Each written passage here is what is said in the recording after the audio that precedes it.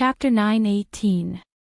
The hero saving the damsel in distress was supposed to be Snow, and the heroine was also Snow. In the end, Cher did not even make an appearance. Instead, the Hong Triad's non-mainstream big sister appeared. Mr. Gu wanted to die. He felt that his life was doomed from the moment he met Jing Shui. Crack. Qin Fan himself shouted to stop, but Ao Shaowan was still nestled in Qin Fan's arms and refused to come out. Ma Xinxin had long been an eyesore. She hurriedly ran up and dragged Ao Shaowan. Hey! The show is over, hurry up and leave. As a girl, don't you think it's embarrassing to be hugging a man in the middle of the street? Ao Shaowan was stunned for a moment, and then her temper flared up. Hey! Who are you talking to? You're saying I'm indiscreet. You bitch, I won't let you leave Hong Kong today. Ao Shaowan's temper was very explosive. He picked up the machete on the ground and was about to start fighting. Ma Xinxin was not afraid of Ao Shaowan. Ever since Qin Feng taught her how to fight, Ma Xinxin felt that she was invincible. Shaowan, stop! Qin Fen called out to Ao Shaowan. Ao Shaowan immediately threw away the machete, got into Qin Fen's arms, and began to act like a spoiled child again. Qin Feng had a headache. He was almost schizophrenic because of Ao Shaowan. Shaowan, this is my manager. You're not allowed to argue with her. Ao Shaowan glared at Ma Xinxin. It was clear that she was still a little unhappy, but she didn't dare to go against Qin Feng's words. She nodded her head in grievance and said, Xinxin, I'm sorry for what happened just now. Ma Xinxin was stunned for a moment. She really couldn't figure out what attracted Ao Shaowan to Qin Feng. He was able to subdue the daughter of the Hong sect within minutes. At this moment, Zhang Kuku also ran over. She was very depressed that she did not have a role in this scene. Feeling depressed, she also quarreled with Ao Shaowan.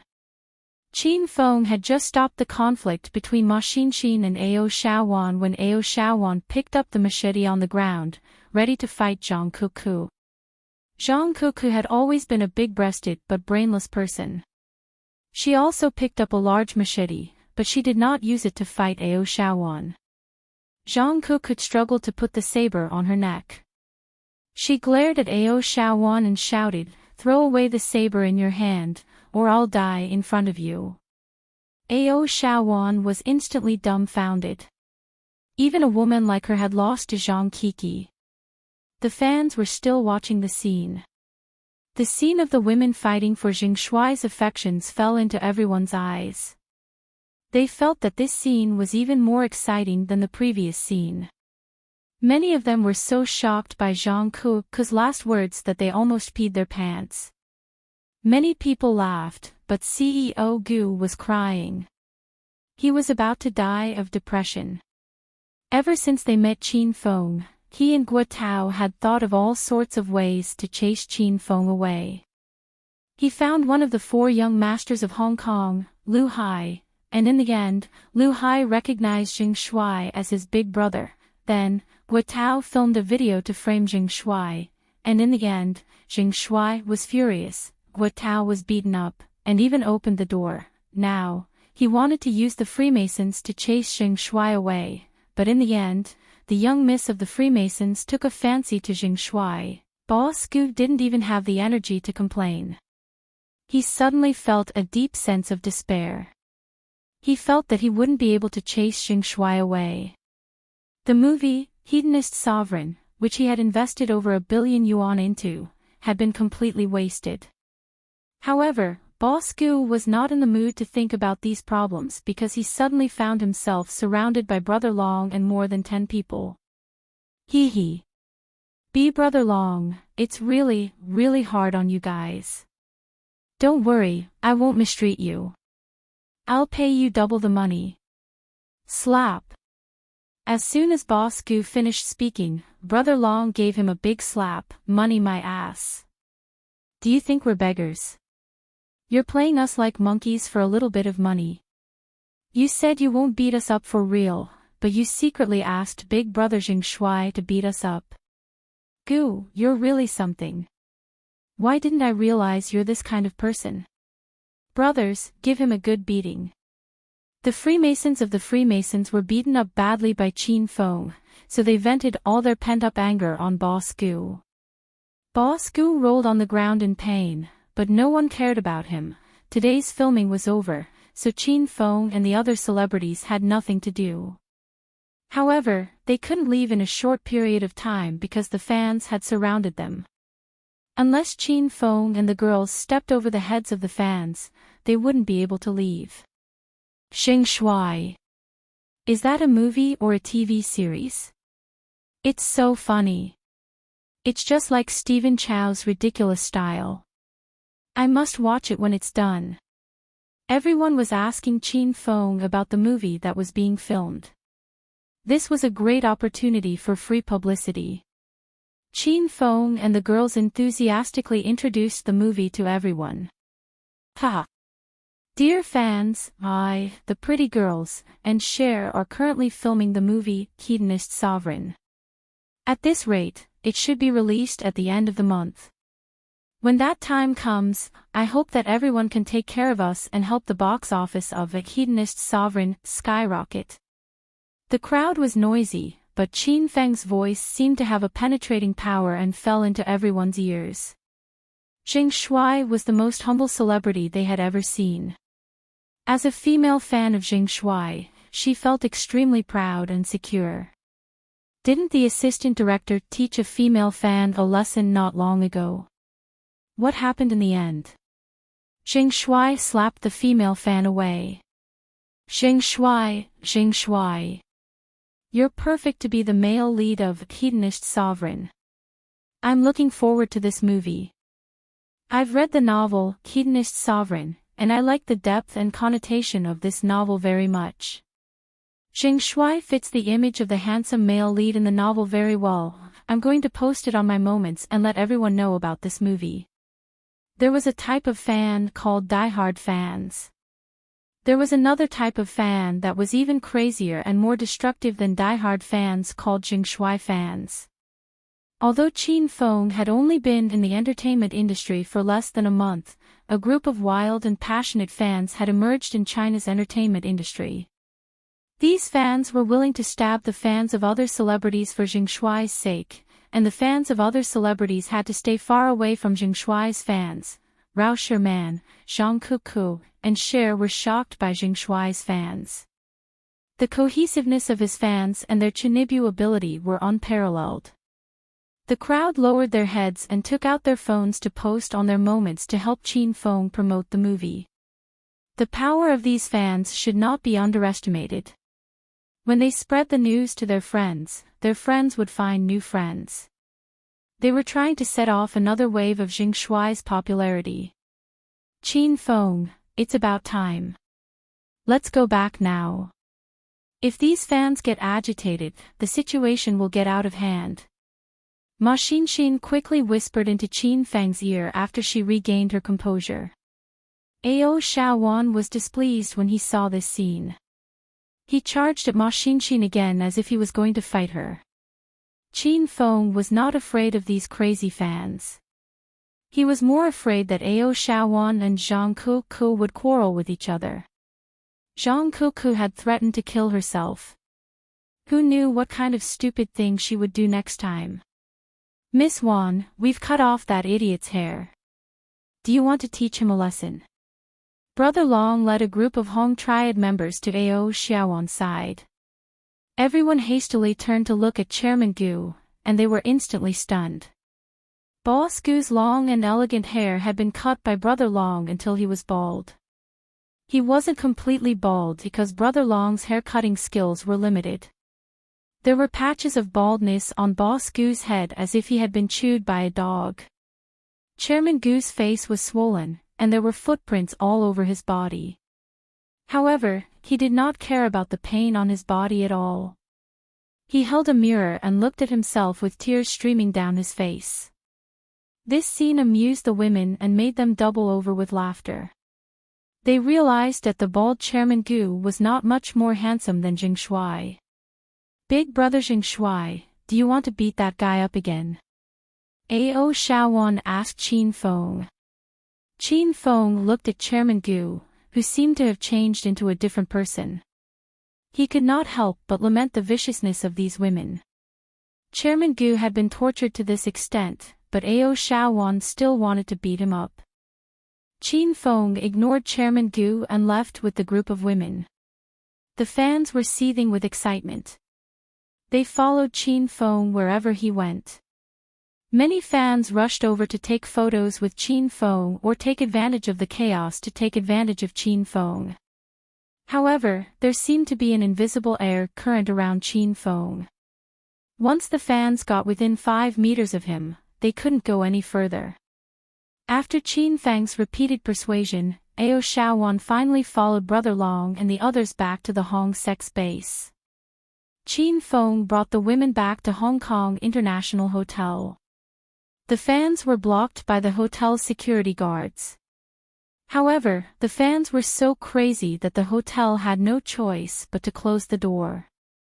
Qin Feng and the women had already gathered in Rao Sherman's room. However, Cher went back to her room as soon as she returned to the hotel. She had been a loner these days and did not like to hang out with Qin Feng and the others. In the room, Zhang Kuku was jumping around on the sofa. She kept talking about today's filming. The sofa was almost destroyed by her footsteps. Qin Feng and the other two ignored Zhang Kuku and sat on the sofa to watch TV. Wow! Zheng Shuai, you're popular again. Rao Sherman screamed as she scrolled through her phone. Ma Xinxin seemed to have realized something. She quickly took out her phone and opened Weibo. Ah! Are these fans crazy? The video of us filming on the set has been uploaded. It has more than 10 million views, hundreds of thousands of shares, and millions of comments. This is going to be a big hit. Rao Sherman and Ma Xinxin were stunned by the influence and craziness of Qin Feng's fans.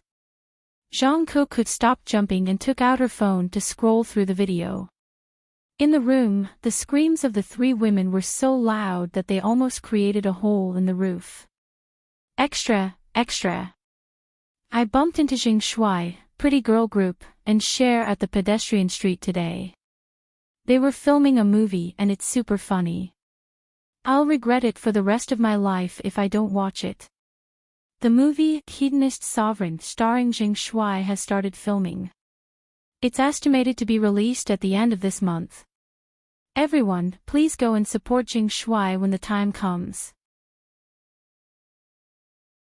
Chapter 9:19. The filming went smoothly for the next few days. Ao Shaowan visited Qin Feng every day. She wasn't supposed to be a character in this movie, but she was forced to play the female lead's role. Because of Ao Shaowan's arrival, CEO Gu didn't dare to offend Qin Feng anymore. CEO Gu's heart bled every day as he watched Qin Feng and the others turn the movie into a hodgepodge. His original plan was to get rid of Qin Feng and find another young and handsome actor to reshoot the movie. However, judging from the current situation, it was impossible to get rid of Qin Feng. Hence, Mr. Gu was prepared to throw away billions of yuan of investment. Snow became more and more reclusive. She came and went on her own every day. This was especially true when Qin Fen went to look for her to investigate further. She was wary of Qin Fen like a hungry wolf. She hid as far away from him as she could. Ao Shaowan and Ma Xinxin would bicker from time to time, but Ao Shaowan and Zhang Kuku had become good friends. The two of them acted together every day and were good at changing the plot and lines together. They were like a long-lost pair of beautiful sisters. Ao Shaowan's arrival changed a lot of things. On the whole, Qin Fen was very satisfied. He had always wanted President Gu to add sex scenes, but Rao Sherman and Shuai didn't agree. Now that Ao Shaowan was here, Qin Fan didn't even need to say anything. Ao Shaowan strongly requested to have sex scenes with Qin Fan. Cut. Today's filming was completed successfully after CEO Gu stopped. Zhang Kuku and Ao Shaowan held hands and ran to CEO Gu excitedly. These days, the two girls would go to CEO Gu to ask questions after filming. Hey Gu, how was our performance today? Ao Shaowan had been addressing CEO Gu like this ever since he joined the crew, but CEO Gu didn't even flare up. Haha. Good performance. You've improved since yesterday. Manager Gu flattered Ao Shaowan with a smile. The most painful thing for him now was not the fact that he had thrown away billions of yuan, but the fact that he could not be angry even though he had thrown away billions of yuan. He had to lie to Ao Shaowan and Zhang Kuku every day. Ao Shaowan and Zhang Kuku were overjoyed. The two girls patted Mr. Gu's head as if they were patting a lackey. Not bad, not bad. You have good taste. As long as you continue to work hard, I believe you will become the most influential director in China. Boss Gu's heart was bleeding non-stop. He felt that after this movie was released, he would become the most psychotic director. Haha. Thank you for your kind words, Miss Wan. CEO Gu still couldn't show his emotions, so he kept a smile on his face. Zhang Kuku and Ao Shaowan's vanity was satisfied, so they happily ran back to Qin Fang's side. After the two ladies left, Chairman Gu patted his chest and panted heavily. He almost had a heart attack. After filming, the group returned to the hotel.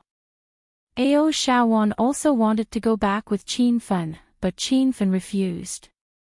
Qin Fan didn't want to take Ao Shaowan back and watch her fight with Ma Xinxin. After returning to the hotel, Qin Fan went into his room.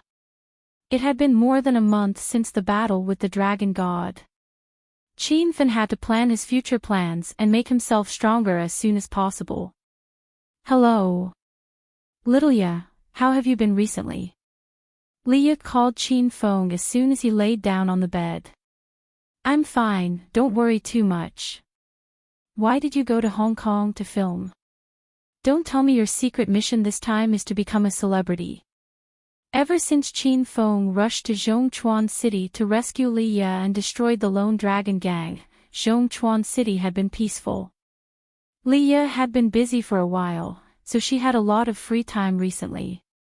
Li Ye's voice carried a trace of laziness, as if she was a young wife acting coquettishly to her husband. Qin Feng's body softened when he heard it. How did you know I was filming in Hong Kong? Qin Feng didn't remember telling Li Ye about this. Li Ye's laughter came over. My Qin Feng, how do you think I know? Your Jingshui fans are crazy, aren't they? Recently, as long as I open up entertainment-related videos and websites, it's basically all about you.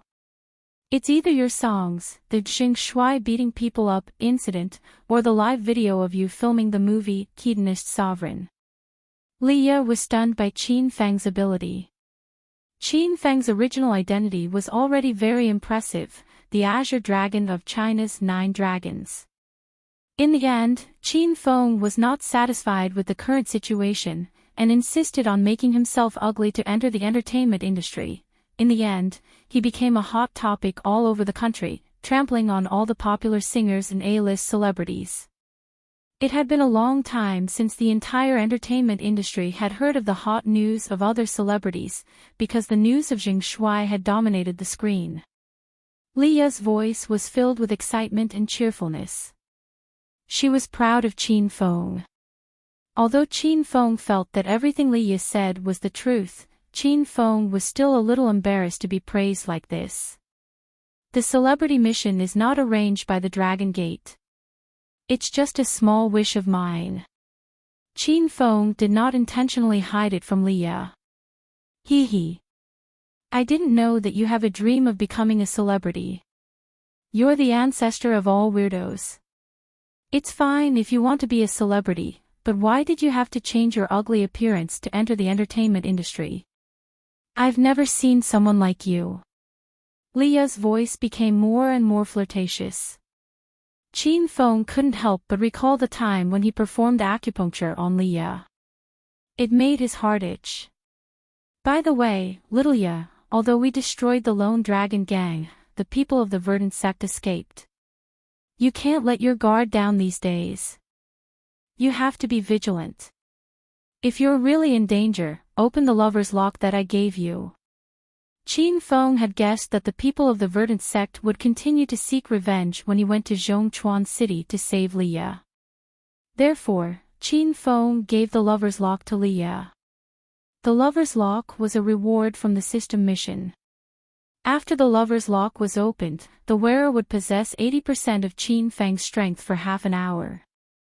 With Ma Xinxin's help, Qin Feng had already recovered his stage 9 inner qi. Even if he only possessed 80% of his strength, he could still defend against the attacks of martial artists below stage 9 inner qi. All right. I'll be careful. You have to take care of yourself too. Come and find me when you're free. I'll let you sleep on the bed tonight. Leah's voice became softer and softer. Finally, she shyly hung up the phone. Qin Feng's body was burning with passion because of Leah. He was so excited that he almost rode the flaming golden eagle to fight her. Qin Feng resisted the urge. He returned to his room to plan his next move. Qin Feng entered the hedonist sovereign system with a thought. Master. As soon as he entered, Little Pig, the 3 battle pets, and the 2 heroes, Shimen Chui Shua and Ouyang Feng, surrounded him. Qin Feng greeted everyone and then checked his current hedonist points and mission information. Qin Feng had a total of 132,000 hedonist points. His original plan was to complete as many missions as possible within the next 3 months and collect 500,000 hedonist points to activate the Star Technology interface. However, after Qin Feng looked carefully, he realized that he had a total of 8 unfinished missions. Among these 8 missions, there were very few that could be completed within 2 months. The mission to devour the Sovereign Superstar system rewards 100,000 hedonist points. The I'm a Superstar chain mission rewards 70,000 hedonist points in total. The mission to complete the Martial Arts Alliance leader rewards 100,000 hedonist points. The main mission of the founder rewards 300,000 hedonist points. The mission to destroy the William family rewards 200,000 hedonist points. Qin Feng felt that he might be able to complete these 5 missions if he tried. However, they were extremely difficult. If he could complete all 5 missions, he would receive 770,000 hedonist points, which would be enough to unlock the Star Technology interface. However, to complete all 5 of these extremely difficult missions within 2 months, even Qin Feng felt that it was impossible. After a round of analysis, Qin Feng had some ideas to change his previous plan. It was not realistic to gather 500,000 hedonist points to unlock the Star Technology interface within 2 months. Moreover, even if he managed to gather enough hedonist points to unlock the Star Technology interface, Qin Feng could imagine how expensive the items inside would be. If a random A-grade battle equipment cost hundreds of thousands of hedonist points, how would Qin Feng be able to buy it? Master, you can try forging the Galaxy Flying Sword now. While Qin Feng was hesitating, Little Pig's voice sounded. Qin Feng's eyes lit up. He had been thinking about the Star Technology recently and had forgotten about the Galaxy Flying Sword. This was an immortal equipment that had appeared in the system's limited edition interface. Once it was forged, its power would be unimaginable. Ever since Qin Feng had spent 100,000 hedonist points to unlock the right to forge the Starry Sky Flying Sword, he had been collecting materials for forging the Starry Sky Flying Sword. During the Ghost Mountain Ancient Martial Ruins expedition, Qin Feng had obtained quite a few materials. Afterwards, Qin Feng had stored some of them in the 10,000 Treasures Pavilion. Now that a month had passed, those materials had automatically leveled up. Qin Feng entered the Million Treasure Pavilion interface. Before he challenged the Dragon God, Qin Feng spent 50,000 Hedonist points to upgrade the Million Treasure Pavilion from a 1-star to a 2-star Million Treasure Pavilion. The 2-star Million Treasure Pavilion could now store Grade 2 Spirit Pills, Orange-grade spiritual equipment, and some high-grade materials. In the Million Treasure Pavilion, the 20 materials that Qin Feng put in last time had matured and were flashing with different lights.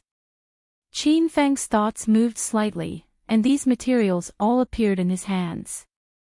Compared to when he put them in last time, they were obviously a grade higher, and the spiritual chi fluctuations in the materials were more obvious.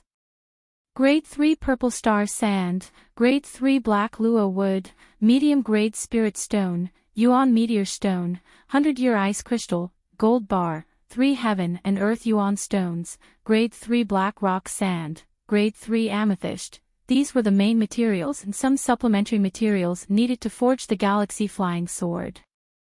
Among them, the Grade 3 materials were the ones that Qin Feng put in the Million Treasure Pavilion to store and upgrade. Chapter 920. After filling all 20 empty spots in the 2-star Myriad Treasure Pavilion, Qin Feng tossed in 10 low-grade spirit stones as energy for the storage and retreated with satisfaction. Little Pig, have you gathered all the materials for the Cosmic Flying Sword? Qin Feng asked. After this batch of materials has been stored and upgraded, it'll be more or less complete. I'm only missing the last important material, the Saint Soul Stone. The new batch of materials was estimated to be able to be upgraded within a month. That would be half a month earlier than the time to challenge the Divine Dragon. In terms of time, there was still time to forge the Cosmic Flying Sword. However, what the hell was the last missing material, the Saint Soul Stone? What's the Saint Soul Stone? Where can I get it? Qin Feng hastily asked Little Pig. Now, the Saint Soul Stone was the only material needed to forge the Cosmic Flying Sword. Qin Feng was a little impatient. Master, the Saint Soul Stone is a very rare and precious saint stone. Legend has it that it's a type of spirit stone used by Nuwa to mend the heavens. This stone can allow the master to communicate with the spiritual weapon he forged and reach the stage of becoming one with the sword. If you want to control the Cosmic Flying Sword to fly and kill with the sword, you must add the Saint Soul Stone during the forging process. Qin Feng understood the importance of the Saint Soul Stone. Without the Saint Soul Stone, the Cosmic Flying Sword would be a spiritual weapon similar to a purple-grade equipment. Where can I find the Saint Soul Stone? I'm not sure about that. It's another matter whether you have it on Earth or not, Little Pig said with a pout. Qin Feng was taken aback. Why did Little Pig's words sound so awkward? What do you mean we're on Earth? Which planet did you come from? Qin Feng questioned Little Pig. Then, he saw a purple ring-shaped electric light hovering above Little Pig's head. Qin Feng became more and more curious about the system. Could this thing have fallen to Earth from another planet? However, no matter how Qin Feng interrogated, Little Pig refused to say anything. At the same time, Rao Sherman and Zhang Kuku were sitting on the sofa in the living room, chatting about private matters. Sister Ling was resting in the inner room. Only Rao Sherman and Zhang Kuku were in the living room. They were dressed casually and nestled on the sofa. Kiki, what do you think of Jing Shui? Rao Sherman didn't know what was wrong with her recently. Every time she had free time, Jing Shui's face would appear in her mind, and the topic of conversation would always be Jing Shui. Zhang Kuku's skirt was lifted to her waist. This was her style of sleeping on the sofa. Zhang Kuku muttered as she ate the grapes, Big Bro Jing Shui is a good person. He's handsome, rich, skilled, and has a high social status. I really admire him. Rao Sherman rolled her eyes. She thought Zhang Kuku was talking nonsense again. How was Jing Shuai handsome? I don't see how rich he is. Is he skilled? How was his status high? Rao Sherman felt that Zhang Kuku's evaluation of Jing Shuai was not even close, but Zhang Kuku felt that every word Zhang Kuku used was extremely accurate because they were talking about two completely different identities. These few days, Zhang Kuku had been secretly observing Qin Feng. From time to time, she would touch Qin Feng's face or call Jing Shuai, teacher Qiao Feng, or Qin Feng. After some observation, Zhang Kuku was 99% sure that Jing Shuai was an alias used by Qin Feng.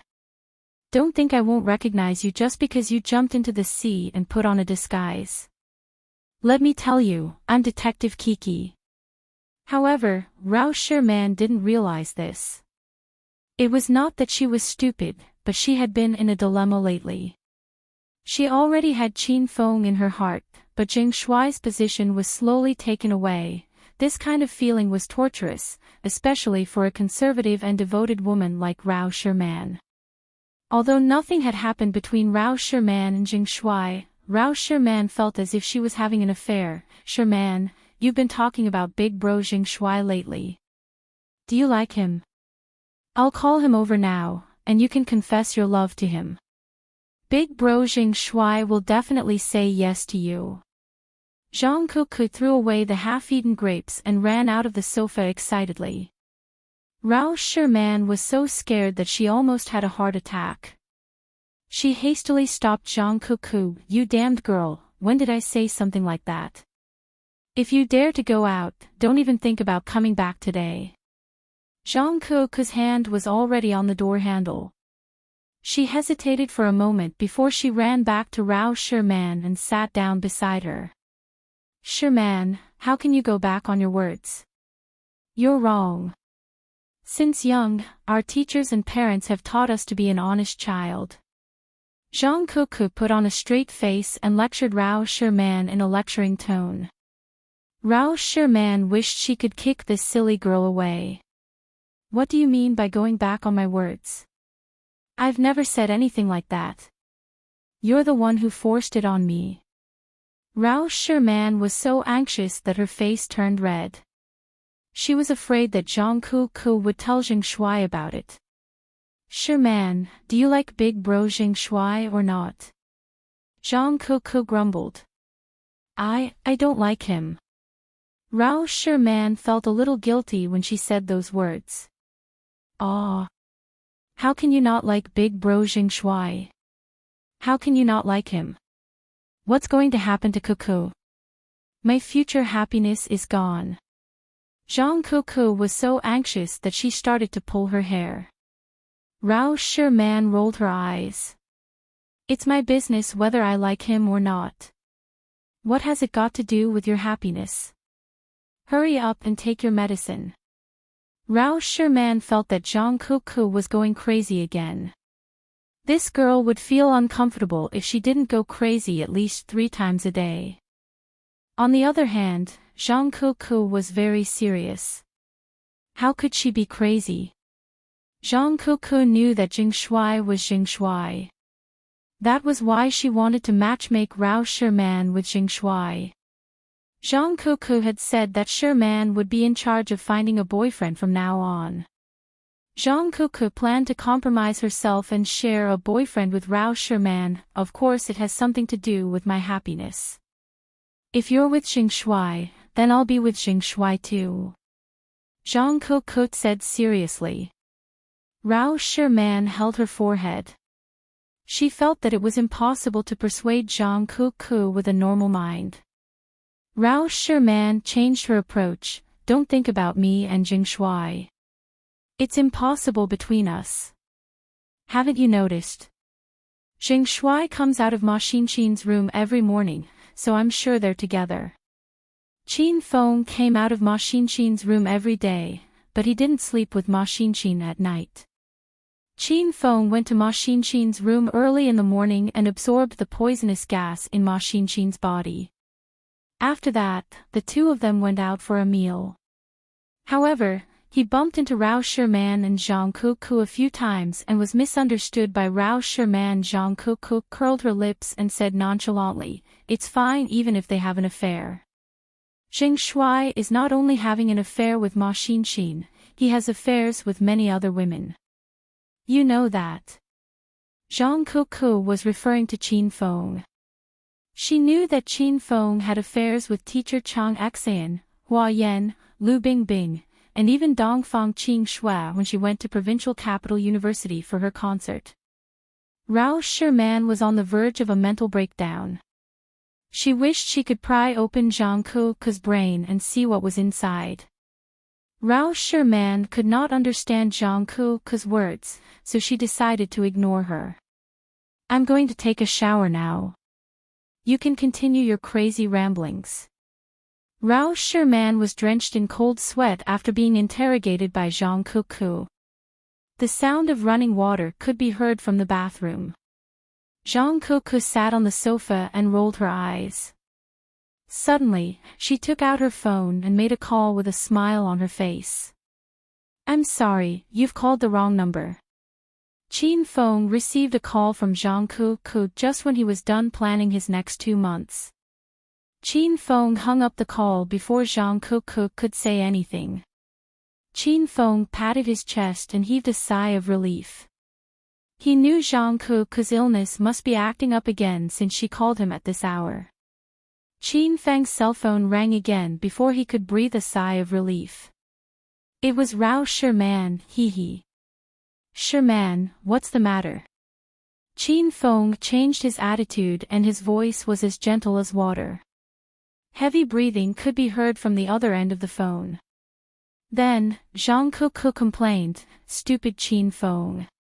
Stupid Qin Feng. Why did you hang up on me the moment you answered my call? Why did you try to please Sherman after you answered her call?" The corner of Qin Feng's mouth twitched. It was too late for him to hang up now. However, in the next second, Qin Feng's expression changed as he realized another serious problem. "Ha! So it's Kuku. Did you call me just now?" "I don't know. Also, who were you scolding just now?" "Qin Feng." "Who's that?" Zhang Kuku blurted out Qin Feng's name out of excitement. Since Qin Feng refused to admit it, Zhang Kuku stopped calling him by that name. "Stop pretending, Zheng Shuai. You answered my call and said I called the wrong number. Did you forget to save my number? How could you do this? You're discriminating against me. I can sue you in court." Qin Feng regretted answering Rao Sherman's call. He should have given it more thought. Rao Sherman called him right after Zhang Kuku's call. It was obviously a trap. "When did I discriminate against you?" "Don't accuse an innocent person," Qin Feng said seriously. "You only answered Sherman's call but not mine. Isn't it because my breasts are too big and you look down on a beauty with big breasts like me?" "You're discriminating against me," Zhang Kuku said in a more serious tone than Qin Feng. The corner of Qin Feng's mouth twitched. He thought he was already shameless enough. Today, he finally met someone more shameless than him. How could she praise him indirectly? Ahem. "Kuku, I'm busy. If there's nothing else, I'll hang up now." "Oh, so you're busy. Go ahead then. Sherman asked me to invite you to play games with me. I'll reject her on your behalf." "Ha! I almost forgot. I'm done with my work. Are you guys in your rooms? I'll go and find you guys now." Zhang Kuku gritted her teeth when she heard the busy tone on the phone. What's wrong with Qin Feng's eyes? How am I worse than Sherman? Chapter 921. Zhang Kuku was infuriated. The consequences of her anger were terrifying. In a fit of rage, Zhang Kuku took off her spaghetti strap dress and paced back and forth in her underwear. Zhang Kuku planned to ask Qin Feng whether her breasts were big or not. Barely half a minute after Qin Feng hung up the phone, Zhang Kuku heard the sound of the door ringing. Oh. Sorry, wrong room. Holy shit, Kiki, are you guys having a lingerie show? As soon as the door opened, Qin Feng was so scared that he prepared to leave. He saw a woman in only her underwear standing at the door and thought he knocked on the wrong door. However, when he took a closer look, he realized that it was the crazy Zhang Kuku. Zhang Kuku didn't mind being stared at by Qin Feng at all. She even puffed out her chest on purpose. She wanted to show off the most prominent part of her body and let Qin Feng know her advantage. Big brother Xing Shui, come in quickly. It's not good to let others see me like this. In any case, Zhang Kuku still had a bottom line. She was only willing to let Qin Feng look at her, but no other man could. Qin Feng stood at the door and hesitated for a long time. Qin Feng didn't dare to enter. He was afraid that this was another trap set by Zhang Kuku. He couldn't understand this woman's thoughts at all. Brother Xing Shui, come in quickly. Zhang Kuku's voice was seductive, and she struck a sexy pose. Her long legs were so long that they almost reached her neck. Qin Feng didn't dare to look at Zhang Kuku's breasts because they were too magnificent. Qin Feng thought that Zhang Kuku's bra was too small. Ahem. Where's Sherman? Sherman has gone out. I'm the only woman in the house. Come in and play with me. Zhang Kuku winked at Qin Feng and waved at him. That scene was weird to Qin Feng. I suddenly remembered that there's something I need to deal with. I'll come back later. He didn't dare to stay in the same room with Zhang Kuku. He was afraid that Zhang Kuku would push him down. I'm just teasing you. Sherman is here too. Come on in. Zhang Kiki complained angrily. What was wrong with Qin Feng's eyes? He doesn't even want a big-breasted beauty like me for free. Was there something wrong with this man? If he wasn't sick in the head, then his lower body was sick. Cuckoo, it's winter.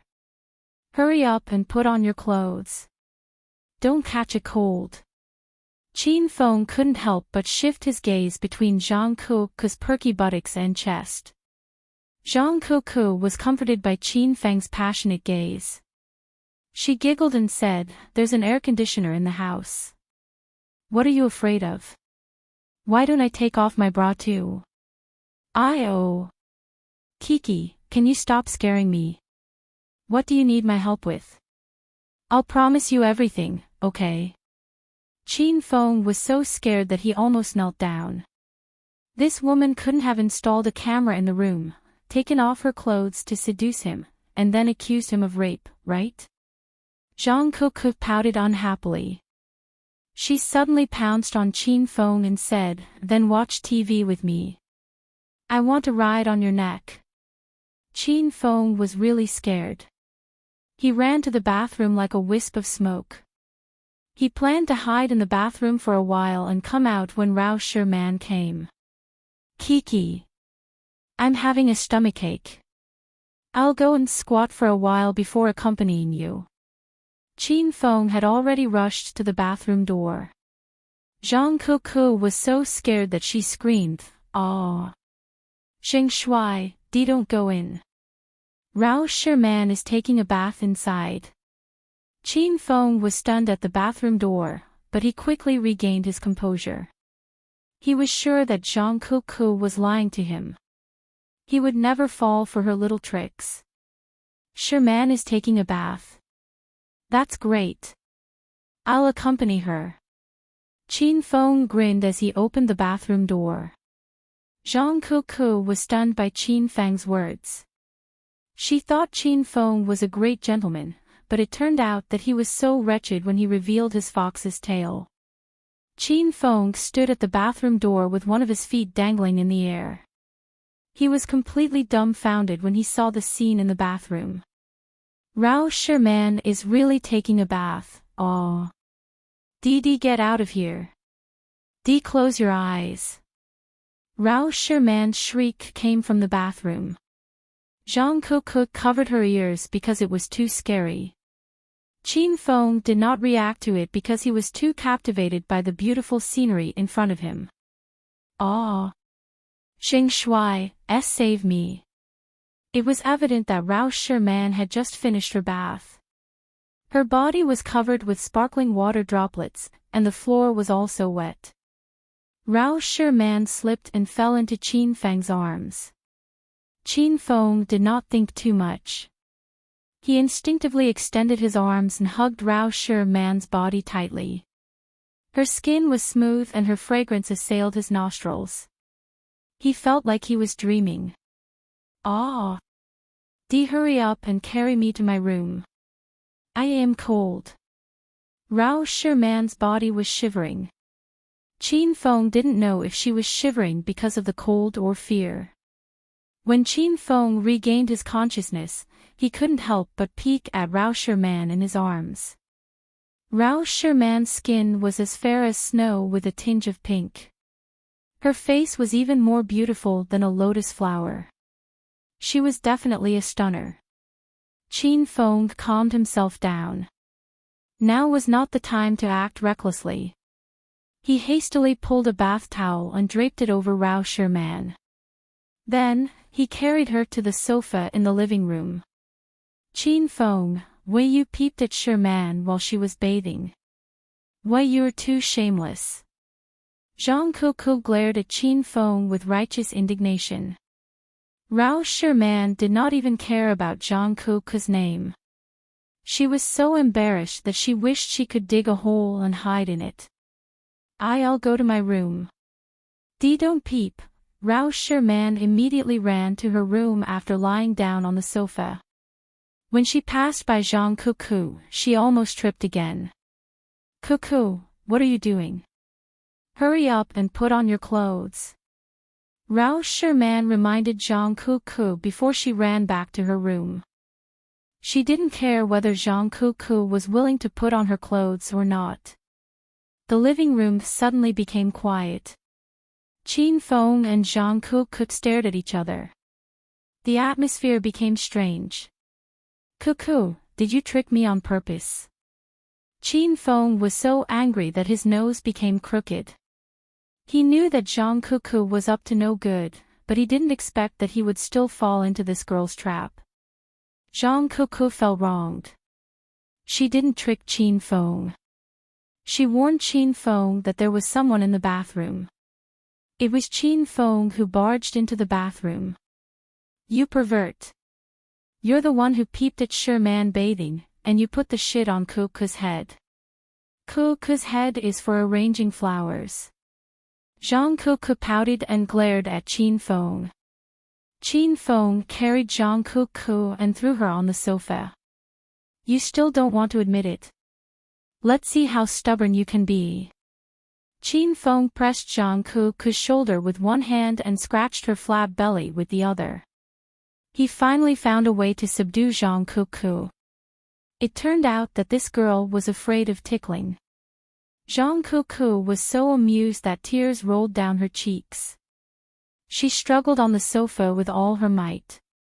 The sofa cushion and sofa cover were kicked away by Zhang Kuku, but Qin Feng refused to stop. Do you admit that you tricked me? When Sherman comes out later, you'll have to admit your mistake to her and clear my name, Qin Feng said sternly. Ha! I didn't do anything wrong. It's your lust. Ha! Stop it now. Kuku's stomach is hurting from laughing so hard. You're a bad woman. If you don't want to confess, I'll increase your punishment. To prevent Zhang Kuku's slender legs from kicking, Qin Feng clamped her legs between his legs. Then, he pressed Zhang Kuku's shoulder with one hand and increased the strength of his other hand. Zhang Kuku's legs could no longer kick, and her upper body was restrained by Qin Feng. She was laughing so hard that she couldn't speak even if she wanted to confess. Ah! What are you guys doing? Sheng Shui, let go of Kuku. Rao Sherman walked out of the living room. She was dressed in conservative black pajamas. When she saw the scene unfolding in the living room, she was so shocked that her eyeballs almost popped out of their sockets. Qin Feng hastily stopped. Only then did he realize that Zhang Kuku had lost her undergarments due to her overexertion. Sob sob. Sherman, you have to stand up for Kuku. It was Qin Feng who wanted to peep at you bathing, but he forced Kuku to take the blame. Zhang Kuku didn't even notice that she was naked. She ran to Rao Sherman and twisted her waist to act coquettishly. Rao Sherman quickly covered Zhang Kuku with the wool blanket on the sofa. Then, she scolded Jing Shuai with a cold expression. This Jing Shuai is too outrageous today. How dare he come into my room and act like a beast? Rao Sherman swallowed the words that were on the tip of her tongue. Rao Sherman was struck by a bolt of lightning. Suddenly, she realized something. She stared at Zhang Kuku and asked, what did you call Jing Shuai just now? What? Qin Feng. Zhang Kuku felt that there was no need to hide it anymore. There was another important reason. Even Zhang Kuku herself wasn't sure whether Jing Shuai was Qin Feng or not. She wanted to confirm it now. Jing Shuai had seen the two women's naked bodies today. If she could confirm that Jing Shuai was not Qin Feng, she could kill him to silence him. Why you're Qin Feng? Oh really? As soon as Rao Sherman heard the name Qin Feng, her entire being felt strange. Her tall and slender body trembled, and there was a suppressed excitement in her voice. Qin Feng hesitated. He didn't know if it was a good or bad idea to reveal his identity now. Before Qin Feng could finish his words, Zhang Kuku fished out a fireball talisman and pressed it on Qin Feng's head. She said, "Tell me, are you Qin Feng's disguise? If you're not Qin Feng, I'll chant the incantation right now." "I am." Qin Feng answered without hesitation. What other choice did he have? Rao Sherman slapped her forehead and dragged Zhang Kuku away with a huff. She looked at Jing Shuai again and asked, "Are you really Qin Feng?" "Sherman, I'm on a mission this time, so I'm using Jing Shuai's identity as a celebrity. I didn't reveal my identity to you when you and Kuku went to Provincial Capital University for a concert. I was very happy when I saw you. I wanted to get close to you, but I didn't want to scare you. I didn't expect that we would film a movie together in Hong Kong." Rao Sherman's body trembled more and more violently after Qin Feng said a lot of sweet nothings. Rao Sherman had forgotten how long it had been since she last saw Qin Feng. They had not seen each other since she went to Acropolis City for the opening of Cloud City Hua Manor Phase 2. Chapter 922. Rao Sherman had always missed Qin Feng because Qin Feng meant a lot to her. When Rao Sherman was very young, it was Qin Feng who encouraged her to pursue her music career. Both of them reunited in Hong Kong after half a year of separation. At this moment, Rao Sherman was so excited that she couldn't speak. No wonder he admired teacher Chow Feng, and no wonder he had a favorable impression of Jing Shuai. It turned out that both of them were Qin Feng. Ha! I told you Jing Shuai is Qin Feng. Hurry up and change your face. Zhang Kuku was so excited that she danced with joy. Now, Qin Feng and Rao Sherman could be together, and she could share Qin Feng with Rao Sherman. Zhang Kuku had reached the age to talk about marriage. However, she didn't like dating and had never found a man that she liked. On the other hand, Zhang Kuku had a good impression of Uncle Chow Feng, so she decided to let Qin Feng take advantage of her in the future. The reunion of lovers was supposed to be a beautiful scene, but Qin Feng's face darkened after hearing Zhang Kuku's words. "Do you think I'm an opera actor who can change my face whenever you want? I can't. Can you stop rubbing your feet against my pants?" My pants are torn. Qin Feng glared at Zhang Kuku. Zhang Kuku pouted and stood on the sofa. She was a head taller than Qin Feng. She stuck the fireball talisman on Qin Feng's forehead and said, I don't care. Hurry up and change your face, or I'll chant a spell. Qin Feng almost fainted from anger. Rao Shiman quickly pulled Zhang Kuku away. After listening to Qin Feng's words, Rao Shiman believed that the Jing Shui in front of her was Qin Feng. This was because only Qiao Feng knew some things about Provincial Capital University. Not long ago, Qin Feng had announced 3 identities, and one of them was Qiao Feng. Shiman, you're getting more and more beautiful. Qin Feng and Rao Shiman ignored Zhang Kuku. Qin Feng took a step forward and embraced Rao Shiman. Rao Shiman's delicate body trembled. She was so nervous that her heart almost jumped out of her throat. It had been a long time since she was hugged by a man. Her heart raced as if it was her first love. Rao Shiman didn't struggle. She slowly calmed down. Qin Feng's warm embrace made her forget all her worries. Both of them were a golden couple. Moreover, they had not seen each other for a long time. Qin Feng slowly moved his face closer to Rao Shiman and kissed her. Big brother Qin Feng, do you think Kuku is pretty? Qin Feng was 1 centimeter away from kissing her when he suddenly felt someone kick his butt. No. Qin Feng turned around and glared at Zhang Kuku before he kissed Rao Shiman. Nonsense. Everyone said that I'm pretty. Zhang Kuku kicked Qin Feng again at this critical moment. Nonsense. Good, you've grown prettier. Feng. Is it because your nose is higher, your eyes are bigger, and your chest is perkier? Qin Feng had no choice but to let go of Rao Shiman's slender waist. He realized that Zhang Kuku was deliberately causing trouble.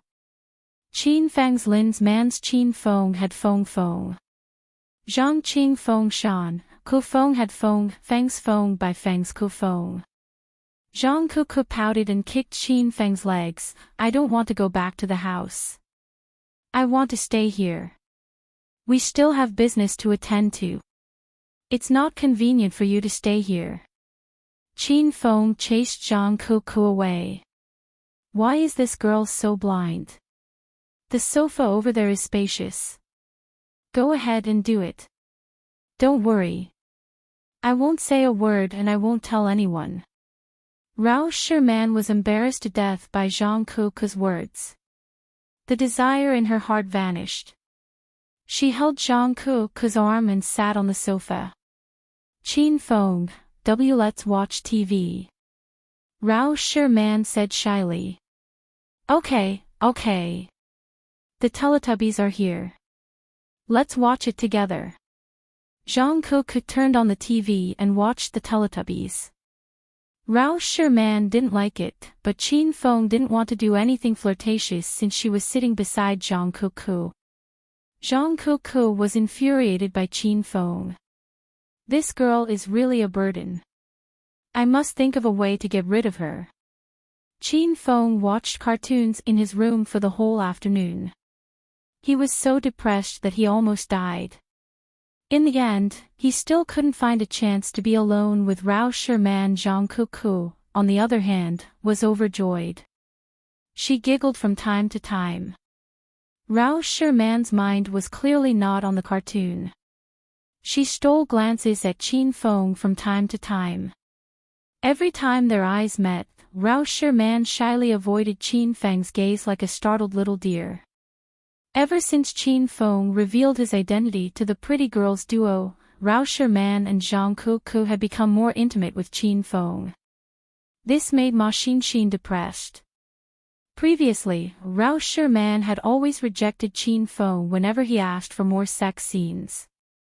However, in the past few days of filming, whenever Qin Feng asked for sex scenes, Rao Shiman would lie on the bed with Qin Feng and roll around him without a second thought.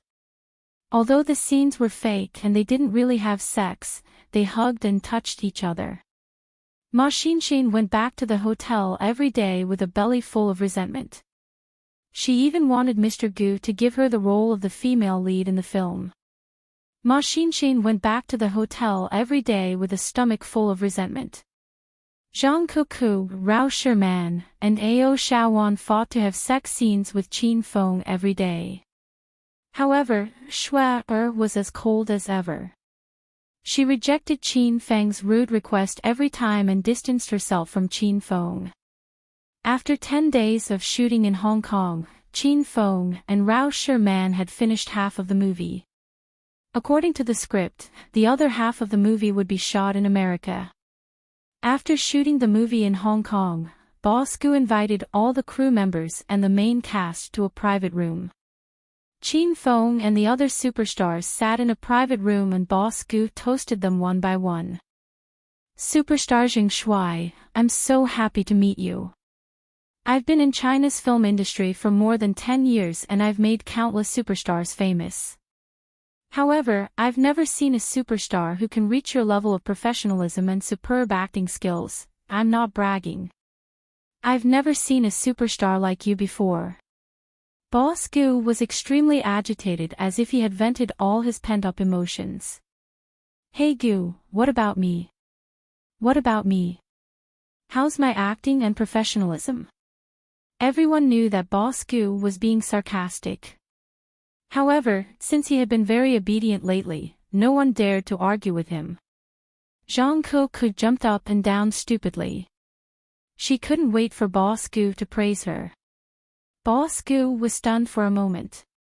Then, he laughed loudly. Ah! Superstar Kuku is even better than Jing Shui. Really? This is my first time acting. It seems like Kuku is born to be an all-rounder. Zhang Kuku was so excited that she danced with joy. The others were amused by her silly behavior. Ao Shaowan also attended the banquet. When he heard Boss Gu cursing in front of him, he was instantly displeased. Hey Gu, what the fuck are you talking about? Do you believe that I won't smash your head with a bottle of wine? Boss Gu drank some wine and wanted to vent his anger. However, just as he raised his voice, he was frightened by Ao Xiaowan's roar. Hee hee. Miss Wan, I'm sorry. I was just too happy, so. You can't do that even if you're happy. Only big brother Jing Shui can curse. No one else can, not even me. Ever since Ao Shaowan met Qin Feng, she went to the set every day and spoiled Qin Feng. Later on, everyone in the set was afraid of offending Qin Feng. They had to use honorifics when speaking to Qin Feng and think carefully about every word they used. Boss Gu grumbled in his heart and muttered, "Didn't you curse when you scolded me just now?" Ao Shaowan sat back down and jumped up angrily. She slammed the table and glared at Boss Gu. What are you muttering about? When the fuck have I ever said such vulgar words? Boss Gu was so scared that she swallowed her saliva and said with a smile, and no. Ao Shaowan sat back down with satisfaction. She immediately took Qin Feng's arm and leaned on his shoulder like a little bird. She said sweetly, "Big brother Jing Shui, what do you want to eat? I'm going to feed you." Boss Gu couldn't stay any longer. He ran to the private room of the working group to show off. In that room, he was the boss. Rao Sherman and Ma Xinshin were also stunned by Ao Xiaowan's changing behavior. They ate a few mouthfuls of food and couldn't eat anymore. Shui stood up and left halfway through her meal. She had been a loner recently, so everyone was used to it. But this time, when Shui walked to Qin Feng's side, she suddenly stopped. "Mr. Jing Shui, are you free tonight? Come to my room later. I want to have a private chat with you." Shui left after saying that. When Ao Shaowan came back to his senses and wanted to fight with Shui, he found that Shui was gone. Zhang Kuku and Ao Shaowan started to badmouth Shui. Rao Sherman and Ma Xinshin were a little unhappy, but they hid it in their hearts and didn't say it out loud. Qin Feng put down his chopsticks and leaned back in his chair. He had lost his appetite and was thinking about the reason why Shuai suddenly asked him to go. Qin Feng had been investigating Shuai recently. He was 90% sure that Shuai was the owner of the sovereign star system. Qin Feng was also sure that Shuai had also discovered that he was the owner of the sovereign star system. Otherwise, she wouldn't have suddenly distanced herself from him. This woman's behavior was becoming more and more abnormal. According to the mission issued by the Hedonist system, as long as he devoured the sovereign star system, he would be rewarded with 100,000 Hedonist points, a system unsealing tool, and a rare pink equipment lucky draw ticket. These rewards were extremely tempting and would be of great help to Qin Feng. Of course, Qin Feng wanted to devour Shuai's system, but he was also worried that she would devour his system instead. Xing Shuai, what's wrong? Rao Sherman asked worriedly when she saw Qin Feng was in a daze. Ah. Haha, I'm fine. Oh right, I have something to do. You guys continue eating. Qin Feng came back to his senses, stood up, and walked outside. He had decided that he would complete this mission sooner or later. Qin Feng wanted to go to Shuai's room now. Would this woman bite? Zongheng's double monthly votes event has been activated. You can vote now. Chapter 923. Humph. This fickle-minded stinky man should be struck to death by lightning. Ma Xinshin complained as soon as Qin Feng left. Ma Xinshin was not the only one who misunderstood Qin Feng. Rao Sherman, Zhang Kuku, and Ao Shaowan all had the same thought. Qin Feng had nothing to do but flirt with Shuai. How dare he flirt with girls when he's so ugly? Zhang Kuku never held back when she spoke ill of Qin Feng behind his back. However, she began to act cute and innocent in front of Qin Feng. That girl is called Shuai, right? I'll ask the people of the Hong sect to kick her out of Hong Kong tomorrow. Ao Shaowan had the air of a big sister. When she flared up, the other three girls were a little nervous. Rao Sherman was also a little annoyed, but she didn't say it out loud. These four beauties represented four different personalities. Qin Feng sneezed as he walked along the street. He thought he might have caught a cold last night. I must cover myself with a quilt tonight. You're here. Qin Feng rang the doorbell. Soon, Shuai opened the door. Qin Feng's gaze fell on Shuai, and he was dazed for a moment. Cher had taken off her black fur coat, high heels, and black leather pants. All that was left on her was a thin silk nightgown, with a shawl draped over her shoulders. Snow was pure and beautiful, and her body was hot and sexy. With these two temptations, any man who saw Snow at this moment would not be able to resist the urge to push her down. Miss Shuai, are you going to bed? Will I disturb your rest if I look for you now? Qin Feng suppressed the evil fire in his belly. This woman was not as simple as she looked. If he fell into her trap, he wouldn't even know how he died. A complicated expression flashed across Shuai's beautiful eyes when she saw the evil fire flashing in Qin Feng's eyes. She didn't expect Qin Feng to be so strong-willed. Ha! Even if I want to sleep, I'll accompany you no matter how late it is since the superstar Jing Shuai is here. Shuai stretched out her slender, jade-like hand and placed it on Qin Feng's arm, pulling him into the house. Qin Feng was not in the mood to enjoy the softness and smoothness of Snow's arms. He was constantly on guard against this woman's every move. If Snow did anything threatening, Qin Feng would subdue her mercilessly. It wasn't that Qin Feng didn't know how to have tender and protective feelings for the fairer sex. His momentary kindness could very well cause him to be buried in a sea of fire. Miss Schweier, we're just friends. Don't you think it's a little inappropriate for you to be so close to me? Qin Feng looked at Schweier with a smile. Recently, Schweier had been keeping her distance from Qin Feng. Tonight, however, she seemed to have changed into a different person. She was as passionate as fire. As the saying goes, there must be a reason behind everything. Superstar Zheng Shui, you already said that we're friends, so you don't have to be so polite. Just treat yourself as if you're at home when you're here. I just want to greet you warmly, lest your crazy Zheng Shui fans eat me alive if I don't treat you well. Shui's coquettish voice carried a slight Beijing accent, causing Qin Feng to become even more wary. This woman had indeed grown up in the capital. In the capital, Qin Feng had too many enemies to count. The two of them sat on the sofa. Shui didn't sit next to Qin Feng. Instead, she sat across from him.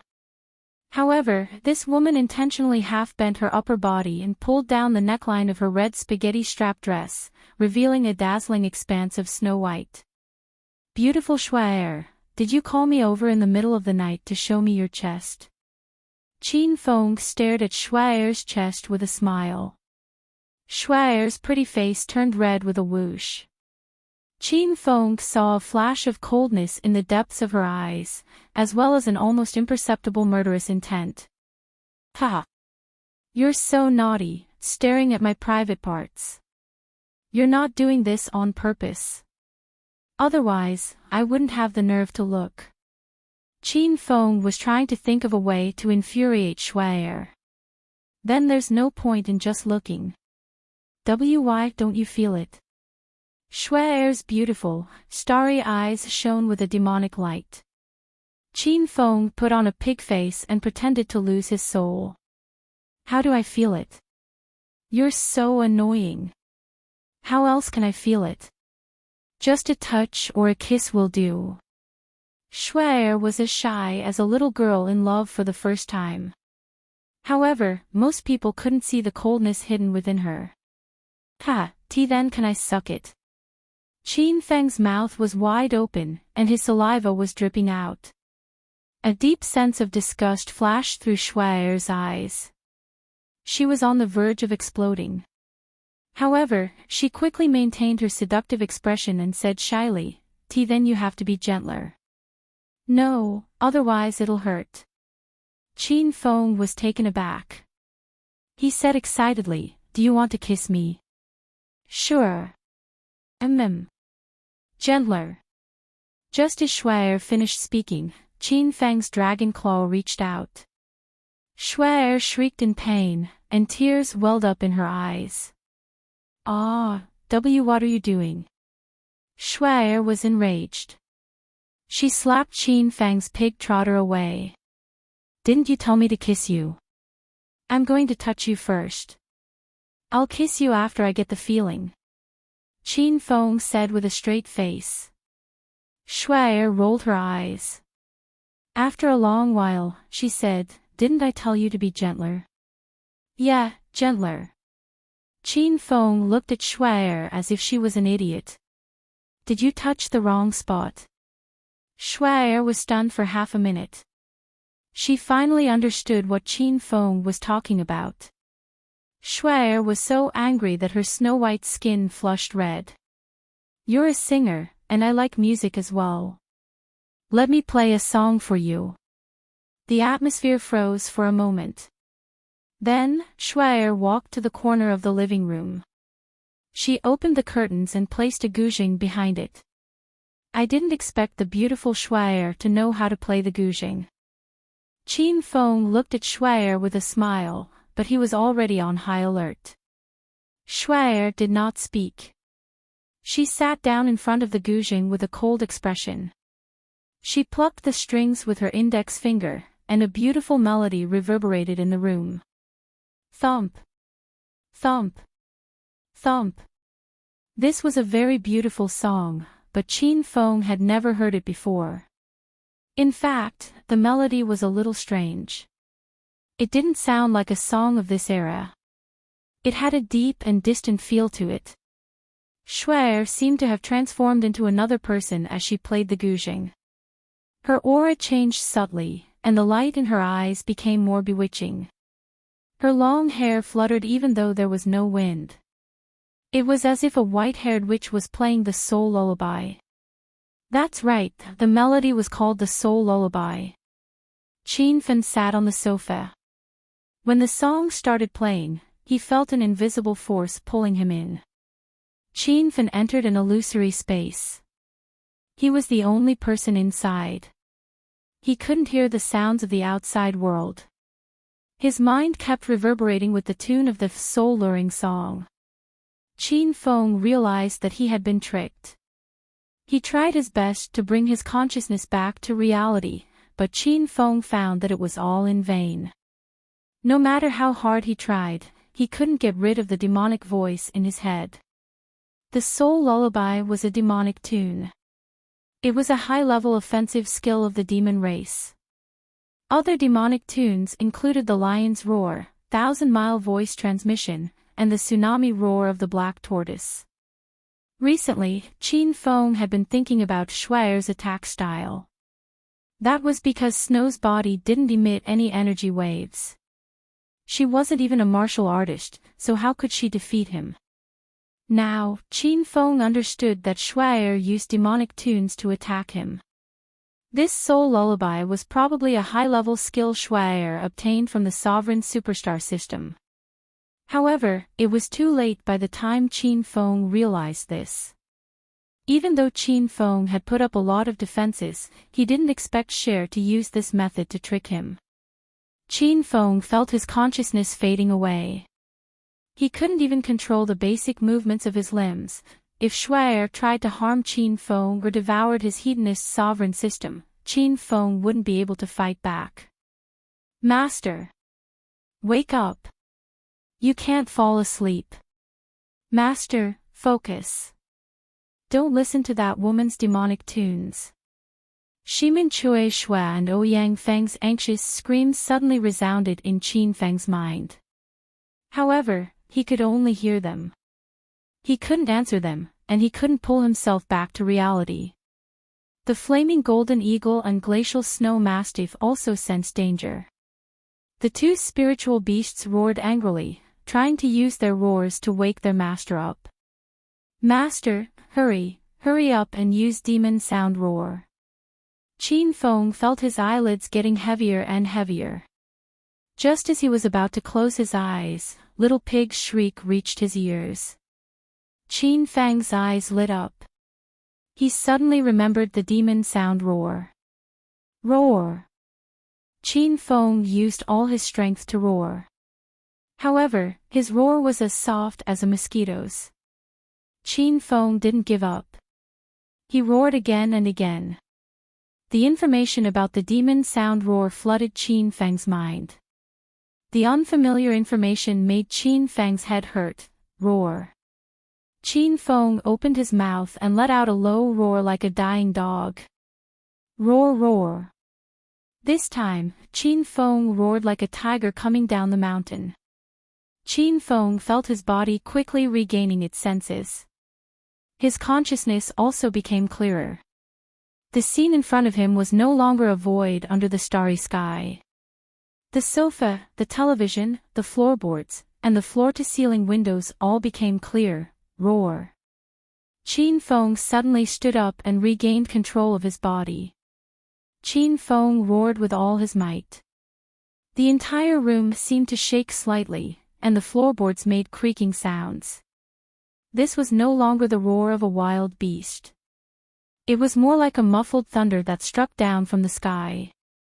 The muffled thunder crashed into the living room, startling Shuai so much that she broke a few notes of the soul lullaby she was playing.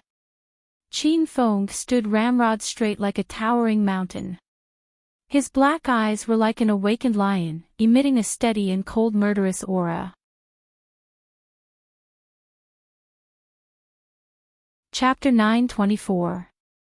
Snow panicked. She was a master of the zither, calm as still water. She could play a song fluently and smoothly.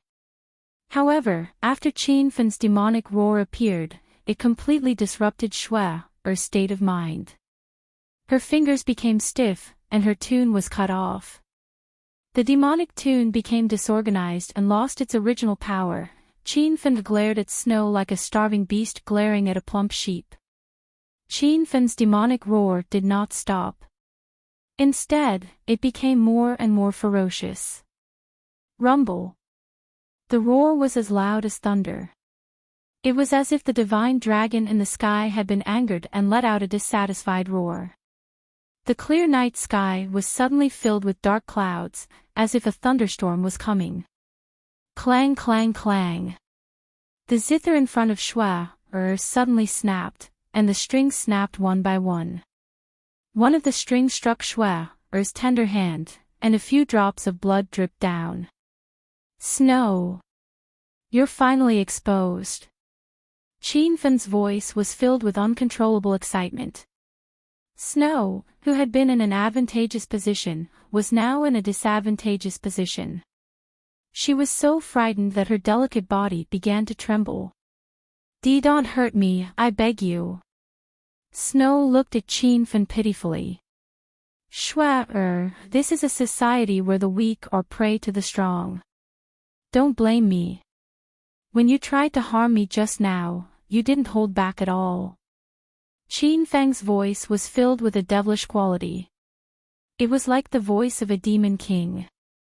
I only wanted to hypnotize you. I didn't want to kill you. Snow tried to defend herself, but Qin Fen did not believe her. It's too late to say that now. You're the first person I've met who has a system. I'm actually quite close to you. You should know that there aren't many systems on Earth. People like us are even rarer than martial artists, pharmacists, and spiritual beast masters. Then please spare me this time.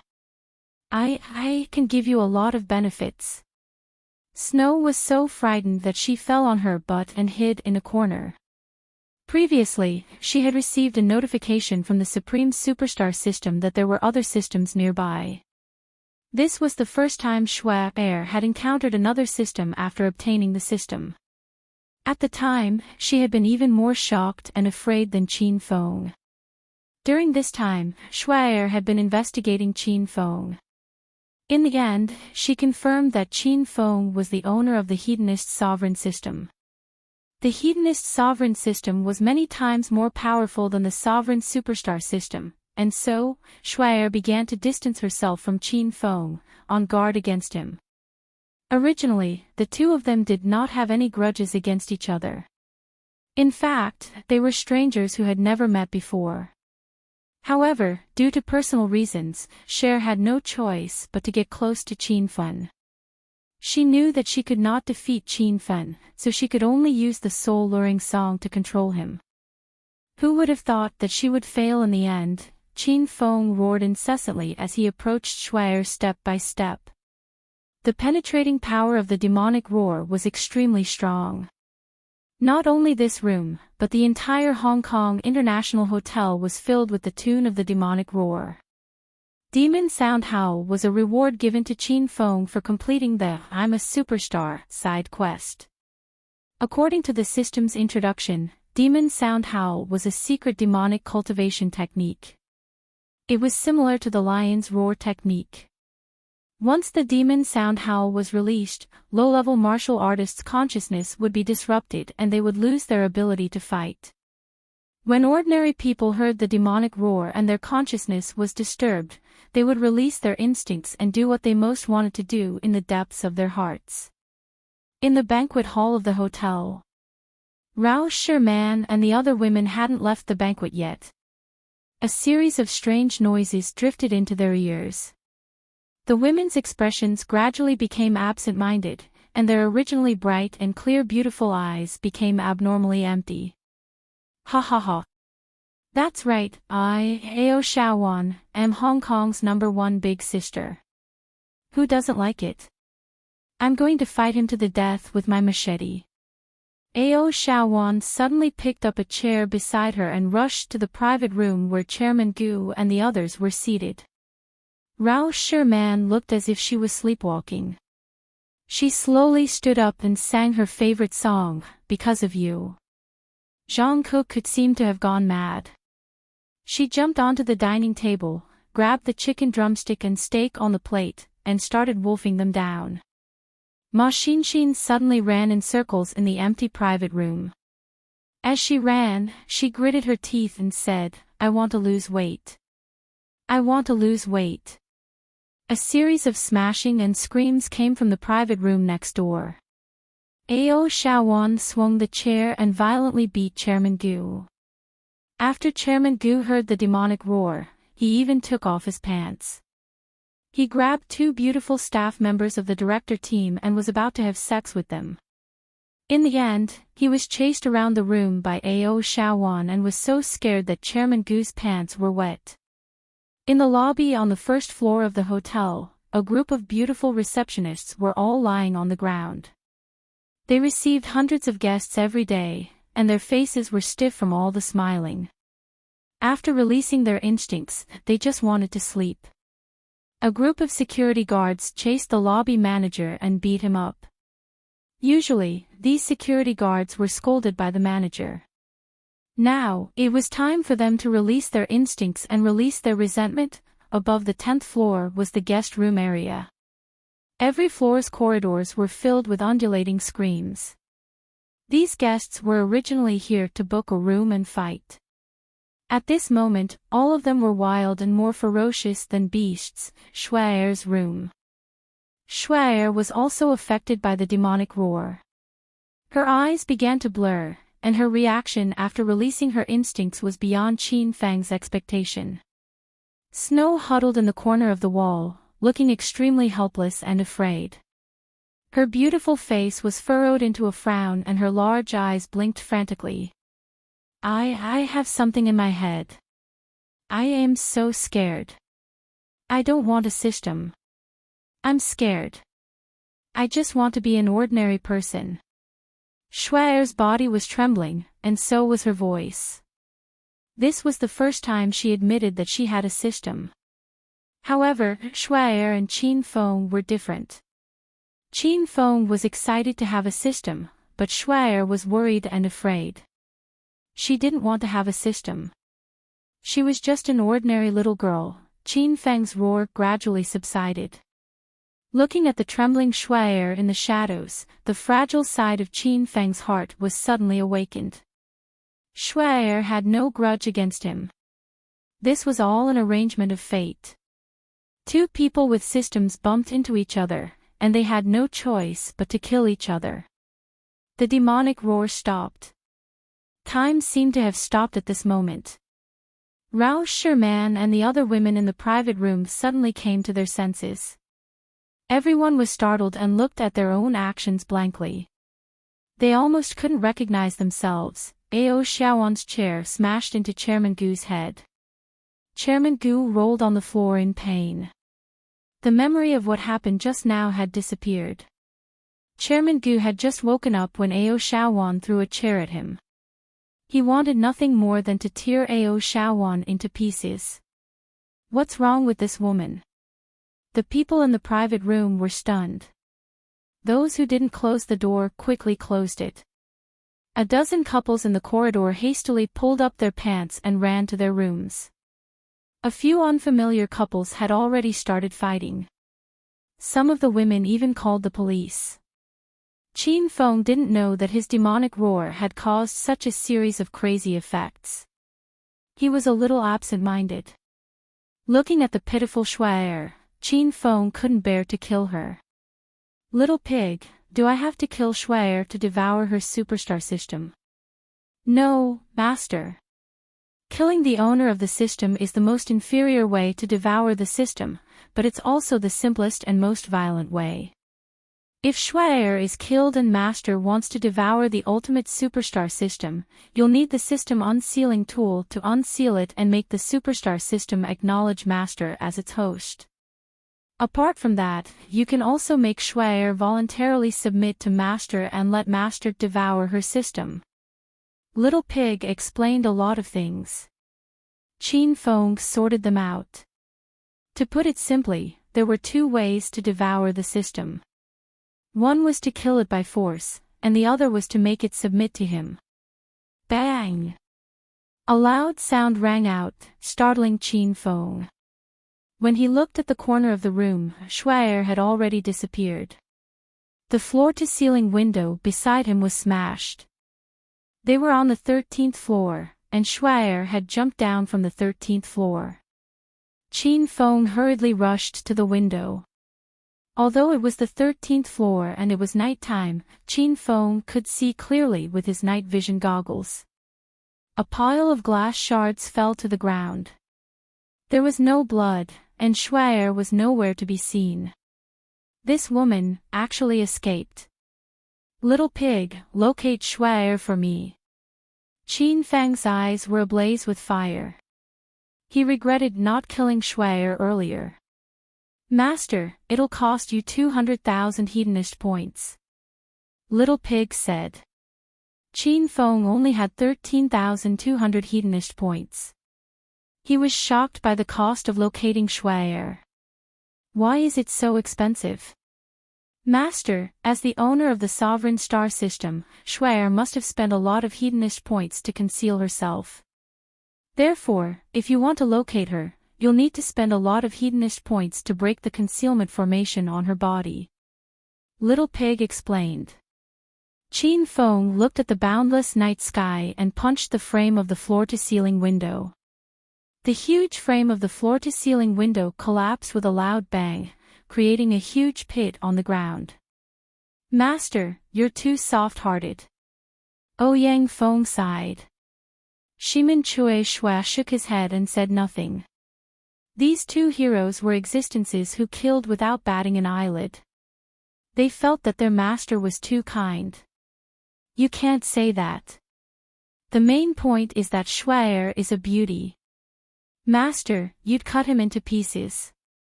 Little pig's words hit the nail on the head. Shimin Chui Shua and Ouyang Feng nodded in realization. The corner of Qin Feng's mouth twitched. He was rendered speechless by Little Pig's words. Not long after, dozens of police cars were parked in front of the International Hotel.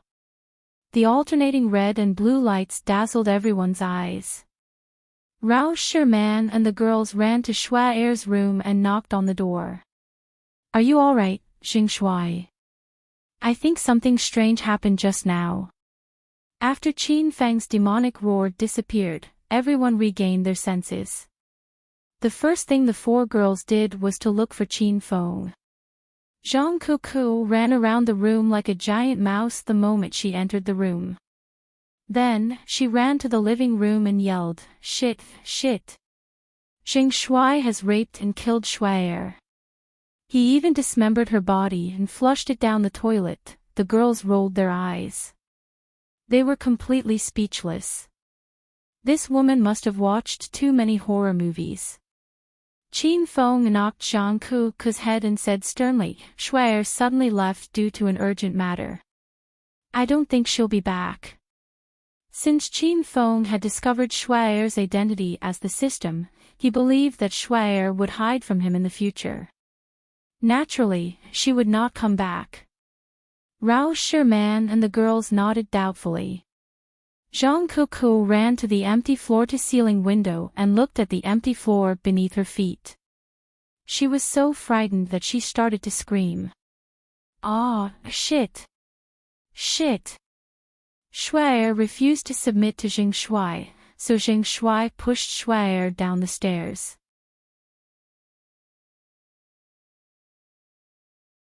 Chapter 925.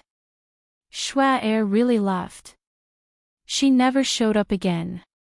At that time, Zhang Kuku suspected that Qin Feng was up to no good, so Shuai jumped down from the 13th floor. However, Rao Sherman and the other two girls didn't believe her. Qin Feng had so many beauties around him that he wouldn't do something so stupid, right? However, Shuai never returned. It was as if she had suddenly disappeared. Rao Sherman and the other two girls started to believe her. If Qin Feng didn't act like a beast that night, would Shuai be so scared that she wouldn't show up again? Schwa, or had even cancelled her contract with Hedonist Sovereign. Many things that happened that night were reported on the Hong Kong TV news, and all of them were related to Qin Feng. Due to the weather change caused by the demonic roar, the weather station issued an emergency typhoon warning. However, there wasn't even a drizzle that night, causing the people of Hong Kong to complain about the weather station for the whole night. Some reporters specifically interviewed the International Hotel. According to them, at 8:39 that night, a supernatural incident happened in the International Hotel. All the guests and staff in the building forgot what happened in the next 10 minutes.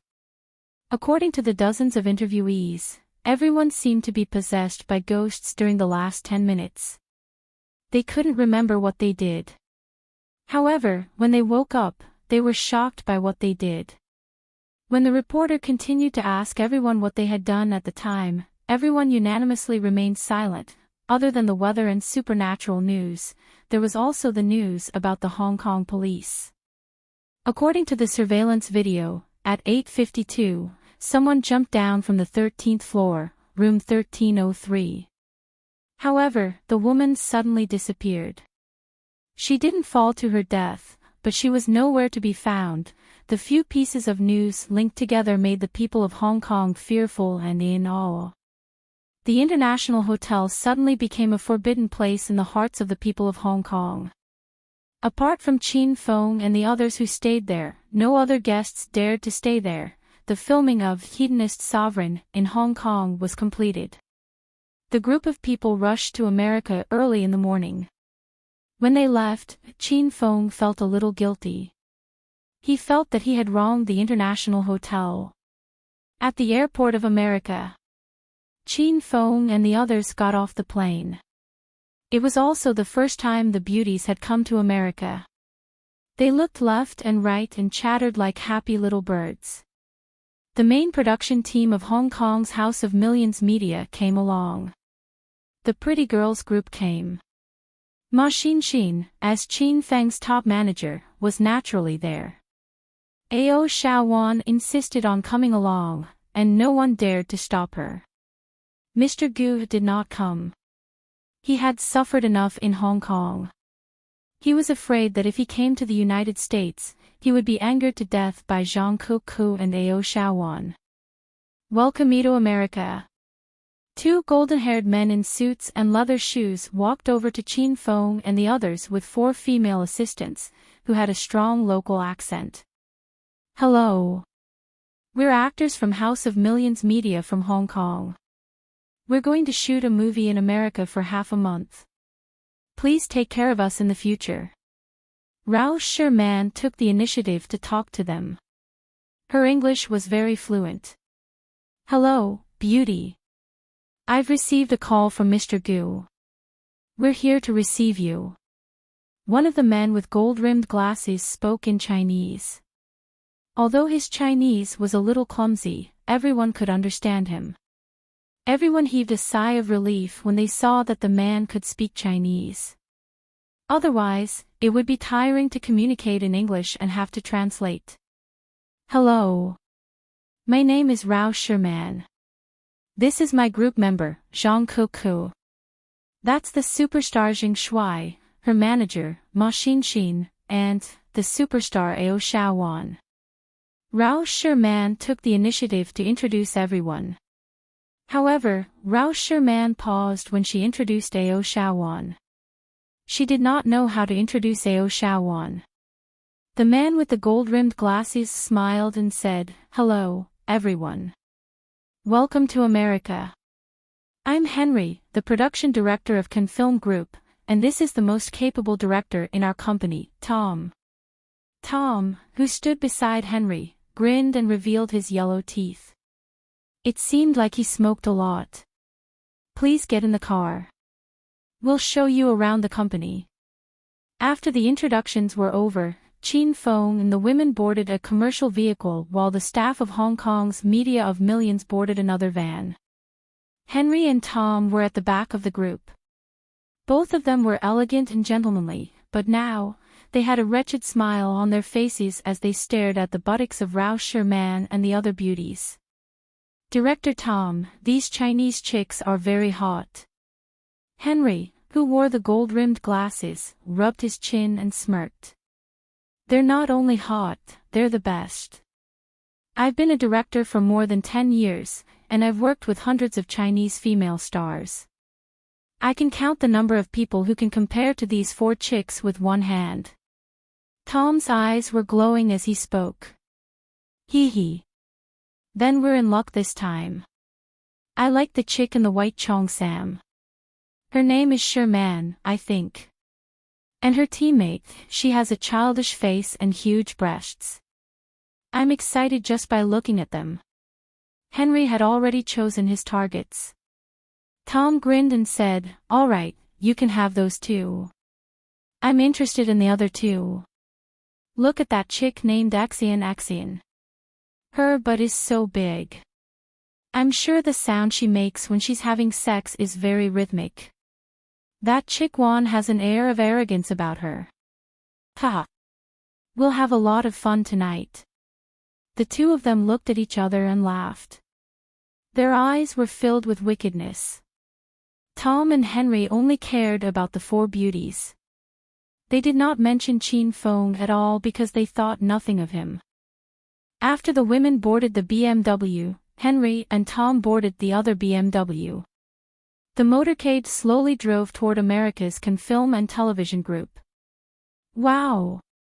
Sherman, look. That's Jason Statham. He's filming on the street. The beauties in Chin Fang's car screamed incessantly. Through the car window, Zhang Cook saw a movie being filmed on the street. The main character was her favorite hunk, Statham. She was so excited that she climbed onto Chin Fang's lap and wiggled her buttocks excitedly. Those European-style buildings are so beautiful. I like them.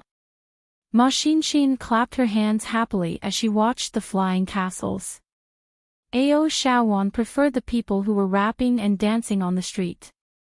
Rao Sherman was relatively quiet. She stared blankly at the unfamiliar city. Chin Fang's eardrums were about to burst because of Zhang Ku's screams. He picked her up and threw her to the side. Zhang Ku pouted and yelled unhappily, "Hey! Why did you throw me away? I can't even see my Statham. You broke my thigh." Chin Fong was also very displeased. Rao Sherman and the other 2 girls stopped looking out of the car window. 6 pairs of eyes were fixed on Chin Fang's crotch. Is my thigh going to break? Will it be okay there? This is related to everyone's sexual happiness in the future, ahem. Don't worry. The important part is fine. Chin Fong saw through the women's thoughts and hastily clarified himself. Pervert.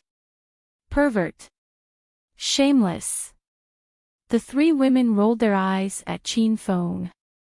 They would never admit their true thoughts even if they were beaten to death. Chin Fong didn't feel bored at all since he was accompanied by beautiful women in the car.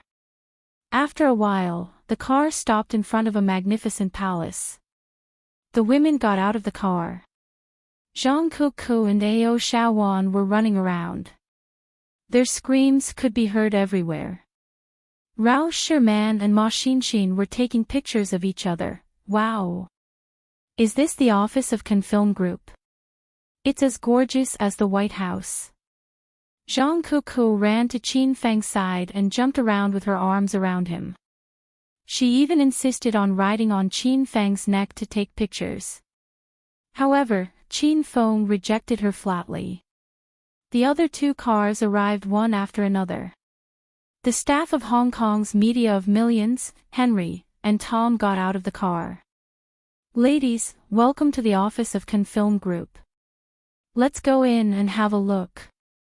The director of production, Henry, walked to the women. He spoke elegantly and behaved like a gentleman. It was impossible to tell that he and Tom were playing dirty tricks behind their backs. The group followed Henry and Tom into the palace-like office building. The interior was decorated in European and American style. The intricate plaster lines and the splendid wall decorations were a few grades higher than the building of Hong Kong's Media of Millions. Dear friends from afar, allow me to introduce Confilm Group to you. Henry and Tom led the way.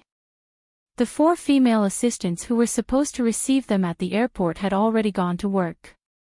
Rao Sherman and Zhang Kuku were Chinese superstars.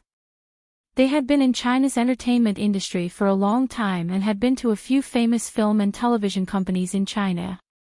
However, the development of China's film and television industry was not as developed as America's.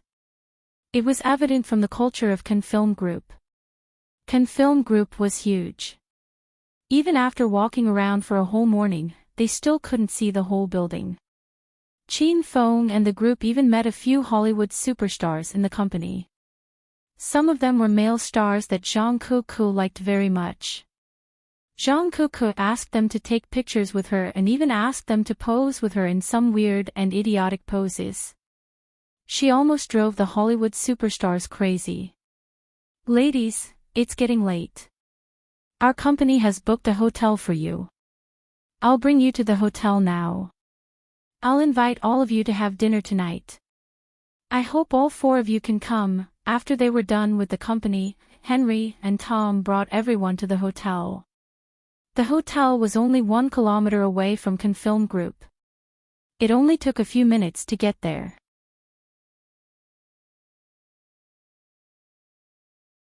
Chapter 926. Sherman, this hotel is so nice. It's specially designed to serve us. Aren't you afraid of being intercepted by fans and paparazzi? Zhang Kuku danced with joy after learning about the nature of the celebrity hotel. Do you think this is China? Who knows you? Don't worry. There won't be any paparazzi or fans chasing after you. Rao Sherman thought Zhang Kuku was too active and it was necessary to extinguish her fire from time to time. Sherman, you're talking nonsense. Kuku is famous all over the world. I have many fans even in America. Zhang Kuku was instantly displeased. Her cute and coquettish look made Henry unable to walk. Sherman, Beauty Kuku, do you need me to carry your luggage to your room? Henry and Tom had already arranged their tasks. Henry would target the pretty girl group while Tom would target Ma Xinxin and Ao Shaowan.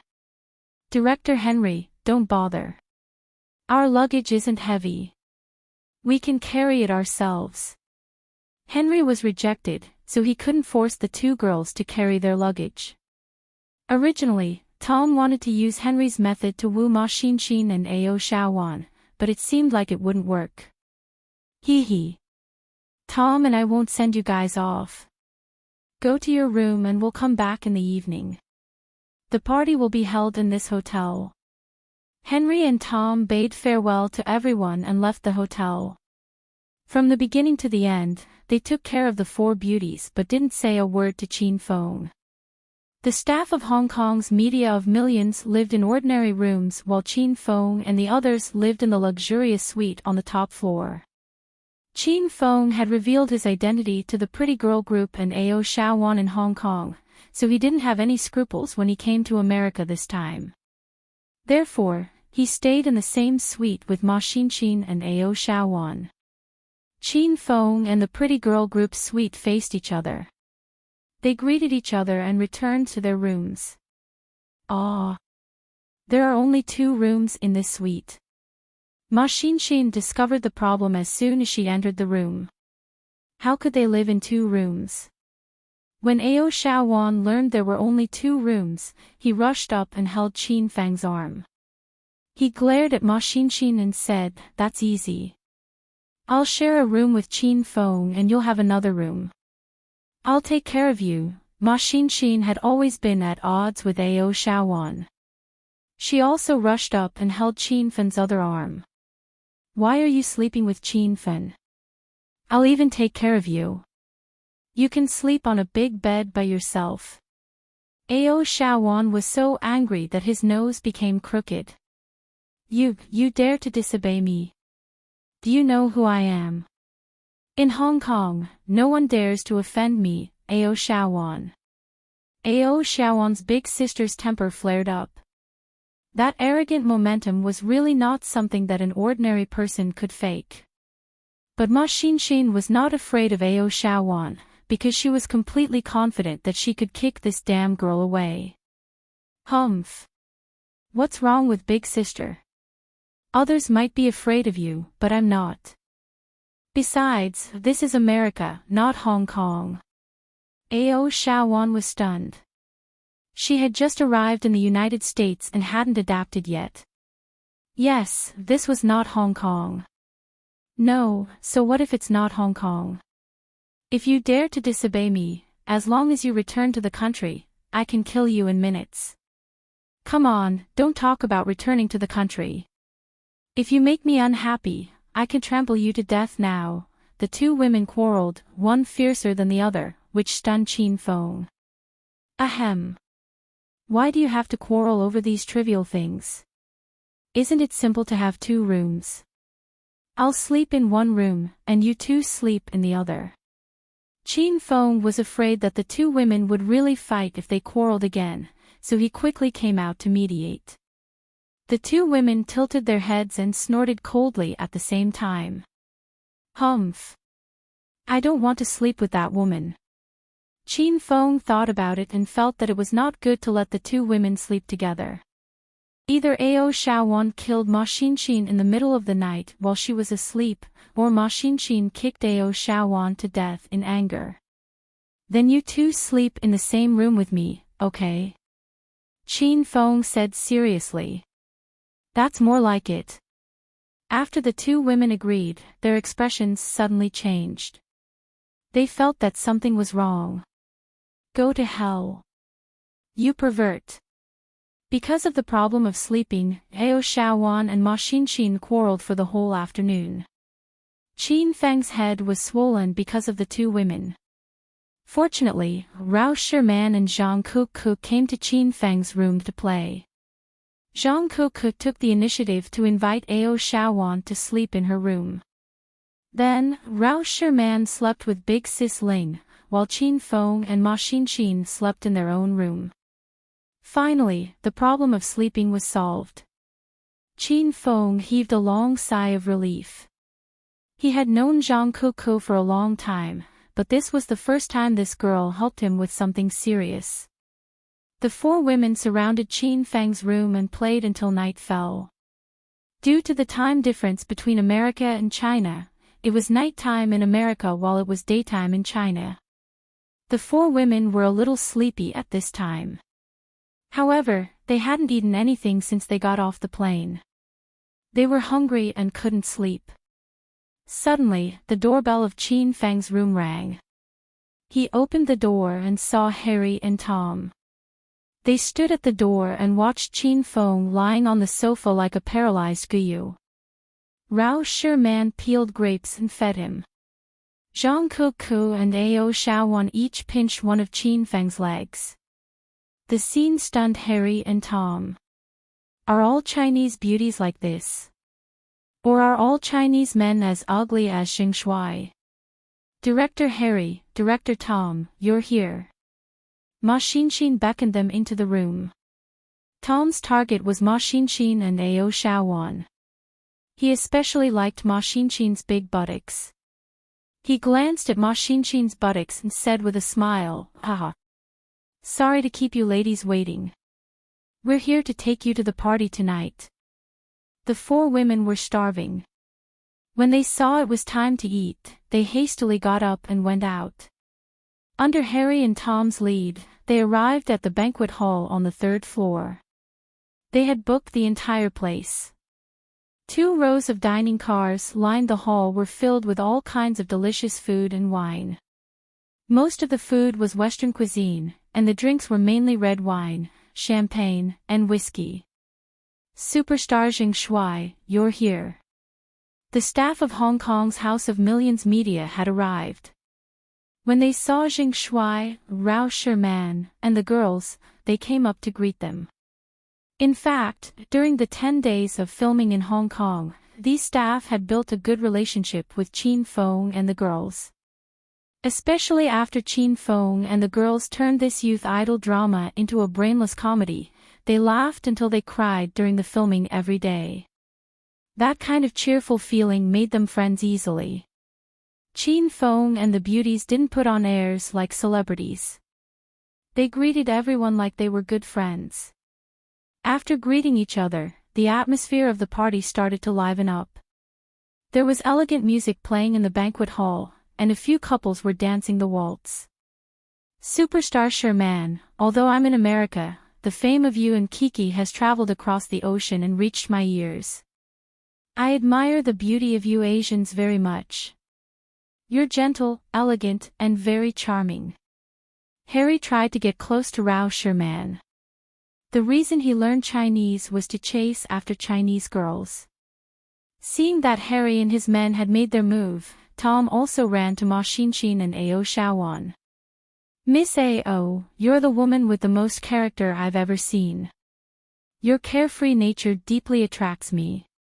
May I have a dance with you, Miss Ao? Tom and Henry had dressed up meticulously tonight. Each of them was wearing an expensive custom-made suit, elegant leather shoes, and had even sprayed perfume on their bodies.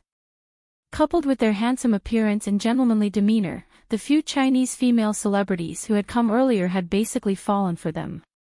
However, Tom found the wrong person. He actually wanted to chase after Ao Shaowan. Fuck. What are you babbling about? I don't understand. Although Tom could speak Chinese, his level was not good. Ao Shaowan was also impatient, so he didn't have the patience to listen to Tom carefully. He directly waved his hand as if he was shooing away a fly. What? Miss Ao, what did you say? Ao Shaowan spoke quickly. Tom was dumbfounded. Although Tom didn't understand what Ao Shaowan was saying, from her tone and attitude, it seemed to be cursing. How could this woman curse for no reason? Fuck. Are you deaf? I told you not to talk to me. Can you not talk to me? Ao Shaowan's beautiful eyes widened, and Tom was so scared that he took 2 steps back. Tom pricked up his ears and almost became a cat, but he still didn't understand what Ao Shaowan was saying. You talk and I talk. Tom's mind was full of the word talk, but he didn't know what to say. Hee hee. Miss Xinshin, can I invite you to dance? Seeing that Ao Shaowan's communication was blocked, Tom reacted very quickly. He turned around and began to chat with Ma Xinshin. Because Tom and Harry had pretended to be polite in front of the 4 beauties, and the 4 women came to shoot this time to ask the Can Film Group of the United States for help, Ma Xinshin didn't want to make their relationship awkward. Director Tom, I'm really sorry, but I don't know how to dance. Ma Xinshin smiled and politely refused Tom. Seeing that Ma Xinshin's temper and patience were much better, Tom was very happy. That's not a problem. I can teach you. Tom felt that Ma Xinshin had a chance, so he stretched out his hand to hug Ma Xinshin's slender waist. Ma Xinshin was startled. She thought that these foreign men were really more open. How could they fight with just a few words? They were just like Qin Feng.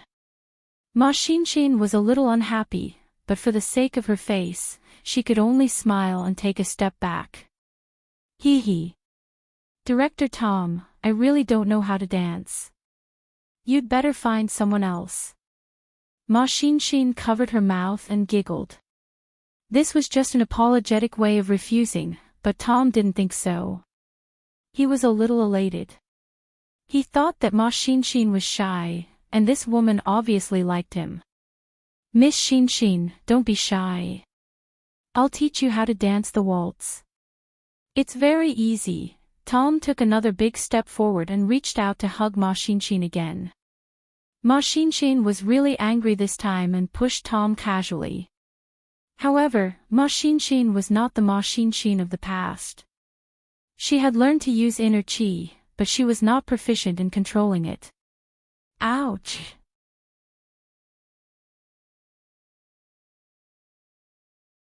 Chapter 927. Ouch! That was a terrible cry, enough to make one's heart ache to hear it. Everyone stopped talking, and the couples who were dancing also stopped.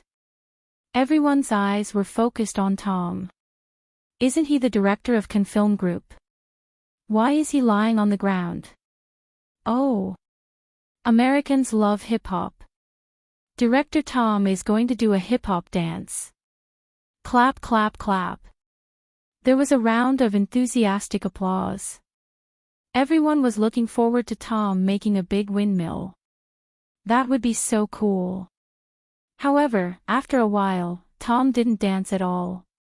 He seemed to be in pain and depressed. Director Tom, are you okay?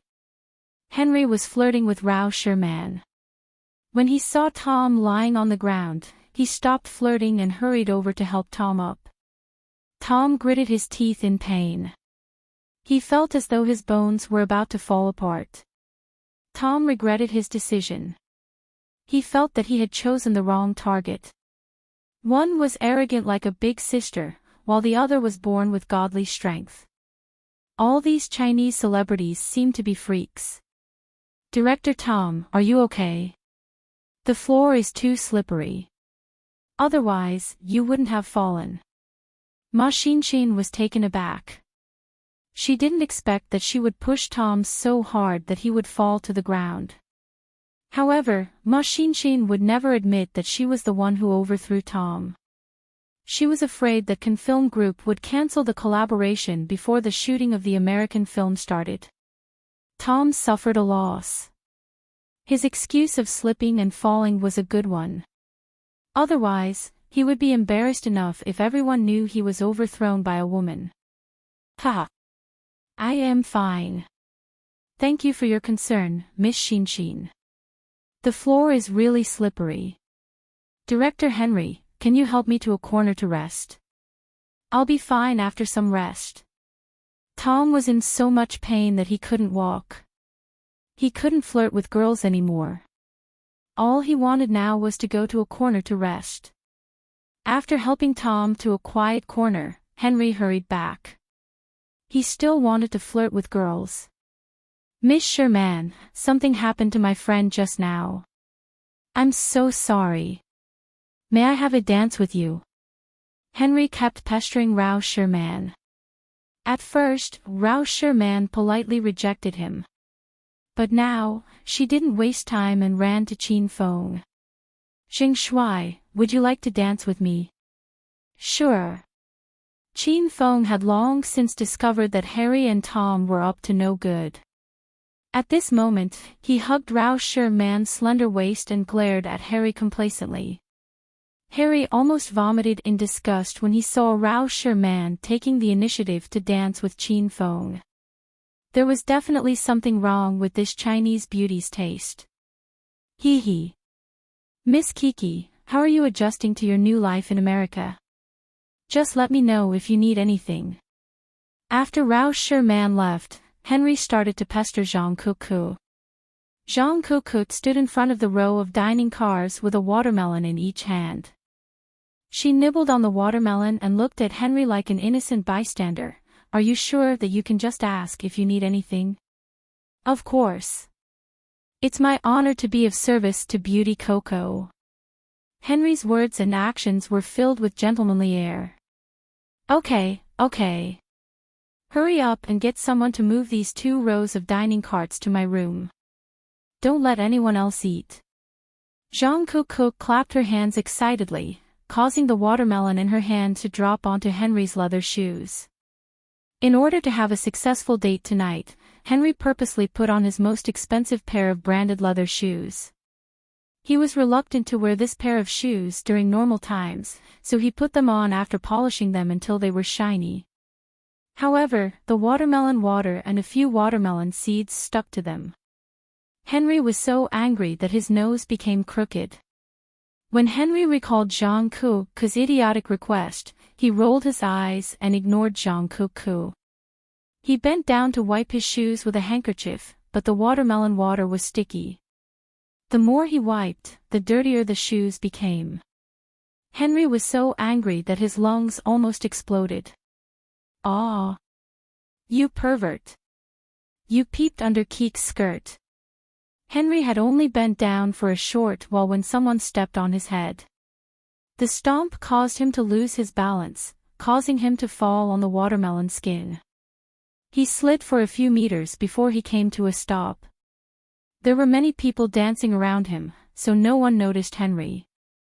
Everyone was startled when they felt something soft when they stepped on him. "Aw! Director Henry, what are you doing?" A scream came from the crowd, and they finally saw Henry lying on the ground. There were a lot of footprints on Henry's handsome black suit. These footprints were understandable. After all, those who had stepped on Henry's body knew it. However, there was a small footprint on Henry's head, which was puzzling. How much hatred did this person have for Henry? "Director Henry, are you all right?" Several representatives from Cannes Film and Television came to attend the party. They quickly gathered around Henry. Chin Fong and the representatives from Hong Kong's House of Millions Media also gathered around Henry. Everyone started to wonder, what's wrong with Americans? Why do they like to lie on the ground? "You, woman. Why did you step on my head?" Although Henry wanted to flirt with Zhang Kuku, being stepped on by Zhang Kuku infuriated him. He roared at Zhang Kuku after being helped up by his American colleagues. Zhang Kuku realized that she had made a mistake. She ran to Chin Fong, hugged his arm, and cried, "Sob, sob. Big brother Jing Shui, that four-eyed guy is a pervert." He squatted down and peeped under Keek's skirt. Whoosh! As soon as Zhang Kuku's words fell, the crowd burst into exclamations. Everyone present here was a man of high social status. It was fine for him to flirt with a girl and peep at her, but how could he do such a despicable thing in front of everyone? Chin Fong was enraged.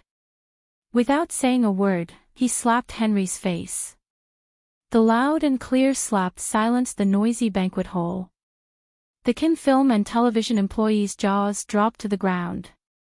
They had worked with many Chinese celebrities in the past, and the other Chinese celebrities in the United States had to humble themselves in order to curry favor with them. However, this group of Chinese celebrities was too arrogant and dared to slap Henry without any regard for the consequences. "Fuck! How dare you slap me?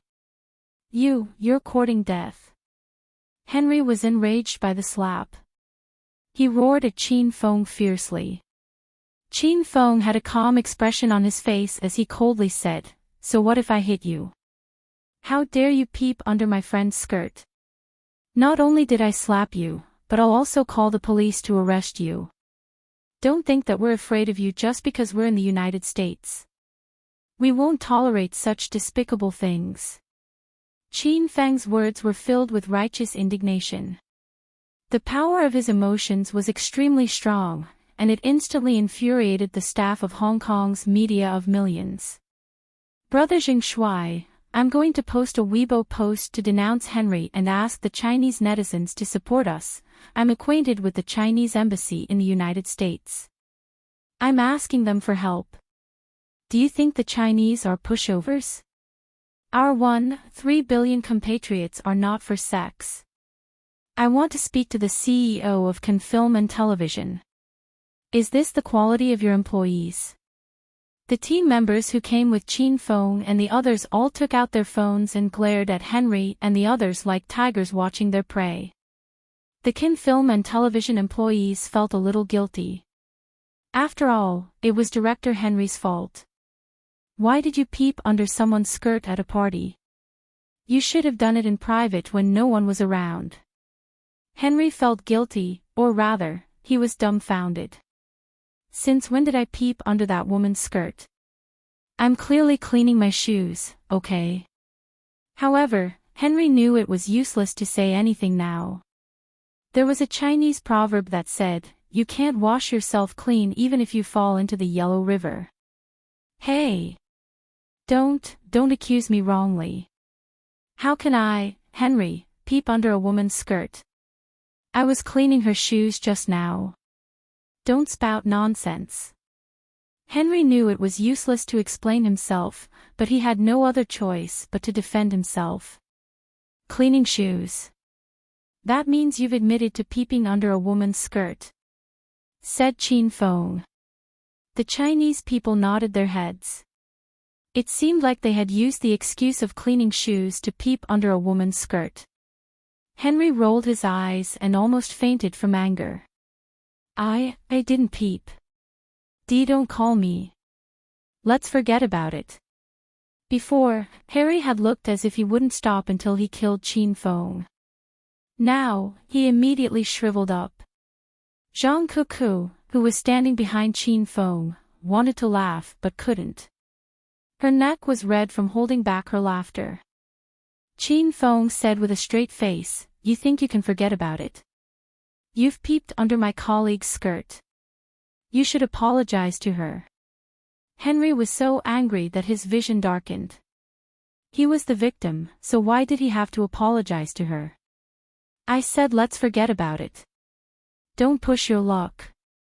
Henry glared at Qin Feng angrily as if he was ready to shed all pretense of cordiality. Before Qin Feng could speak, the people from Hong Kong's House of Millions media were unhappy. Why are you so fierce?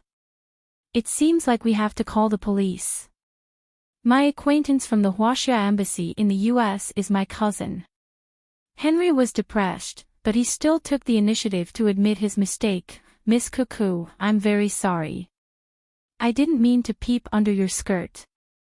I was cleaning my shoes and accidentally saw it. I hope you can forgive me. I won't accept it. As soon as Harry apologized, Zhang Cuckoo pouted her lips and rejected him. Henry felt dizzy and he could faint at any time. The farce finally came to an end. The Kim film and television employees carried Henry to Tom's side to rest. Henry and Tom looked at each other, and an indescribable sadness flashed across their eyes. Henry and Tom had stopped their bickering, but the party was finally heating up. Zhang Cuckoo, who was holding back her laughter, laughed so hard that her intestines almost fell out. Qin Feng became the most sought-after man of the night. Rao Sherman and the other three beauties fought to dance with Qin Feng. In the end, the four of them agreed that each of them would dance with Qin Feng for 15 minutes before the next person would dance with them. It was a pretty good agreement, but Qin Feng wanted to ask them if they had thought about his feelings. Did they really think that he was not tired just because he was good in bed?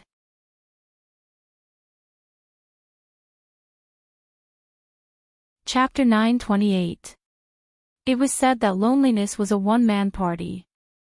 However, Henry and Tom did not agree with this saying. Loneliness was a two-man party. Henry and Tom could not bear the sight of the paired men and women in the banqueting hall dancing to the slow, pleasant music. Based on what? How could that ugly Chinese man, Jing Shui, flirt with four girls all by himself? Do you think you're a big shot? Let's have a match if you have the guts. Tom and Henry were extremely depressed. They were here to flirt with girls, not to be the third wheel. Director Henry, that man named Jing Shui is very annoying. Should we teach him a lesson? Tom couldn't stand it anymore. He gritted his teeth and said to Henry. Henry hated Qin Feng even more than Tom. He was slapped by Qin Feng, and half of his face was still swollen. Humph. Of course, we can't let that arrogant, ugly, and lowly bastard get away with it. But let's not do anything tonight. After all, I just had a small conflict with him. If he gets beaten up, I'll be the one to blame. We have more important things to do tonight. Henry had regained his senses. He knew what was important and what wasn't. Tom's eyes glowed green when he said that. However, the green light soon disappeared. Sigh. Those four Chinese girls are circling around Jing Shui. They don't seem to be interested in us. This matter made Tom and Henry extremely depressed. What exactly did the four women like about Jing Shui? Since normal methods won't work, let's play some tricks. Henry looked at Tom with a smile. Tom immediately smiled knowingly. Director Henry, do you have medicine with you? It wasn't the first time Tom and Henry had flirted with superstars. They knew very well what kind of people they were. Henry looked around to make sure no one was paying attention to him. Then, he took out a bottle of medicine surreptitiously and said, "This is a new product sent by a Thai friend 2 days ago. It's called Super Black Widow. It said that if a sow eats one, it will squeal for the whole night." Henry didn't need to explain further. Tom understood everything. What would happen if he gave one to each of the 4 beauties? Ha! That's good. Tonight, I'm going to ravage that hot girl. Let's see if he still dares to talk to me so fast in the future. Tom glanced at Ao Shawan in the crowd, and his eyes flashed with a hint of a smirk. Henry glared at Jean Coucou and said through gritted teeth, "How dare you step on my head? I'll press your head and play with it for the whole night." With the Super Black Widow in hand, Tom and Henry regained their confidence. The two of them continued to discuss tonight's strategy. When they were almost done, they pushed a dining cart with 7 wine glasses and walked towards Chin Fong. "Ha! Friends who have come from afar, there has been a small misunderstanding earlier, please forgive us. Tom and I have specially come to propose a toast to you, hoping to resolve the conflict." Harry pushed the cart to everyone's side. Chin Fong and Ma Xin had just stopped dancing. Seeing Director Henry and Director Tom propose a toast in person, the girls couldn't refuse. After all, they still needed the cooperation of Can Film Group for the next few days. Hee hee. Director Henry, you're being too serious. Although your peeping is worse than a beast, you're brave enough to admit your mistake and correct it. That's a very good quality. Henry rolled his eyes at Chin Fang's words. How am I worse than a beast? I was wronged by Jean Coucou. Although he was displeased, this was not the time to be calculative. He said in a gentlemanly manner, "Mr. Zheng Shuai is right. I'll pay attention to my manners and won't do such bad things again. Since that's the case, let's have a toast." Chin Fang's suspicions were aroused as Henry kept talking about drinking. Before everyone could reach for the wine glasses on the dining cart, Chin Fong suddenly screamed, "Ah! Coucou, your underwear fell off." Henry and Tom stopped holding the wine glasses and looked at Jean Coucou's ankle impatiently. Ma Xin and the girls were also frightened. How could Jean Coucou's underwear fall off? Did she buy too much? No one saw Jean Coucou's underwear falling to her ankles, but they saw her shocking action. Jean Coucou bent down, pulled up the bottom of her cheongsam, and peeked into her thighs. She took a second look to make sure she was right before she stood up angrily. "Stupid Jing Shuai, you're talking nonsense. My underwear didn't fall at all." Chin Fong was used to Jean Coucou's chinibu behavior, so he did not find it strange at all. While everyone was focused on Jean Coucou's ankle, Chin Fong had already exchanged the 2 wine glasses on the dining cart with the 2 glasses in front of Henry and Tom. Everyone came back to their senses. The women stared at Chin Fong strangely. They didn't know why he was making such a low-level joke in front of everyone. Tom and Henry hurriedly averted their gazes, afraid that the women would discover them peeping at Chin Fong. Then, they glanced at Chin Fong contemptuously and muttered, "Childish." "Hee hee. I'm sorry, Kiki, I was mistaken." Chin Fong patted Jean Coucou's head and comforted her. Then, he looked at everyone and said, "Since Director Henry and Director Tom are here to propose a toast, let's have a toast." Chin Fong raised his wine glass, and the women followed suit. They were here because of Chin Fang's order. Jean Coucou pouted and looked unhappy. It was hard to tell if she was angry at Chin Fong or Harry. If she was angry at Henry, he would have exploded in anger. After all, he was the victim here. Henry and Tom were extremely excited when they saw the four women raising their wine glasses. The two of them drugged Chin Fong and the four women's wine glasses. As for drugging Chin Fong as well, they thought that after the drug took effect, Chin Fong would find a woman to cure himself. That way, Chin Fong wouldn't be a hindrance to the two of them. Everyone raised their wine glasses and emptied their wine glasses. Henry and Tom put down their glasses. Seeing that the glasses of the four beauties were already empty, they were so excited that they almost cried out. According to the manual of Super Black Widow, the effect of this drug was extremely strong, and the effect of the drug was also very fast.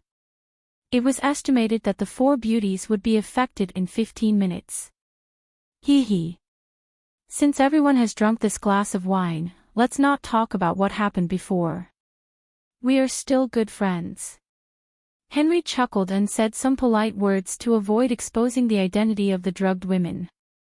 After that, Henry and Tom returned to the corner and sat down. Both of them sat in the corner and stared at the women they liked. Occasionally, they would communicate with each other. Director Tom, do you have any more videos on your phone? Send me some of them. I'll play them tonight to liven things up. Henry smiled vulgarly.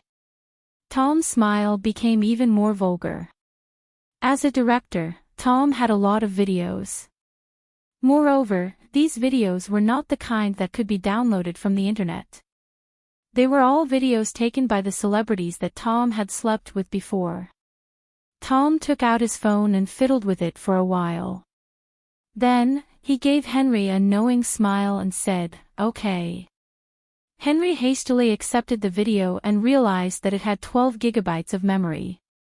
Henry was dumbfounded. After the four women finished their drinks, they began to dance with Chin Fong.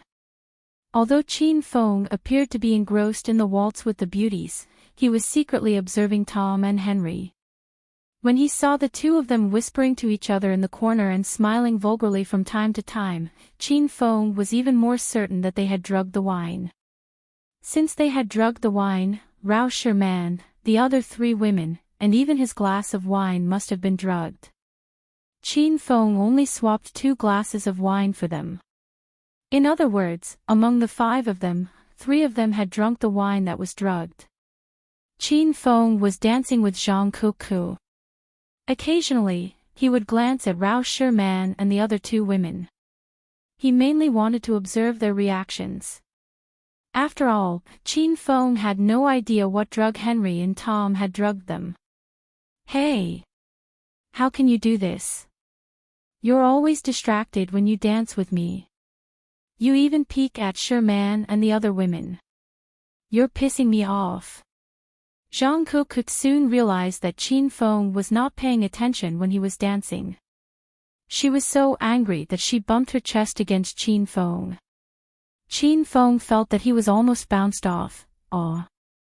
Why am I not paying attention? Didn't I touch your butt while we danced? I'm very serious.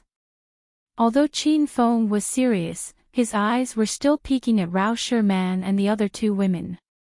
Zhang Kuku was really angry. She felt that among the 4 women, Chin Fong was the one who cared the least about her. He even purposely avoided her. Zhang Kuku couldn't figure out why. All right. You're not paying attention. I don't want to dance with you anymore.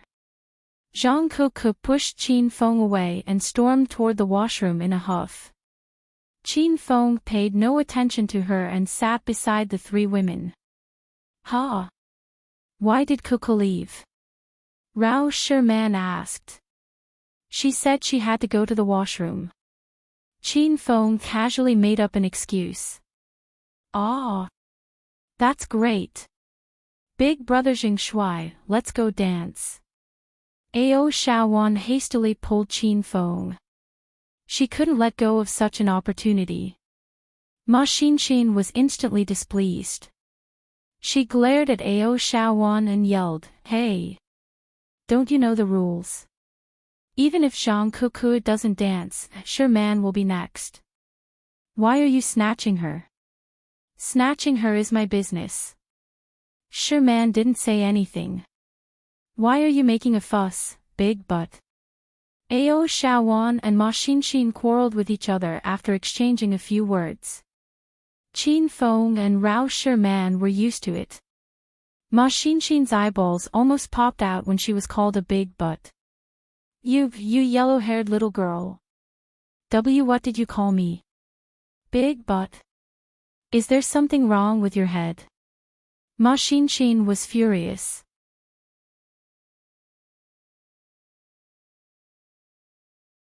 Chapter 929.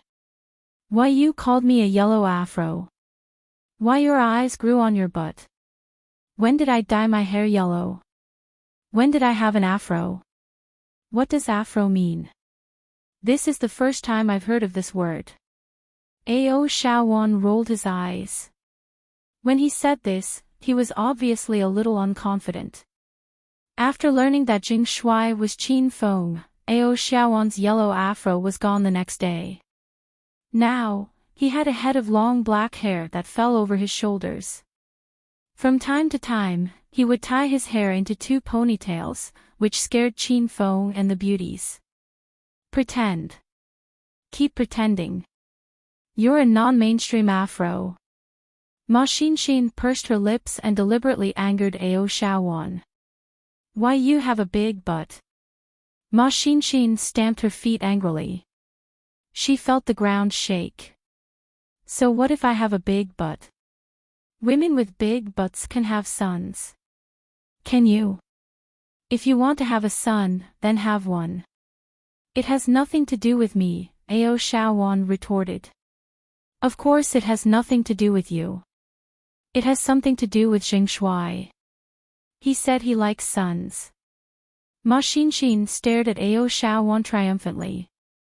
Rao Sherman suddenly looked at Qin Feng and stared at his face with a strange look. Qin Feng was embarrassed. Every time the women quarreled, Qin Feng would be the innocent victim. Qin Feng simply ignored Ao Shawan and Ma Xinshin. As long as they didn't tear each other's hair and fight, it would be fine. Little pig, is there a universal antidote in the system? Qin Feng was concerned about the serious matter. Rao Sherman, the women, and himself were probably poisoned. He had to detoxify the poison first. Master, you don't have to buy an antidote. You can detoxify the poison directly with your inner qi. You can also detoxify the other women. As for Ma Xinshin, Master doesn't need to care about her. She has the body of all poisons. No poison or medicine will work on her. After listening to Little Pig's advice, Qin Feng had already started to circulate his inner qi to detoxify himself.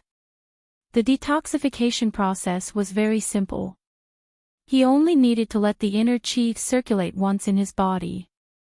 The poison and waste in his body would also circulate. Then he could go to the toilet and detoxify himself. Sherman, give me your hand. Qin Feng took care of his body in a few minutes and then looked at Rao Sherman beside him. Rao Sherman was slightly stunned, then her pretty face began to blush. But she didn't refuse Qin Feng. She didn't even ask the reason and directly gave him her hand. Qin Feng held Rao Sherman's small hand. It was smooth and soft to the touch. Waves of inner qi entered Rao Sherman's body. Rao Sherman wasn't prepared at all.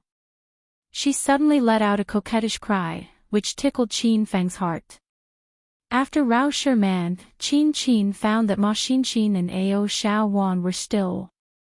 In the beginning, the two of them were arguing about a big butt and a non-mainstream yellow-haired girl. Now, they were arguing about the explosion of the universe and the Milky Way galaxy war. Qin Fen didn't know how they got so far away. Xiao said, I said. Xiao. Qin Xiao. You. Xiao. Jing Shui, why are you touching her hand? I also want to be touched. Ma Xinshin stared at Qin Feng angrily. She was a little unhappy. You don't need to touch. You're fine. Ma Xin had the body of 1,000 poisons, so Qin Feng didn't need to give her inner qi. But Ma Xin didn't understand Qin Feng's intention. She immediately complained, "What do you mean I don't need to touch? I want to be touched." Ma Xin pouted and began to act coquettishly. Qin Feng couldn't take his eyes off her charming appearance. Okay, I'll touch you. Sit down. Ma Xin and Ao Shaowan sat on Qin Feng's left and right. Qin Feng held each of their hands and began to circulate qi to the two women. Ao Shaowan was an ordinary person. When she felt the cold inner qi enter her body, she had the same reaction as Rao Sherman. She couldn't help but pout coquettishly. Ma Xin was already a stage 4 inner martial artist, so she had inner qi in her body. When she saw Qin Feng touching her hand just to channel inner qi, she was confused.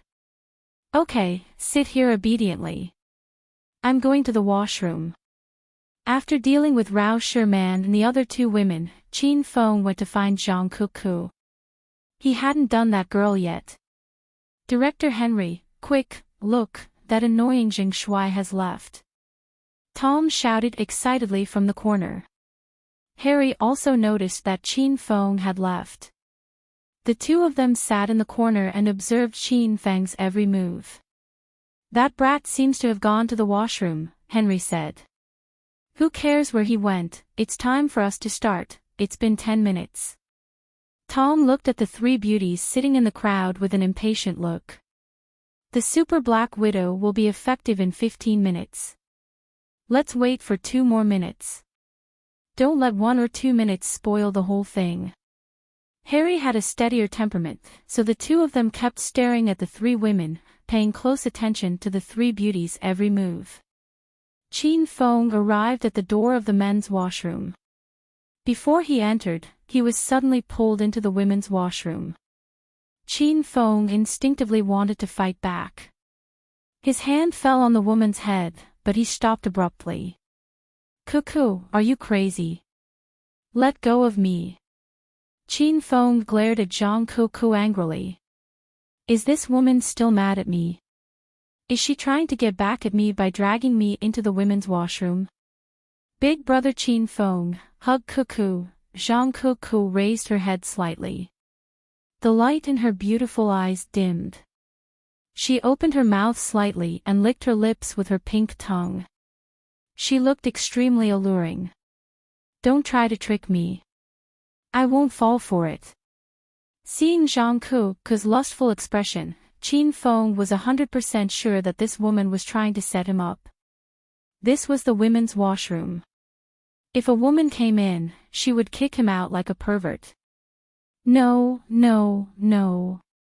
I want a hug and a kiss.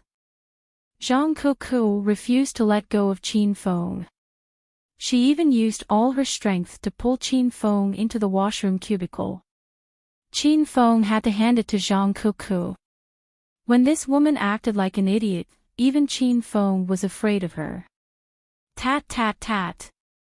Suddenly, the crisp sound of high heels came from outside the washroom. Qin Feng was startled. He quickly pulled open the cubicle door and pushed Zhang Cuckoo into it. Cuckoo, don't shout. Otherwise, I'll fall out with you. Qin Feng could already guess what Zhang Cuckoo would do next. However, to his surprise, Zhang Cuckoo did not seem to be trying to trick him. She opened her mouth and stuck out her tongue. She kept rubbing her face against Qin Feng's face as if she wanted to kiss him. Qin Feng's face darkened. He pressed Zhang Cuckoo's head with one hand to prevent her face from coming closer. Zhang Cuckoo seemed to be in pain. She started to whimper, "Kiss me. Quick, kiss me." Qin Feng hastily covered Zhang Cuckoo's mouth with his hand. He was afraid that the woman who just entered the washroom would find out what she was doing. Zhang Cuckoo couldn't speak anymore. She started to squirm in Qin Feng's arms, but she couldn't break free from Qin Feng's grip. Chin Feng heaved a sigh of relief when he felt Zhang Kuku in his arms gradually calming down. The woman outside had left the washroom. Chin Feng looked at Zhang Kuku and was so shocked that he almost fell to the ground. Kuku, what are you doing? Zhang Kuku was wearing a black cheongsam. Her skirt was pulled up to her waist.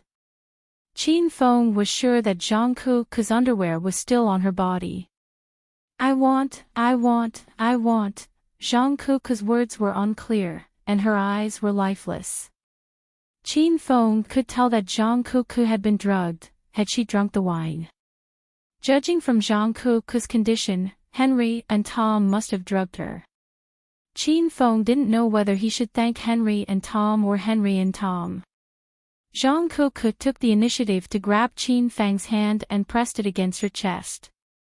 She felt as if she was speaking to her conscience. Kuku, stop it. I'll force the drug out of your body, okay? Although Zhang Kuku's body was soft and smooth, Chin Feng dared not to do anything to her. Who knew what kind of earth-shattering things this silly girl would do when she regained consciousness? Ugh!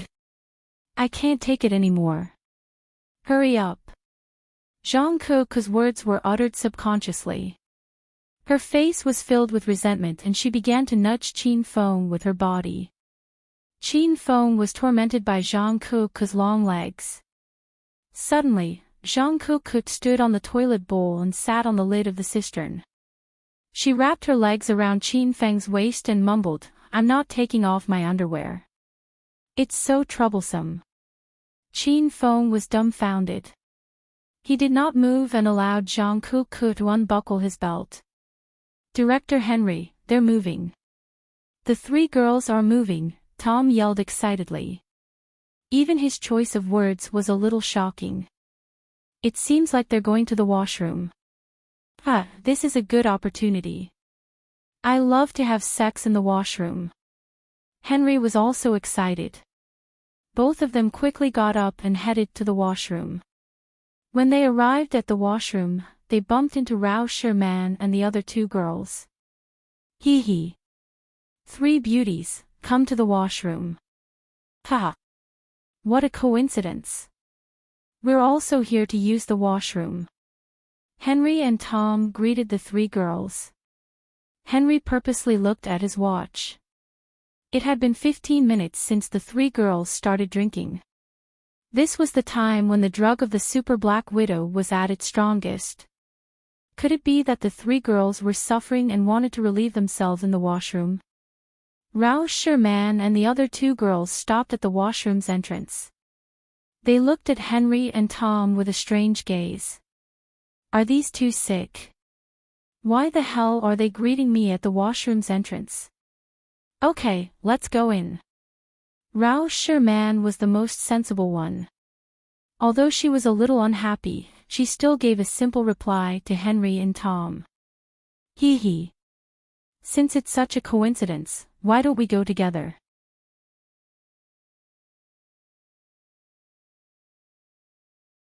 Chapter 930. Rao Sherman and the other two women were stunned. They even suspected that there was something wrong with their ears. Otherwise, how could Director Henry say such shameless and vulgar words? Hey! What did you just say? You want to go to the bathroom with us? Ao Shawan was a hot-tempered woman. She dared to say anything when Chin Feng was not around. She had the personality of a non-mainstream delinquent. Ao Shawan's tone was obviously questioning. Perhaps Henry, as an American, couldn't tell, but he thought Ao Shawan was asking for his opinion. Henry was so happy that he couldn't close his mouth. He rubbed his hands and said with a smile, of course, let's go to the bathroom together. Director Tom and I can also help you three beauties with your physical needs. Rao Sherman and the other two women were stunned for a few seconds. They really couldn't react. The three beauties had a pretty good impression of Henry and Tom. Both of them were elegant and courteous. Even though they invited everyone to dance tonight, this was a very common etiquette in the West, so Rao Sherman and the other two ladies didn't think too much about it.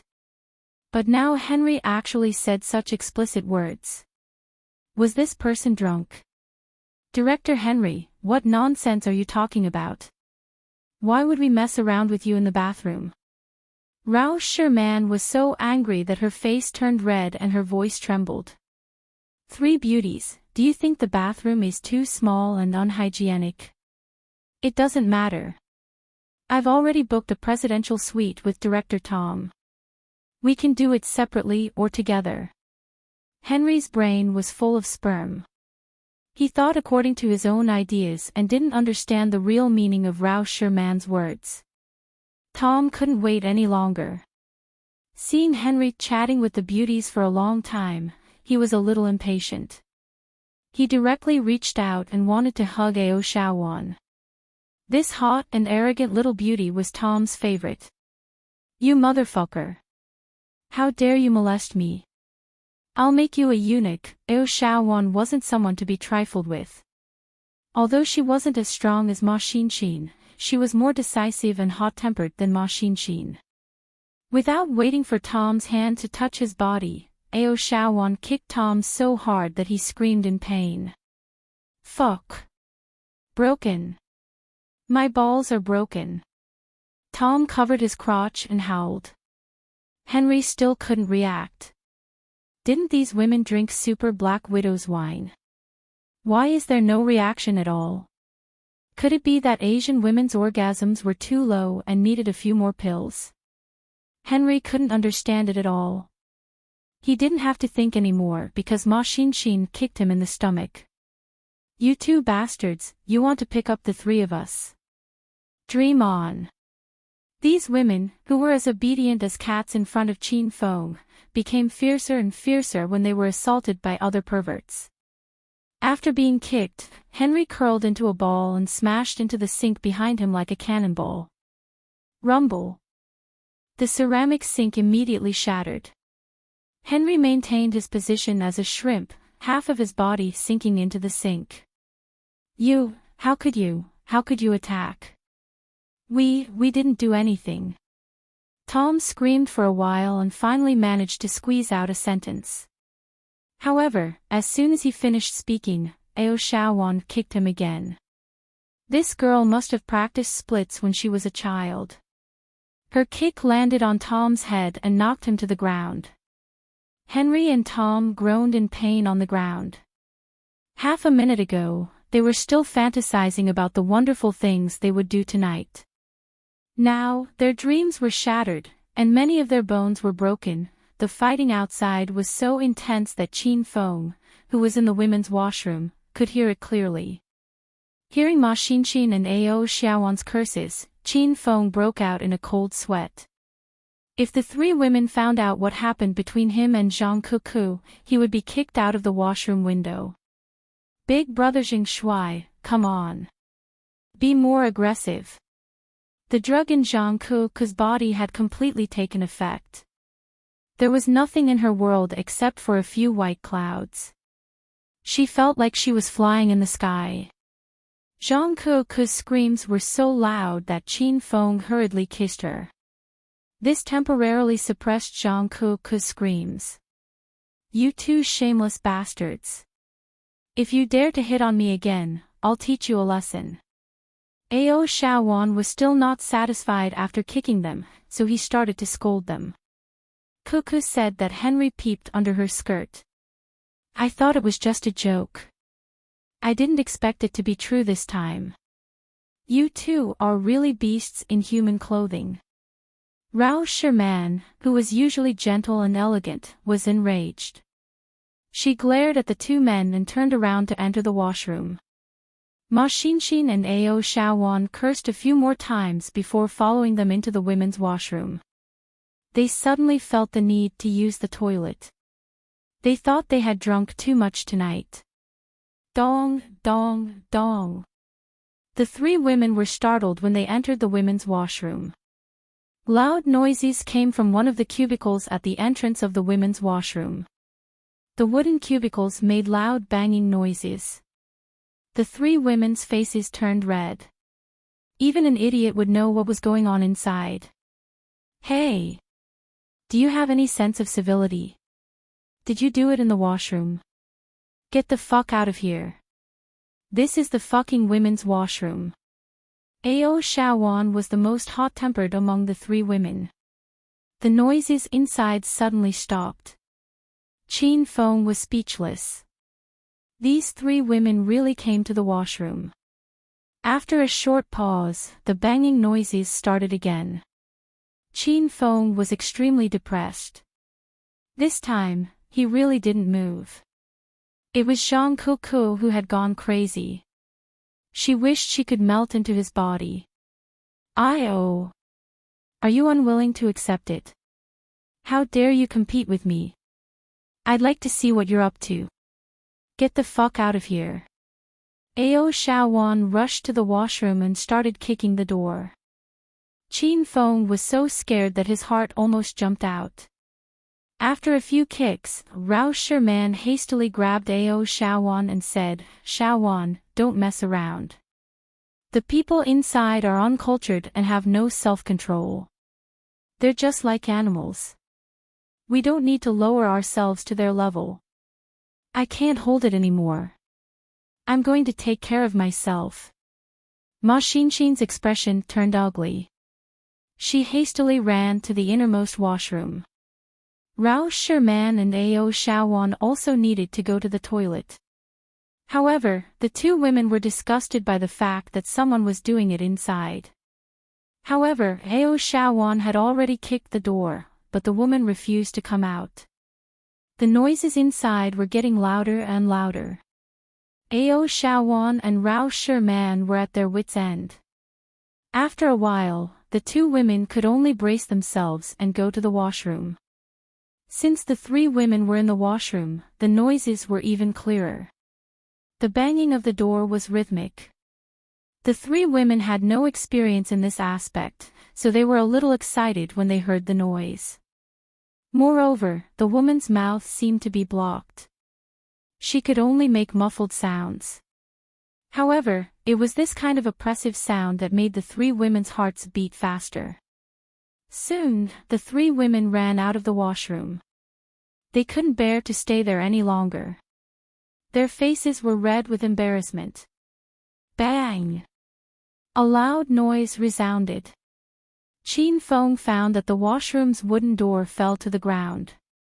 It was destroyed by the fierce battle between him and Zhang Kuku. Both of them were still hugging each other, but there was nothing they could hide from each other.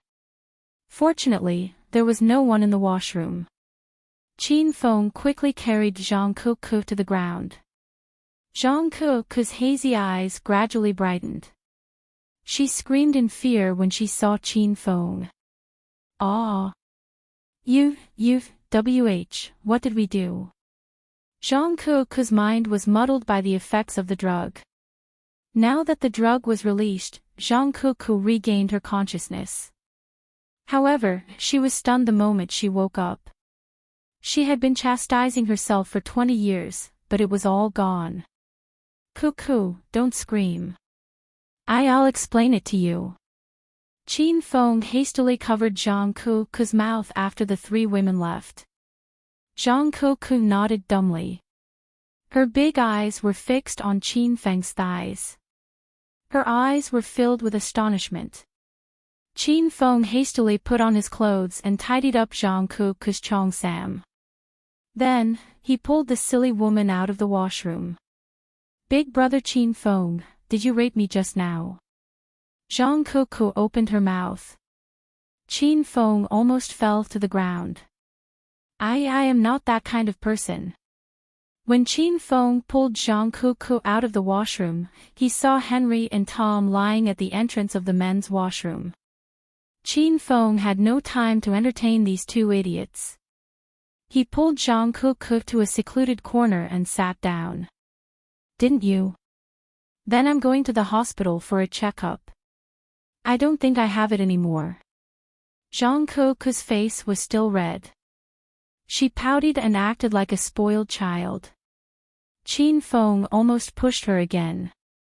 "Kuku, it's better if you don't go to the hospital for a checkup. The truth is, you drank the drugged wine, and your animal instincts kicked in and you pushed me down. Qin Feng pretended to be the victim. Although Zhang Kuku was a Chinibu, she was not stupid. On the contrary, Zhang Kuku was the smartest among the four beauties. Otherwise, Qin Feng would not have fallen into her trap so many times. Zhang Kuku calmed down and pondered. She believed Qin Feng's words. Qin Feng had many chances to push Zhang Kuku down, so why did he choose to do it tonight? Why did he choose to do it in the washroom? This was all very illogical behavior. Big brother Qin Feng, I'm sorry. Please don't tell Sherman about this. Zhang Kuku suddenly grabbed Qin Feng's hand and begged him after she figured out the truth. Qin Feng was dumbfounded. "Ah, don't tell Sherman." Qin Feng asked instinctively. "Of course I can't tell her. Just promise Kuku. At most, Kuku will do her best to satisfy you whenever you want it." Zhang Kuku looked at Qin Feng earnestly. Qin Feng was still in a daze. He wanted to beg Zhang Kuku not to tell Sherman and the others about this. Qin Feng had made up his mind. In order to seal Zhang Kuku's mouth, he would fulfill whatever Zhang Kuku asked for. He would even give her 100 fireball talismans.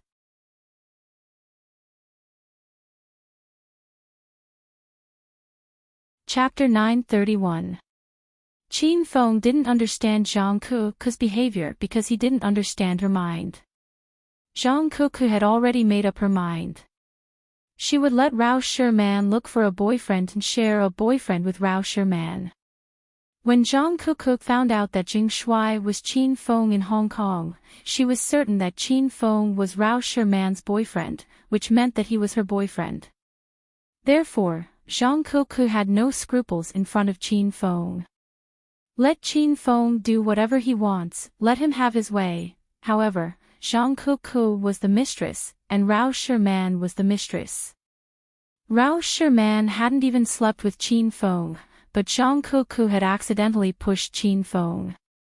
How was he going to face his good sister Rao Sherman in the future? You're not going to tell Rao Sherman. Why didn't you tell Ma Xinshin and Ao Shaowan?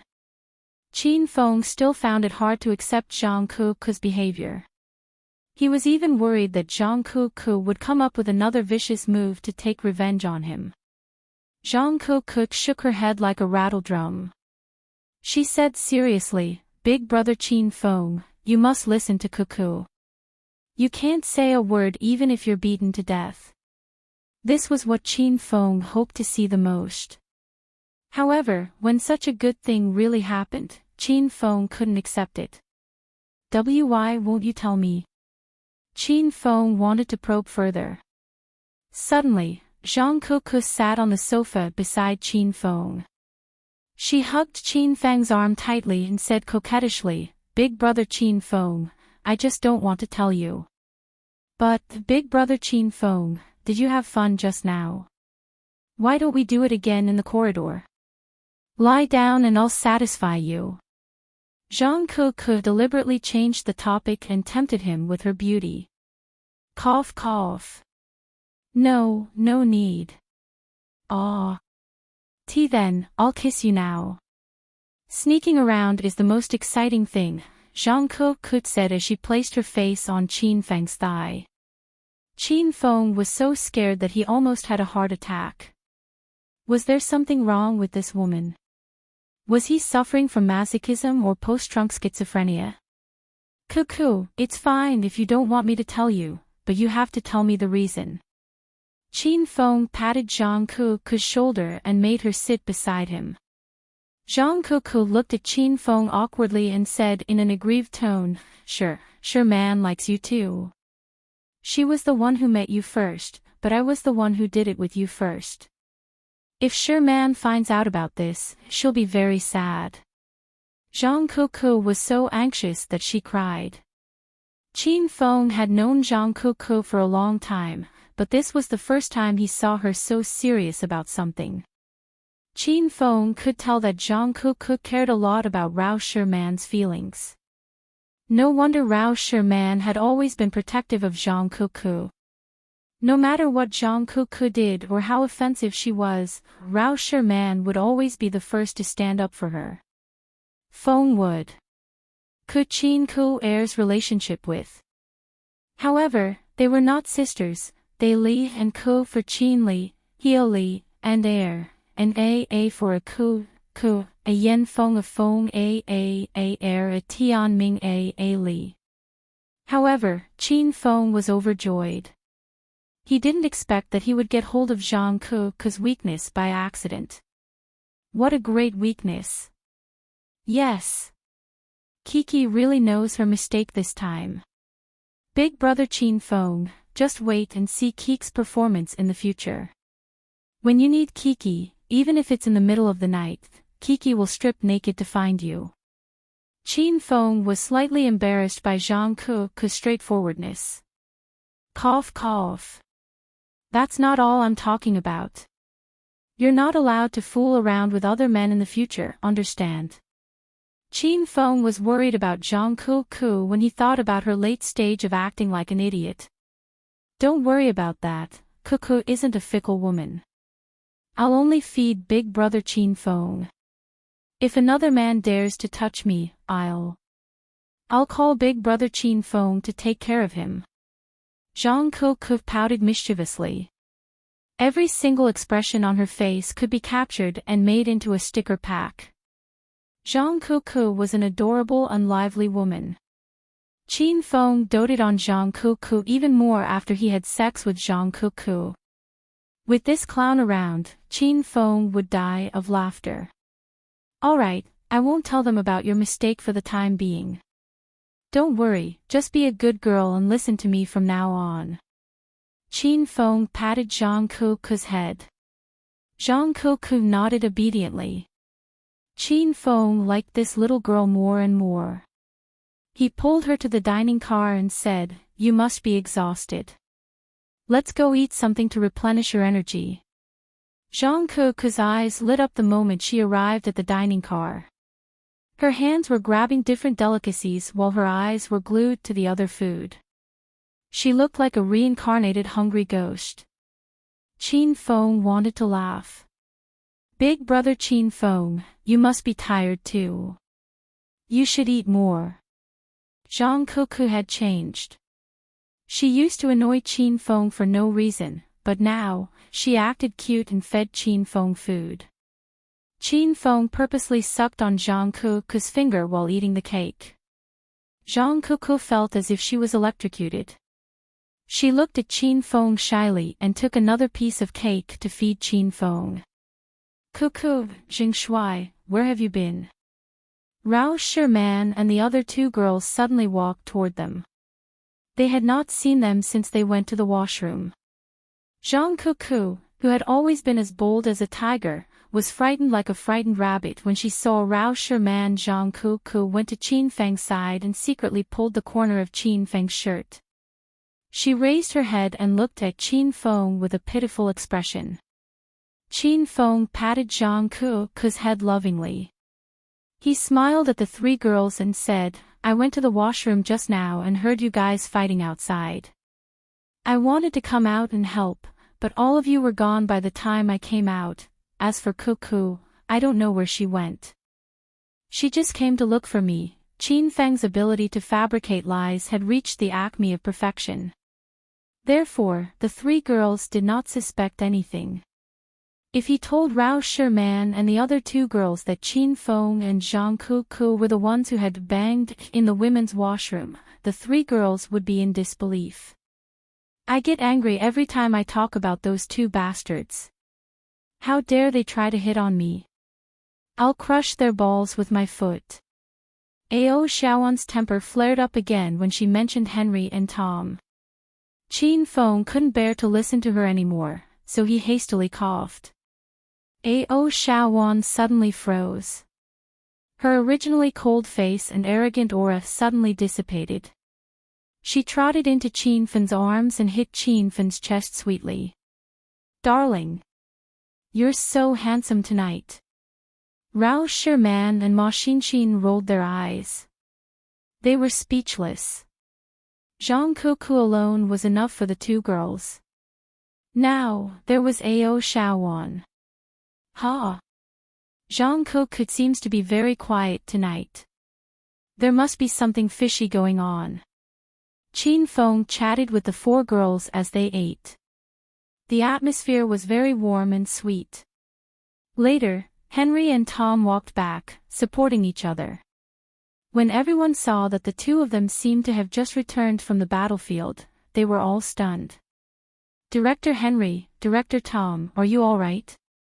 Several staff members from Confilm Group hurried to help the two of them.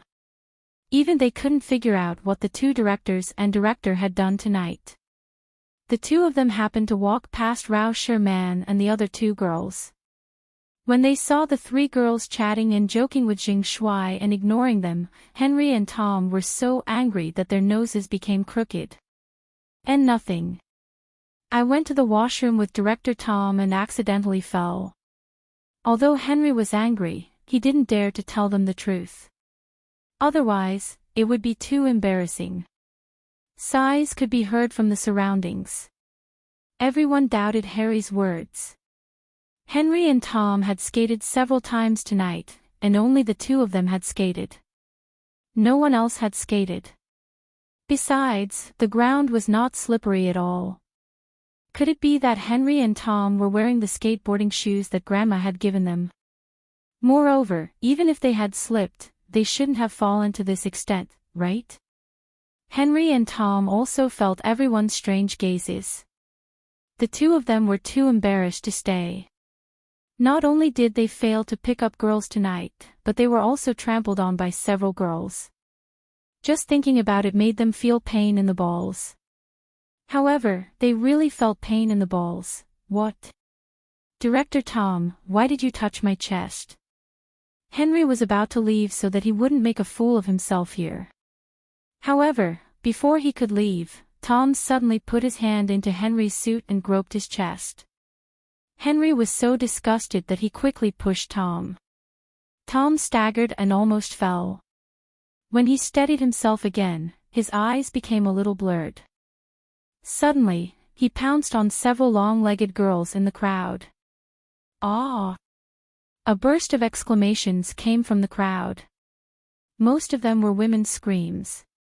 This Tom's behavior was really too shameless. He wanted to molest women in the hall in public. Was there something wrong with his brain? Hee. Beauties, big-breasted beauties, don't run. Big brother is very big. Let big brother hug you. The drug in Tom's body took effect. In fact, it should have taken effect a long time ago. However, after being beaten up by Ao Shaowan and Ma Xinshin, Tom and Henry lost control of their emotions. The drug also delayed some time. Fuck. These two American men are really perverts. That Henry in front peeped at Coco's skirt. This beast is even more shameless. What he said disgusted me. The staff from Hong Kong's Media of Millions couldn't stand it anymore. Some of them wanted to rush up and beat Tom up. However, before they could do so, Henry suddenly transformed. He. There are so many sexy girls here. They are all mine tonight. Everyone, line up and let me take off your clothes one by one.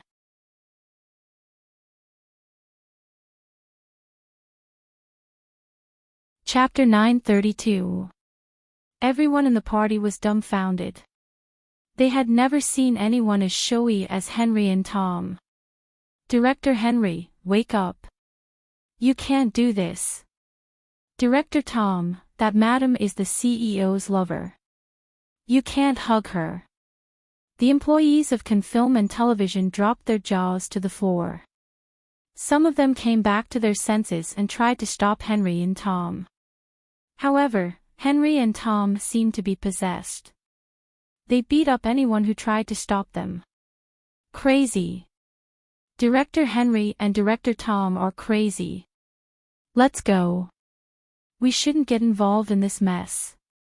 Half of the employees of Can Film and Television ran away. They couldn't afford to offend Henry and Tom, and they were too ashamed to show their faces. The noisy and crowded party was emptied in an instant. Most of the women in the party had run away. Only Chin Fong and the four beauties were left. Henry and Tom looked at each other and started kissing each other. Then, they hugged each other and kissed each other.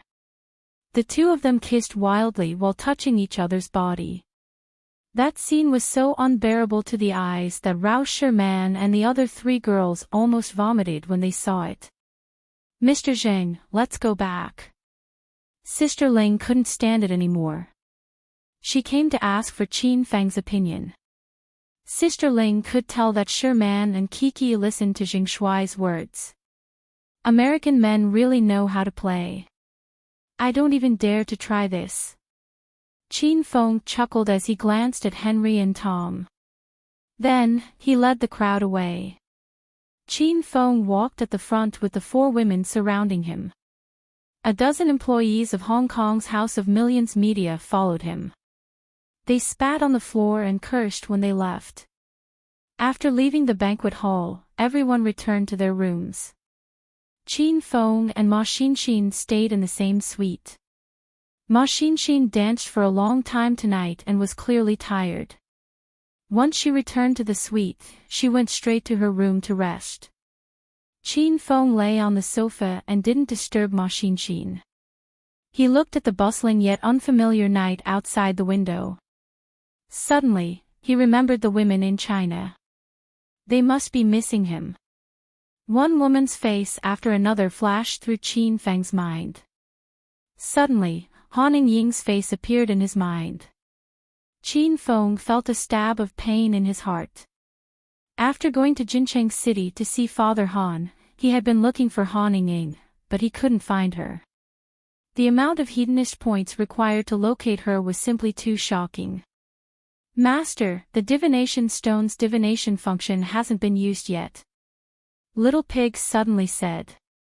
Qin Feng abruptly sat up straight. Of course, he knew what Little Pig meant. With a slight thought, Qin Feng took out the sky-occupying spirit stone from the emerald spirit ring. Divine Han Ying situation. With a thought from Qin Feng, the originally dim sky-occupying spirit stone suddenly radiated white light in all directions. The air around the stone also changed, and circles of strange energy waves flowed around it. Buzz! A ball of light and shadow appeared, and a series of images appeared on it. It seemed to be a department store.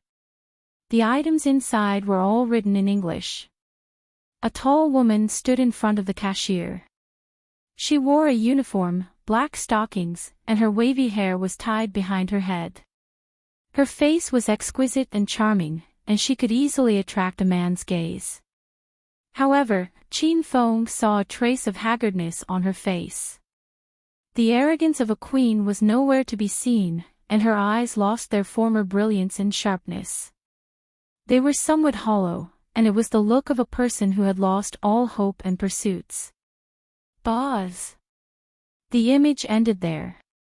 With a flash of white light, the sky-occupying spirit stone suddenly became dim again. Qin Feng's heart was a bit heavy. He never thought that the proud and unruly Queen Han Ying, who once shook the Yun province's business circle, would become like this. Qin Feng knew very well that Han Ying's change was all because of him. This wasn't the real Han Ying. She shouldn't have lived such a simple life. Qin Feng wanted to find her and return what he owed her. Qin Feng put the sky-occupying spirit stone away, then took out his phone and browsed Weibo. Qin Feng was not very familiar with the United States. The image that appeared on the sky-occupying spirit stone just now might be in the United States because the words on the shelf were all written in English, and there was the United States flag hanging on the ceiling. Qin Feng carefully recalled the image that he saw just now. He did not want to miss any detail. Then, he expressed the image in words and posted it on his Weibo. Qin Feng's identity as Xing Shui had 15 million followers. He wanted to use these powerful Xing Shui fans to help him find the shop that appeared on the sky-occupying Spirit Stone.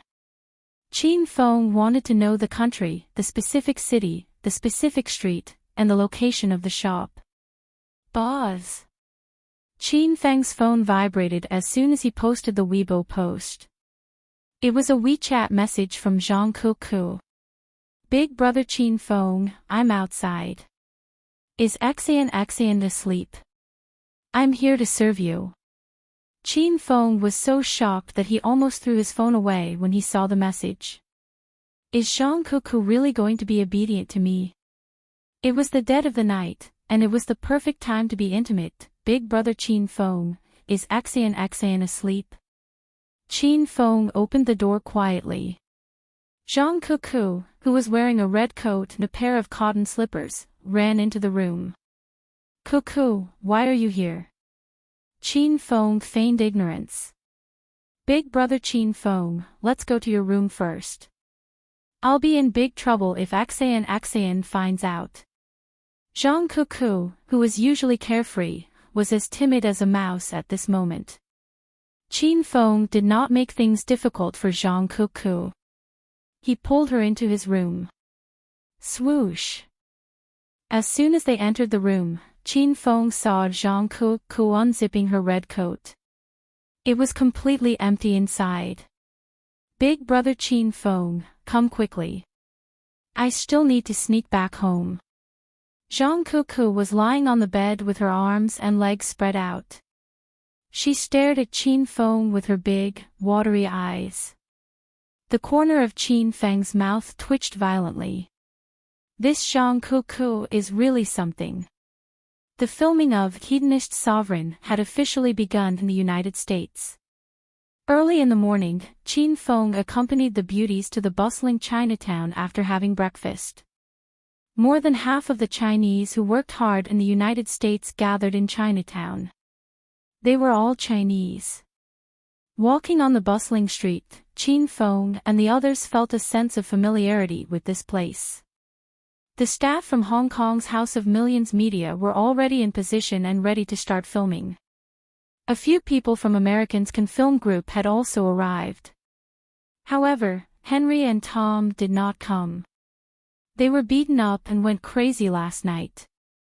It was estimated that they would need to stay in the hospital for a few days before they could recover. Kuku. Why are you so listless? Did you steal a man last night? When the show was about to start, Rao Sherman noticed Zhang Kuku was yawning, so she joked with her.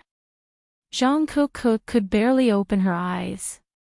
When she heard Rao Sherman's words, she was so shocked that she jumped. I didn't steal a man. Sherman, don't accuse Kuku. Rao Sherman was startled by Zhang Kuku's reaction. I was just joking. Why are you so agitated?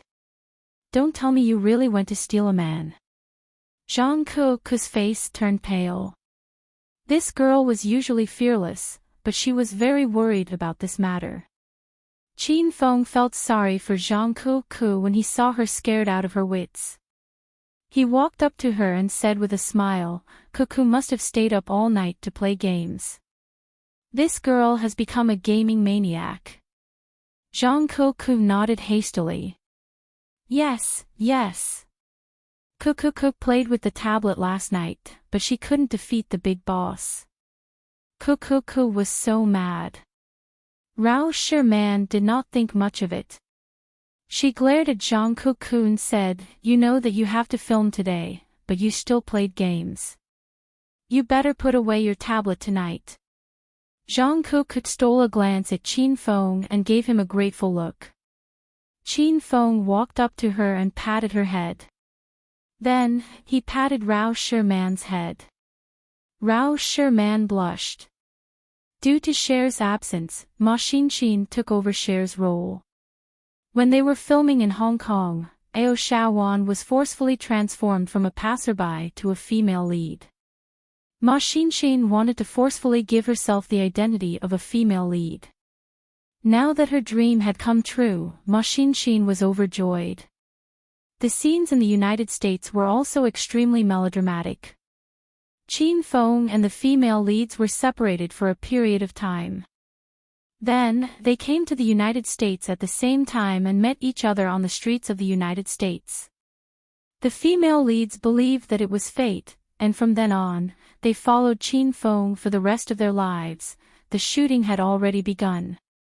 When the staff of Can Film Group saw Qin Feng and the others' performance, every one of them was dumbfounded. Is this China's blockbuster movie? This should be a documentary about Animal World, right?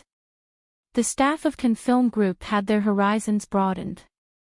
They were the top staff in the international film and television industry, but it was their first time witnessing such a unique filming style.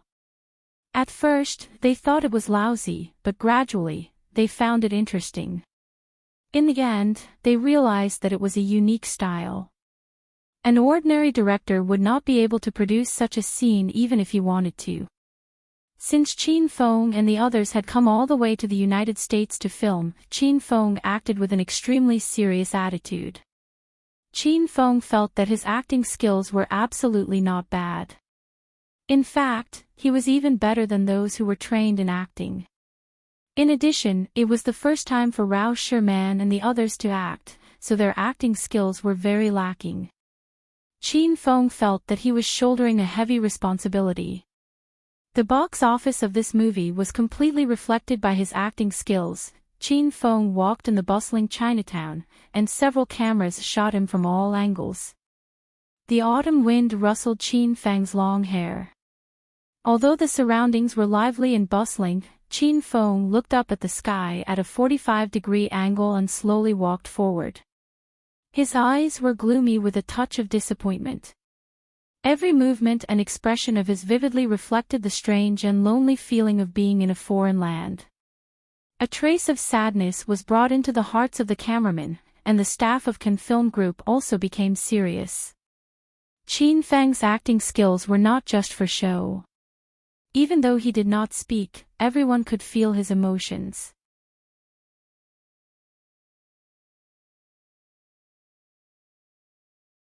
Chapter 933. Big Brother Jing Shui, please stop for a moment. My shoelaces are untied. Wait for me to tie them before you leave. Then we'll have a chance encounter. Zhang Ku's anxious voice came from the right side of the intersection. Qin Feng's performance was so good, but it was ruined by Zhang Ku's words. Kuku, are you stupid? We're just running into each other by chance. Qin Feng shouted at Zhang Kuku. Zhang Kuku was very obedient to Qin Feng now. She tied her shoelaces and said, "It's just a chance encounter.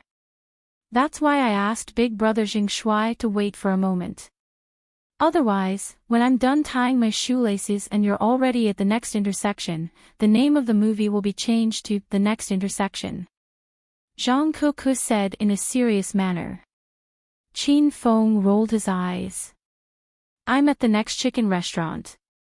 Although Qin Feng was a little angry, he suppressed his anger when he saw the pitiful Zhang Kuku and said, Kuku, you can't just randomly add lines and plot lines.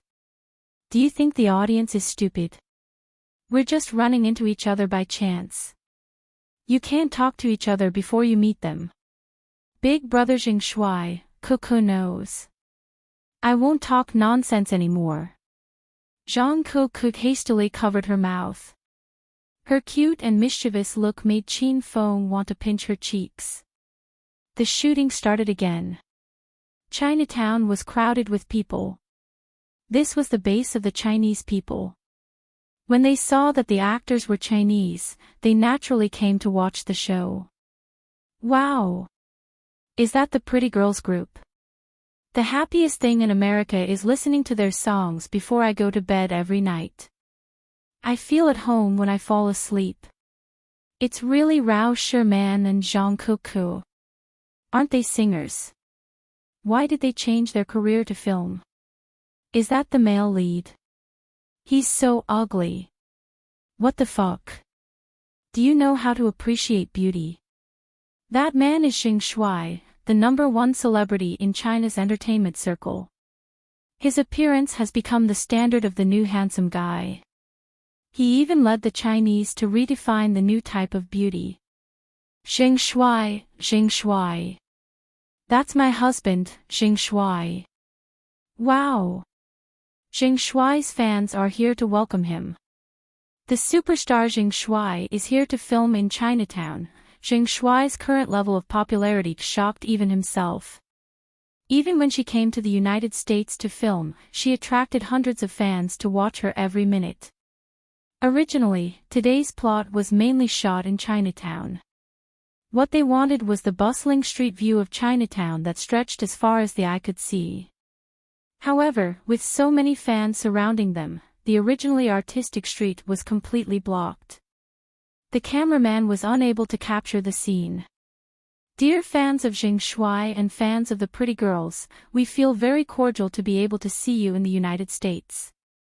Today, the pretty girls and I will be filming here. We will be shooting the entire street of Chinatown.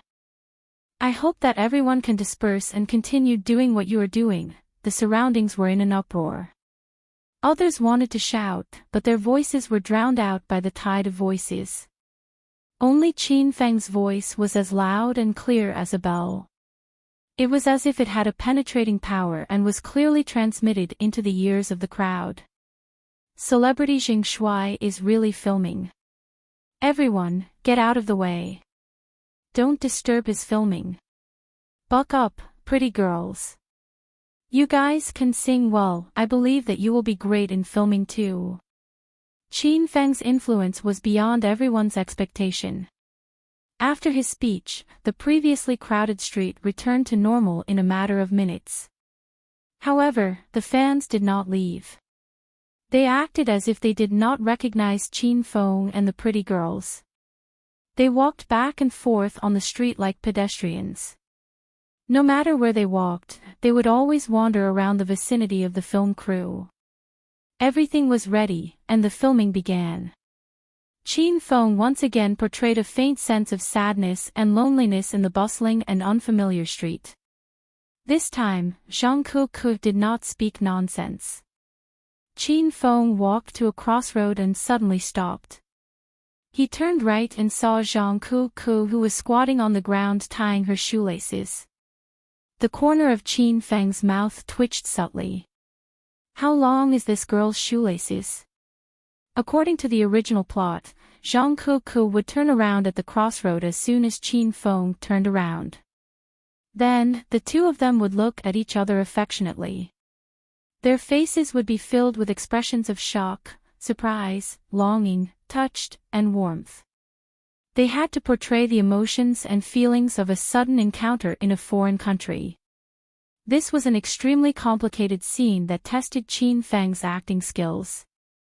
However, Qin Feng was not worried at all because he believed in his acting skills. However, Qin Feng changed his mind when the filming started. No matter how good one's acting skills and abilities were, it would be like playing the lute to a cow when he met a pig-like teammate. Zhang Kuku had been squatting on the ground tying her shoelaces for 2 minutes. She did not even raise her head to look at Qin Feng. How was Qin Feng supposed to meet her by chance? Superstar Kuku, look up. Look up. A few fans could not stand it anymore. They pretended to be passers-by and reminded Zhang Kuku anxiously. Just now, someone said that even if the pretty girls changed their career to film, they would still be great. Is that person still around? Ah. Oh. A coincidence. A coincidence. Zhang Kuku snapped back to reality after being reminded. She quickly raised her head and looked at Qin Feng. This was supposed to be a coincidence, but it was a coincidence when they turned around and looked at each other. Now, it was also a coincidence when Qin Feng looked down at Zhang Kuku. This scene was a little strange. Qin Feng lowered his head and peered at Zhang Kuku's fair skin. Zhang Kuku raised her head and looked at Qin Feng. Then, she uncontrollably shifted her gaze downward and stared at Qin Feng's crotch. Zhang Kuku was almost played to death by Qin Feng last night. She was curious whether the space in his pants was that big. It shouldn't be able to fit, right? Qin Feng regained his senses. He remembered that he still had to perform the 5 different emotions, but he did not have the urge to continue acting when he was looking down at Zhang Kuku. Ah. Ah. Ah. Ah. Ah. Ah.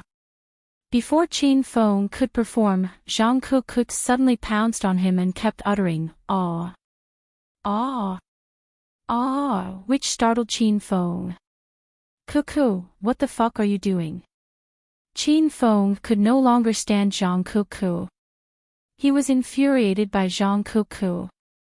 Zhang Kuku put on an aggrieved expression and tears were about to fall from her eyes. I just want to act properly so that I won't be a burden to you. The 5 ahs that I uttered are different tones and expressions. They express 5 different emotions: shock, surprise, longing, touched, and warmth. Big brother Jing Shui. Can't you feel it? Qin Feng rolled his eyes. He was too tired to retort. The staff of Hong Kong's House of Millions fainted. Some of them even foamed at the mouth. The staff of Can Film and Television were stunned for a while.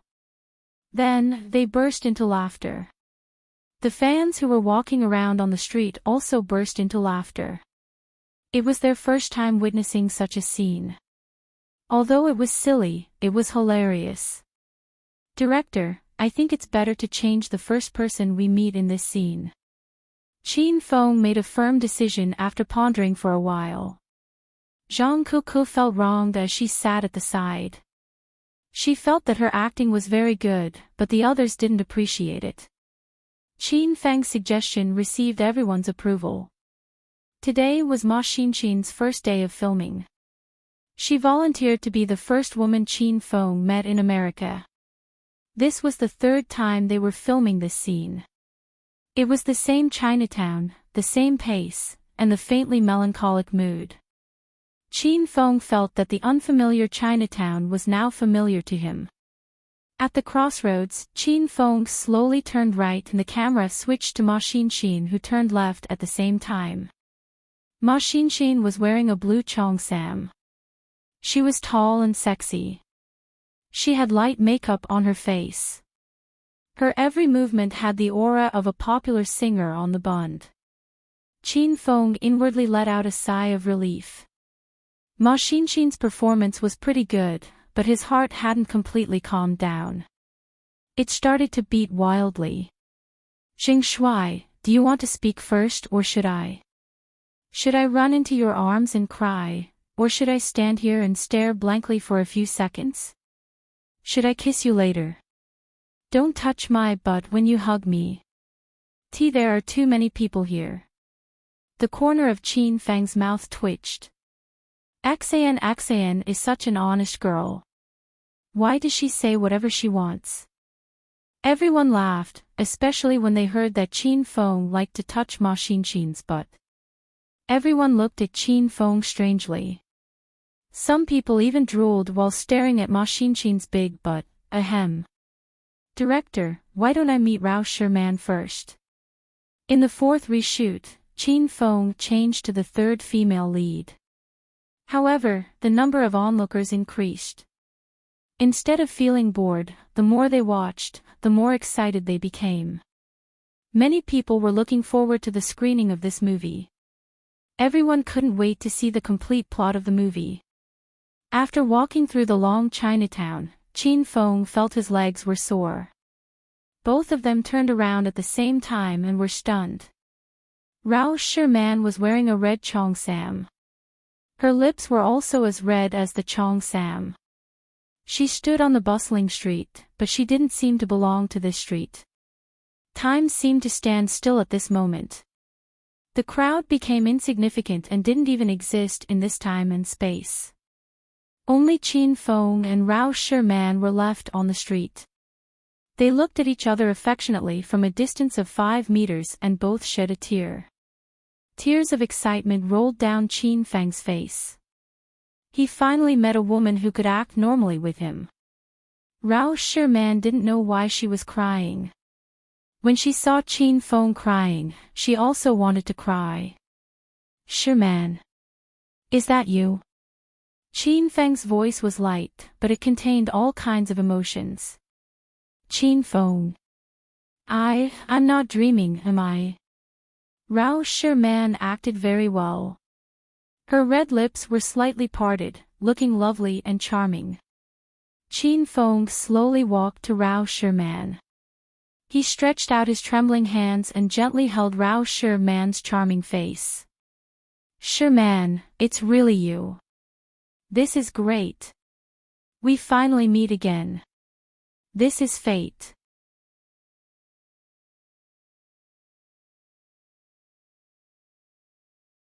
Chapter 934. Qin Feng's hoarse voice was laced with a hint of longing. His words silenced the crowd. Everyone was captivated by Qin Feng's infectious performance. Of course I remember. I said, if fate wills it, let's meet again. I didn't expect that we would meet again. Yeah, I thought I'd never see you again because we didn't. Qin Feng was halfway through his sentence when Rao Shiman suddenly reached out her slender hand and placed it beside Qin Feng's mouth.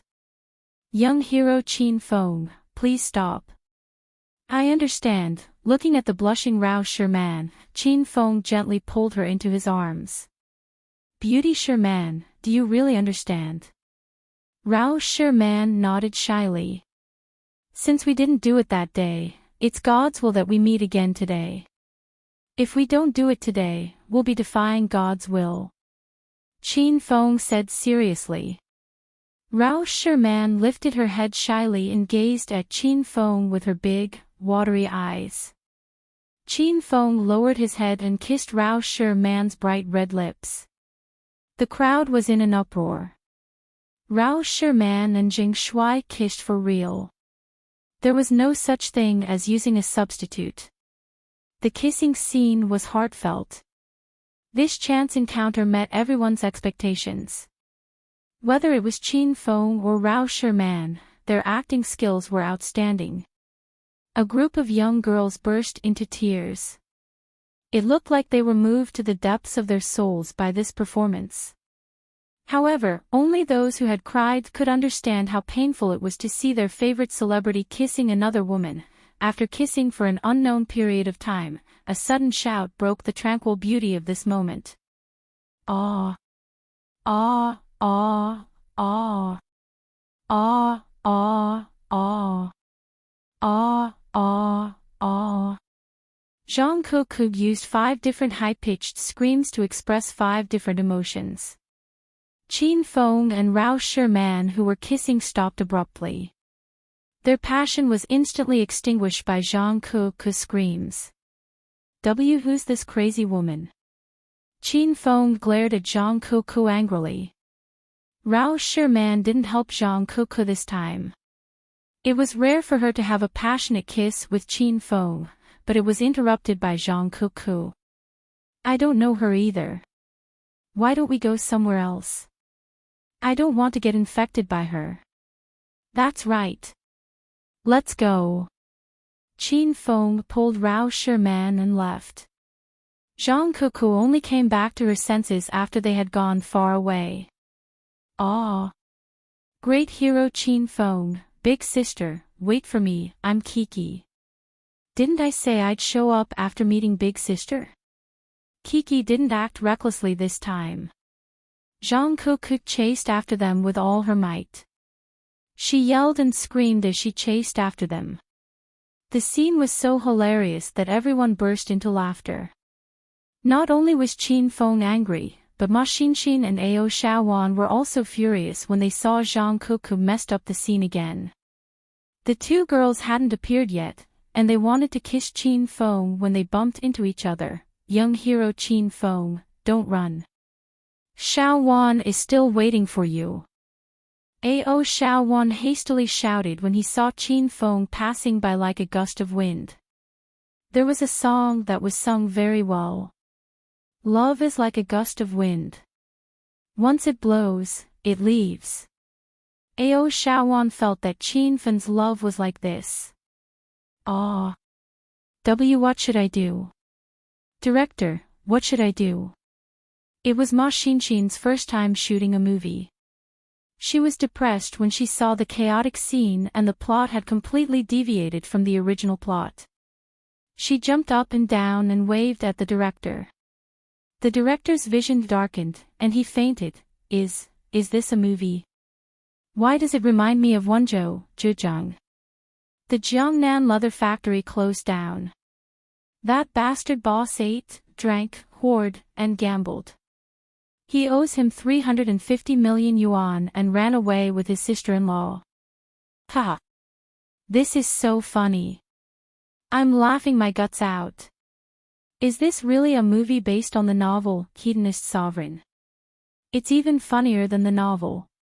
When will it be screened? I want to watch it. I must watch it when the time comes. Rao Sherman and Jing Shuai's acting skills are amazing. Zhang Ke is a comedian.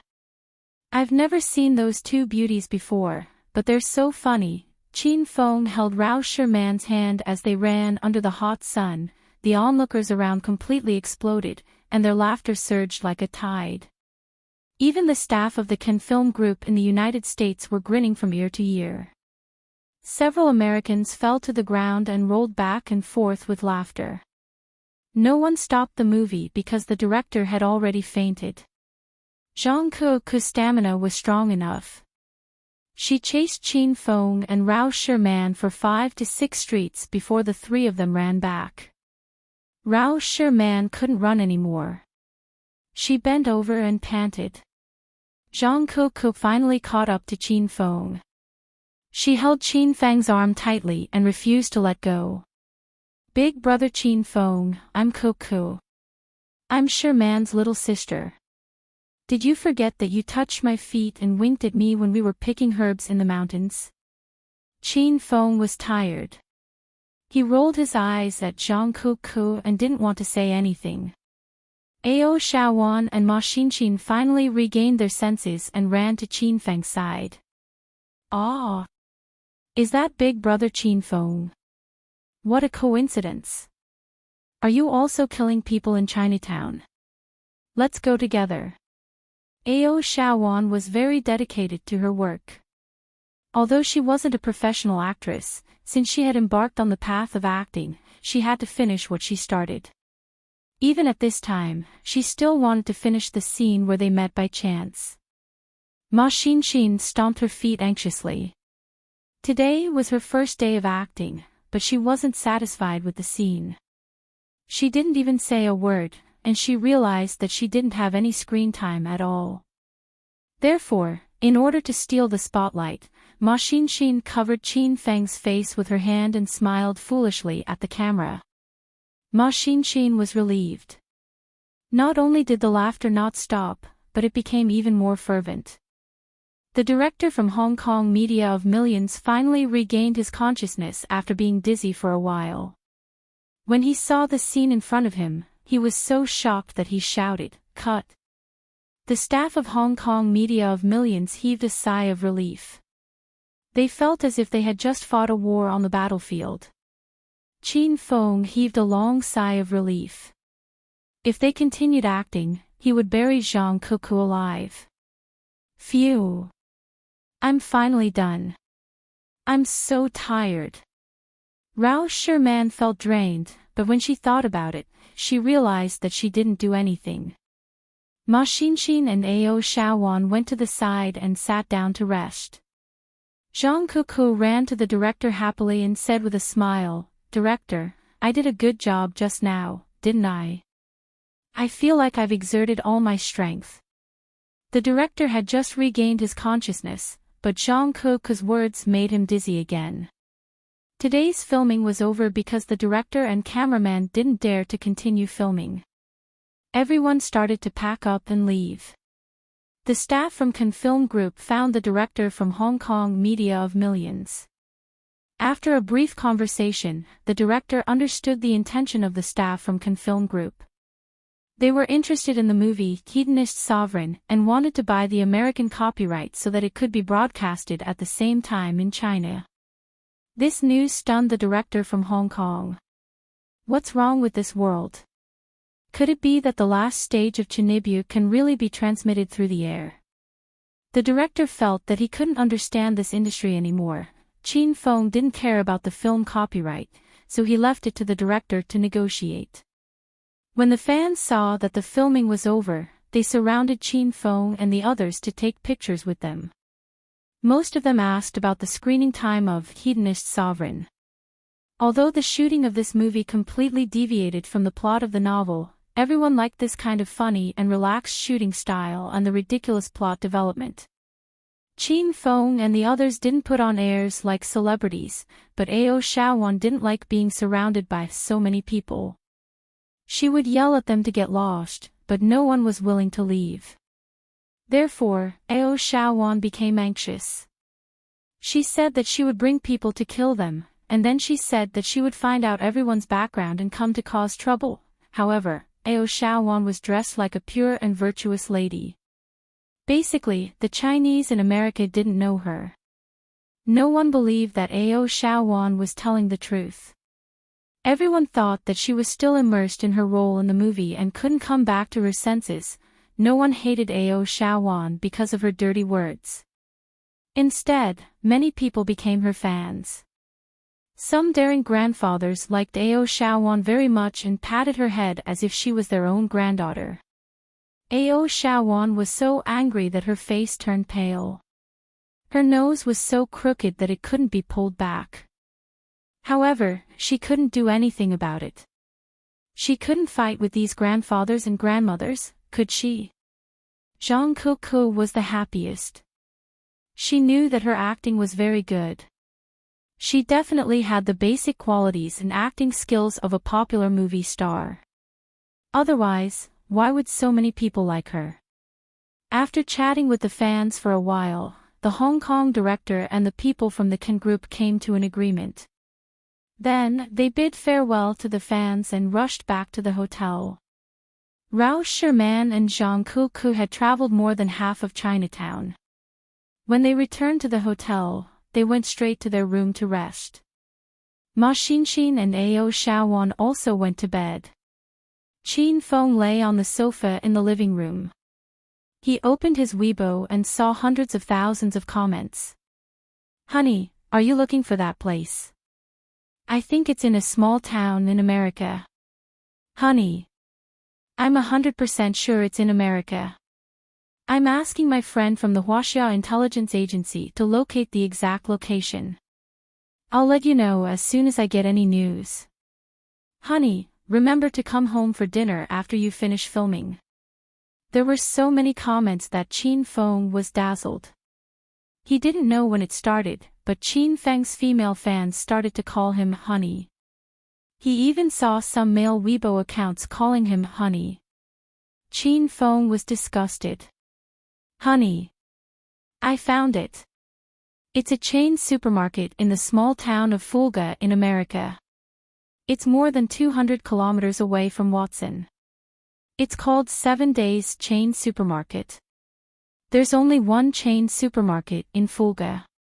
You can find it by asking anyone there. Honey, I used all my friends to find it. Come home early after you finish filming today. I'll wait for you in bed after I've washed up." Qin Feng checked the comments one by one. Most of them were comments that teased Qin Feng and had nothing to do with Han Ying's location.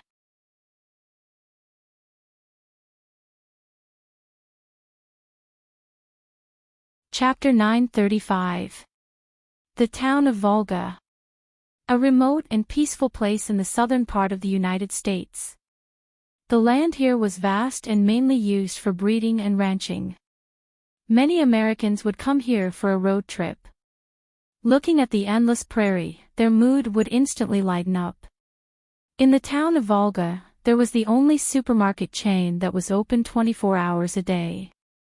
The people of the town basically came to this supermarket chain to buy daily necessities and snacks. At 6:00 in the evening, the sun had already started to set. The town of Volga was shrouded in the afterglow. The prairie was half dyed in gold, and every piece of land was a picturesque scene. "Welcome," the censor at the entrance of the supermarket said in English. Two men wearing black leather jackets and black leather pants walked in. They were both about 1.8 meters tall. One had a yellow afro, and the other had a black braid. Just looking at them would make people feel a little scared. "Give me 2 packs of Old Captain." The man with the braid was a black man. He threw some US dollars on the cashier and chewed gum in his mouth. He had a sloppy attitude.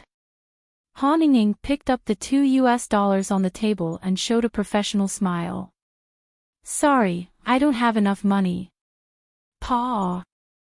The man with the yellow afro slammed his palm on the cashier and stared at Heartwarming fiercely. "Fuck. I only brought this little money with me today. Hurry up and give me the cigarettes. Don't talk nonsense. Believe it or not, I'll kill you." Heartwarming was startled by this sudden action. Her tall and sexy body trembled slightly. However, she quickly calmed down. Heartwarming was a queen who had worked hard in the business world. She had once invested more than $1 billion in one sentence. "Sorry, our supermarket doesn't take credit." Heartwarming looked at the man with the afro and said firmly, "Fuck, you're very arrogant, aren't you? Do you know who we are?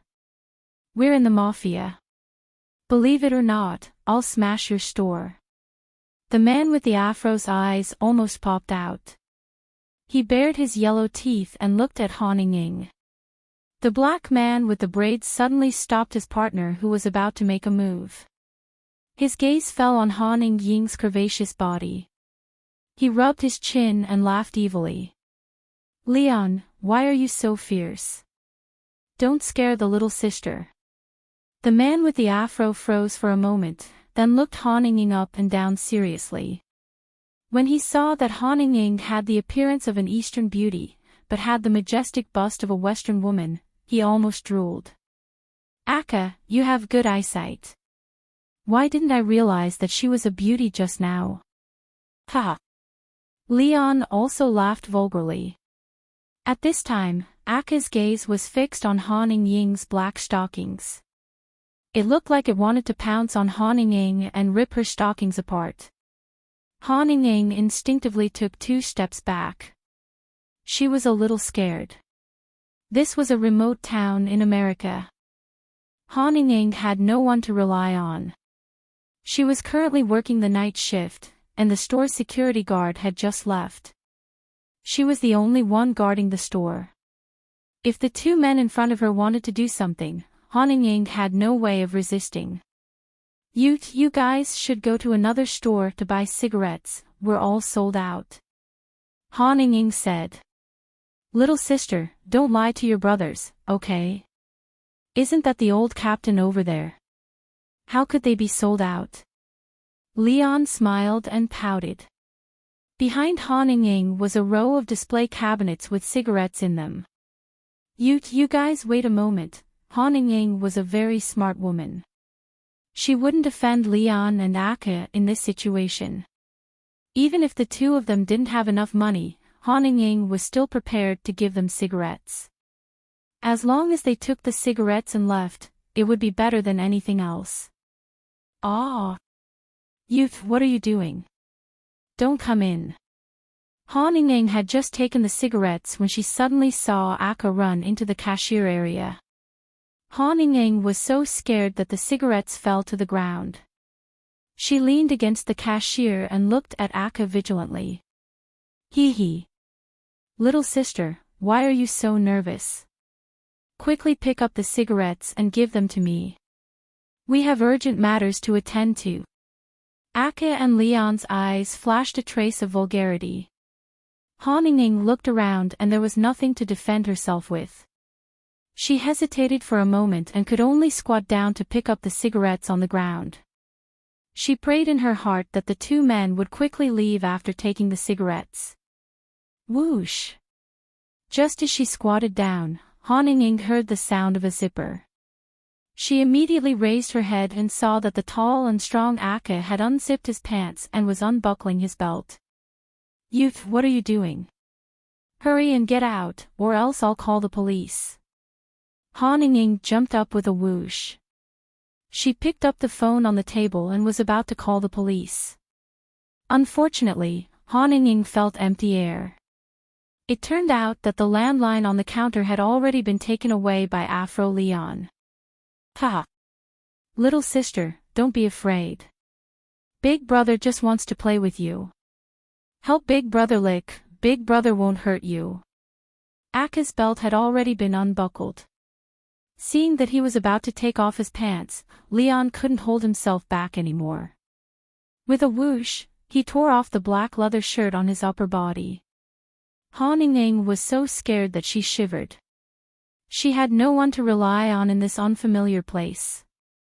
Now that she met two tall and strong men, Han Ying didn't even have a chance to escape when she was stuck in the cashier counter, let alone resist. Aka slowly approached Han Ying. He extended his hand and was about to pull Han Ying's hair. Han Ying fell to the ground, buried her head between her knees, and started to cry helplessly. Han Ying had been in America for more than 2 months. She thought she could gradually forget Qin Feng and the crime she committed by moving to an unfamiliar city. However, Han Ying realized that she was wrong. In this foreign country, Han Ying missed Qin Feng and her relatives and friends in China even more. She couldn't sleep at night and often spaced out at work. Han Ying knew she was finished this time. She thought that if her body was touched, she would just kill herself by banging her head on the wall. Han Ying had only been touched by Qin Feng twice in her life, and those 2 times were by Qin Feng. However, Han Ying was not afraid of Qin Feng. She even swore that she would never let another man touch her in this lifetime. If Qin Feng couldn't forgive her crimes, then she would hide in a place that Qin Feng would never find and live the rest of her life alone. Whoosh! The wind whistled. But it was covered by Aka's evil laughter. But that faintly discernible white light really did appear. Aka's laughter suddenly stopped. He looked at his hands in astonishment. The hands that were about to grab Han Ying's hair, why did they suddenly disappear? At that moment, Aka didn't feel any pain. He looked at the pair of hands that fell on the floor with an expression of senile dementia. The hands that resembled his own were still twitching on the floor. However, this scene that defied common sense was too horrifying. It made Aka's heart stop for a few seconds. Roar! After a few seconds, the sound of blood spurting could be heard. The blood gushed out like water and instantly dyed the entire floor of the cashier counter red. Aka stood in the pool of blood and screamed his lungs out. At this moment, he finally understood that his hands were cut off. "Hey Aka! What are you doing? You, stop shouting." Leon had just taken off his shirt and was about to pounce on Han Ying to play with Aka when he saw a scene from hell. He was so scared that his legs trembled. Aka didn't respond. He was in so much pain that he couldn't speak. The entire supermarket was filled with Aka's ghostly cries and wolf howls. Han Ying was so scared that her entire body trembled. All of this happened too quickly. Han Ying didn't even have time to react. She only felt that she was tightly embraced by a warm and strong embrace. She even thought that it was that disgusting man who hugged her, so she struggled instinctively. However, the embrace was too strong. Han Ying couldn't break free at all. Ying, it's all right. It'll be all right." A familiar yet strange voice rang in Han Ying's ears. It was even in Chinese. Han Ying's struggling body suddenly froze. She finally mustered up the courage to open her eyes and saw an ugly and unfamiliar face. Han Ying didn't recognize the man in front of her, but she felt that this man was very familiar. Lying in his embrace gave her an indescribable sense of security. However, he wasn't Qin Feng. "Do let me go?" After a momentary daze, Han Ying began to struggle with all her might. Qin Feng let go of Han Ying. He had already carried Han Ying from the cashier counter to the shelf. "Ying, don't go. Wait here for me." Qin Feng pushed Han Ying to a chair beside the shelf and sat down. Then, he walked towards Aka and Leon. Aka was still screaming. Leon finally regained his senses. He picked up a metal shelf and smashed it towards Qin Feng. "Fuck. You dare to ruin our plans. I'll send you to hell." Qin Feng didn't stop walking. His expression was colder than ice. He walked with large strides towards Leon. Leon flew towards Qin Feng, bang. The hard metal shelf smashed into Qin Feng's head. Qin Feng didn't dodge. The metal shelf was smashed until it deformed. Qin Feng casually grabbed it and threw it to the side. Han Ying screamed in fright. Although it was her first time seeing Qin Feng, she was still very worried when she saw Qin Feng get hit. Leon suddenly froze. He stared at Qin Feng's head for a while and discovered that there was no blood. There wasn't even a trace of injury. Could it be that this man practiced the legendary Iron Head technique? Bang! Leon's attack ended, but Qin Feng's attack had just begun. Qin Feng threw a punch. It was as if a tiger and a dragon roared. This punch smashed into Leon's abdomen. It directly caved in and a large mouthful of blood sprayed from Leon's mouth. "Ah!" Han Ying screamed again. She looked at Qin Feng's back in disbelief. She discovered that this man was very violent and overbearing. It was a very familiar scent. Leon took a punch but didn't fly out because Qin Feng's other hand grabbed Leon's collar. Leon was like a little chick that Qin Feng lifted high into the air. "You dare touch my woman. You'll regret it." Bang! With an angry roar, Qin Feng threw another punch. This punch landed on Leon's chest and the sound of his sternum breaking could be heard.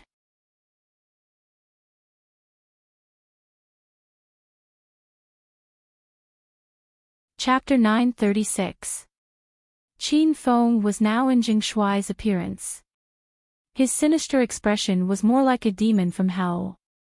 Leon already started to regret. He regretted his intentions towards Han Ying. He wanted to beg Qin Feng for mercy, but he didn't even have the strength to speak. Sir, don't hit him, it'll kill him." Qin Feng raised his hand and was about to punch for the third time when Han Ying's trembling voice came. Qin Feng paused and tilted his head. His sinister and terrifying expression disappeared and he revealed a brilliant smile. "It's okay, I'll take responsibility if you kill him. However, I won't let off the woman who offends me easily." Boom! As soon as he finished speaking, Qin Feng's fist, which was suspended in mid-air, smashed down. This time, Qin Feng let go and Leon was punched out of the supermarket. His body landed heavily on the ground a dozen or so meters away from the entrance. A moment later, the ground was dyed red with blood, the same color as the setting sun. Han Ying was dumbstruck. She didn't know Jing Shuai's identity. Hearing the man in front of her say that women who offend him won't have a good ending, Han Ying's heart was in turmoil. She knew that the man in front of her was clearly not Qin Feng. At that moment, her frozen heart slowly melted. Han Ying didn't know what was wrong. Although she didn't want to admit it, she had to admit that she seemed to like this overbearing ugly man in front of her. Qin Feng had already arrived beside Aka. He grabbed with his large hand and pulled the 1.8-meter-tall brawny Akka out of the cash register. Akka was so scared that his entire body trembled. He saw Chin Fong send Leon flying with his own eyes. Akka resisted the sharp pain of his broken hand and said shakily, "Be big brother, don't kill me. I am a member of the American Mafia. Let me live, and this will be over. No, otherwise, you won't have a good ending." Bang. Without waiting for Akka to finish his threat, Chin Feng's fist fell and smashed into Akka's crotch. A muffled sound rang out. That was the sound of Akka's balls exploding. In a short 2 minutes, the fight had already ended. However, the supermarket had undergone earth-shattering changes. This place had already become hell. Han Ying was so scared that she wanted to run out. Leon was lying in a pool of blood outside the door, and it was unknown whether he was dead or alive. After Akka's balls exploded, he fainted at the entrance of the store. Han Ying shakily walked in front of Chin Fong and maintained a certain distance from him. You should leave quickly. When the police come, you'll be in trouble." For better or for worse, Han Ying was a woman who had seen great storms and waves. Although she was terrified, her thoughts were still very clear. However, Chin Fong didn't leave. He grabbed Han Ying and pulled her into his embrace. Han Ying started to struggle with all her might. She felt a bit hopeless. She couldn't be so unlucky tonight, could she? 2 bad guys had just fallen, and now an even worse one had come. Don't touch me, I have a man." Han Ying couldn't struggle free, so she could only plead with Chin Fong. Chin Fong quietly hugged Han Ying and smelled her familiar fragrance. When Chin Fong entered the store, he saw Han Ying. At the same time, he saw Akka, who was taking off his pants to violate Han Ying. At that moment, Chin Feng's anger rose from the soles of his feet. Chin Feng's heart was filled with guilt. For him, Han Ying went from a business queen who could summon the wind and summon the rain to hiding here and live a hard and poor life. Chin Fong wondered what would have happened if he had come a bit later and found Han Ying a bit later. Chin Fong didn't dare to think too much. He was afraid he would burn down the entire town of Forga. "Ying, it's been hard on you," Chin Fong said next to Han Ying's ear. Han Ying, who was struggling with all her might, suddenly stopped. She felt that this strange man gave her a familiar feeling. Moreover, this man kept calling her Ying. Could it be that he really knew her? Who are you? Why haven't I seen you before?" Han Ying asked with a trembling voice. Chin Fong seemed to be talking to himself. "Ying, I've been to Jincheng City and met your father. At the time, he told me a lot and gave me the letter you left behind." Chin Fong said a lot, and Han Ying was stunned. Han Ying left that letter for Chin Fong and asked her father to personally give it to Chin Fong. Aside from her father and Chin Fong, no one else knew about this. How did the man before her know? Was he really Chin Fong? Who are you? Han Ying already had an answer in her heart, but she still found it hard to believe. When she was at her most desperate and needed help the most, did Chin Fong really come?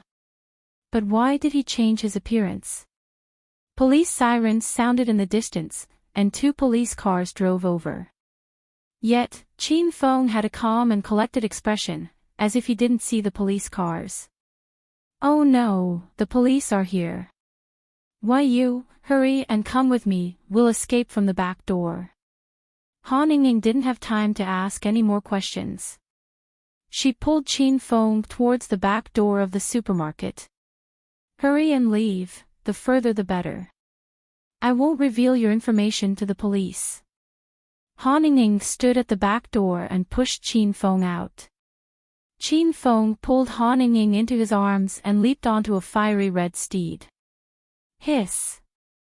Flaming dragon horse raised its front hooves, kicked in the air a few times, and galloped away. Fulga town was surrounded by flat plains and horse farms. It was common for people to gallop on horses here, so no one thought it strange that Qin Feng galloped on a horse with Han Ying. However, some people gasped in surprise because they were shocked by the speed of Flaming Dragon Horse. The wind howled in her ears. Han Ying was still in a daze. Han Ying still couldn't confirm the identity of the man hugging her.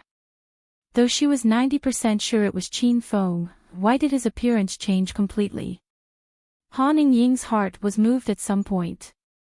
She had enough of the lonely days, and she wanted to go far away with a man. Before, that man could only be Qin Feng. However, at that moment, Han Ying really wanted to follow the man who hugged her tightly. No matter where he went, Han Ying would follow him silently. Ying, come back with me. I'll take you back to China. When we return to Acropolis City, you'll continue to help me manage Royal Group. Qin Feng's calm voice rang in Han Ying's ears. Han Ying was so scared that she almost fell off the horse. Han Ying struggled to turn around, so Qin Feng carried her and turned her around. Han Ying and Qin Feng's eyes met. Qin Feng's appearance changed, but the light in his eyes didn't. Han Ying stared at Qin Feng for a long time, then suddenly threw herself into Qin Feng's arms. Why, you're finally here. I missed you so much. Han Ying cried. Though she didn't make a sound, her shaking shoulders betrayed her. The number one beauty of Jincheng City, the seemingly invincible strong woman in the business world, was crying like a waterfall at this moment. She had too many grievances in her heart that she couldn't talk about. She betrayed Qin Feng, and that was the last thing she regretted in her life. Therefore, Han Ying chose to hide. She didn't have the face to ask Qin Feng to forgive her. Under the setting sun, a steed that was blood red than the setting sun galloped. Qin Feng didn't say too much. He chose to keep a lot of words in his heart. He would show them with practical actions in the future. Qin Feng's heart ached as he hugged Han Ying. Han Ying's entire body lay in Qin Feng's embrace. Han Ying had been waiting for this hug for too long. When she was hated by Qin Feng and raped by him because he mistook her for a frivolous woman, Han Ying wanted this simple yet extravagant hug after being bullied. All of this happened too suddenly and violently. Han Ying was muddled with joy. She didn't dare move an inch. She was afraid that if she opened her eyes, she would wake up from the dream. After an unknown amount of time, the Flaming Dragon Horse ran back to the Watson area. Qin Feng put the Flaming Dragon Horse away. Riding a horse on the streets of America's capital city was a bit too ostentatious. Han Ying had fallen asleep a long time ago. She hadn't had a good night's sleep since she came to America. She slept very soundly. Tears and a smile hung on the corners of her mouth. Qin Feng didn't wake Han Ying. He carried her all the way to the hotel. Many people on the street turned their heads to look at Qin Feng and Han Ying. Then, they sighed. Another flower stuck in cow dung. Qin Feng, where have you been? I couldn't find you the whole night. I called your cell phone, but it was turned off. Did you really worry me to death? As soon as Qin Feng returned to the hotel suite, Ma Xinxin rushed to him anxiously. Han Ying was woken up by the noise. The first thing she did when she opened her eyes was to look at Qin Feng. When she saw that she was still lying in Qin Feng's arms, she realized that it wasn't a dream. Han Ying burst into tears again. Who is this woman? Ma Xinxin looked at the incomparably beautiful woman in Qin Feng's arms and felt like she was going to die from anger. However, when she saw the woman suddenly cry, Ma Xinxin's heart softened. Axian, is Big Brother Qin Feng back yet? Zhang Kuku and the others entered the room. Zhang Kuku was halfway through her sentence when Rao Sherman suddenly screamed, "Aw!" Isn't this big sister Ing? Han Ing was also shocked when she saw Rao Sherman. Why, you're here too? Han Ing was an extremely smart woman. She looked at the beautiful women in the room and asked after a pause, why, you're here for vacation with Qin Feng, aren't you? Ma Xin, Zhang Kuku, and Ao Shaowan didn't know Han Ing. However, when they saw Qin Feng brought back such a beautiful woman with a good figure, the three women looked a little unhappy. Rao Sherman stayed in Qin Manor when she went to Acropolis City. She often hung out with Han Ing and Su Ruoro. Their relationship was pretty good. Rao Sherman held Han Ing's hand and explained. Ing, long time no see. How are you? We came to America to film. I didn't expect to see you here. Are you here for business? You're tuning into the LoveLore Library YouTube channel. We're so grateful for your support, and don't forget to subscribe to join us on this incredible journey through captivating stories. Your generosity through donations truly makes a world of difference, as it's the primary source of revenue that allows me to expand and enhance this channel for you. Thank you from the bottom of my heart for being a part of this adventure.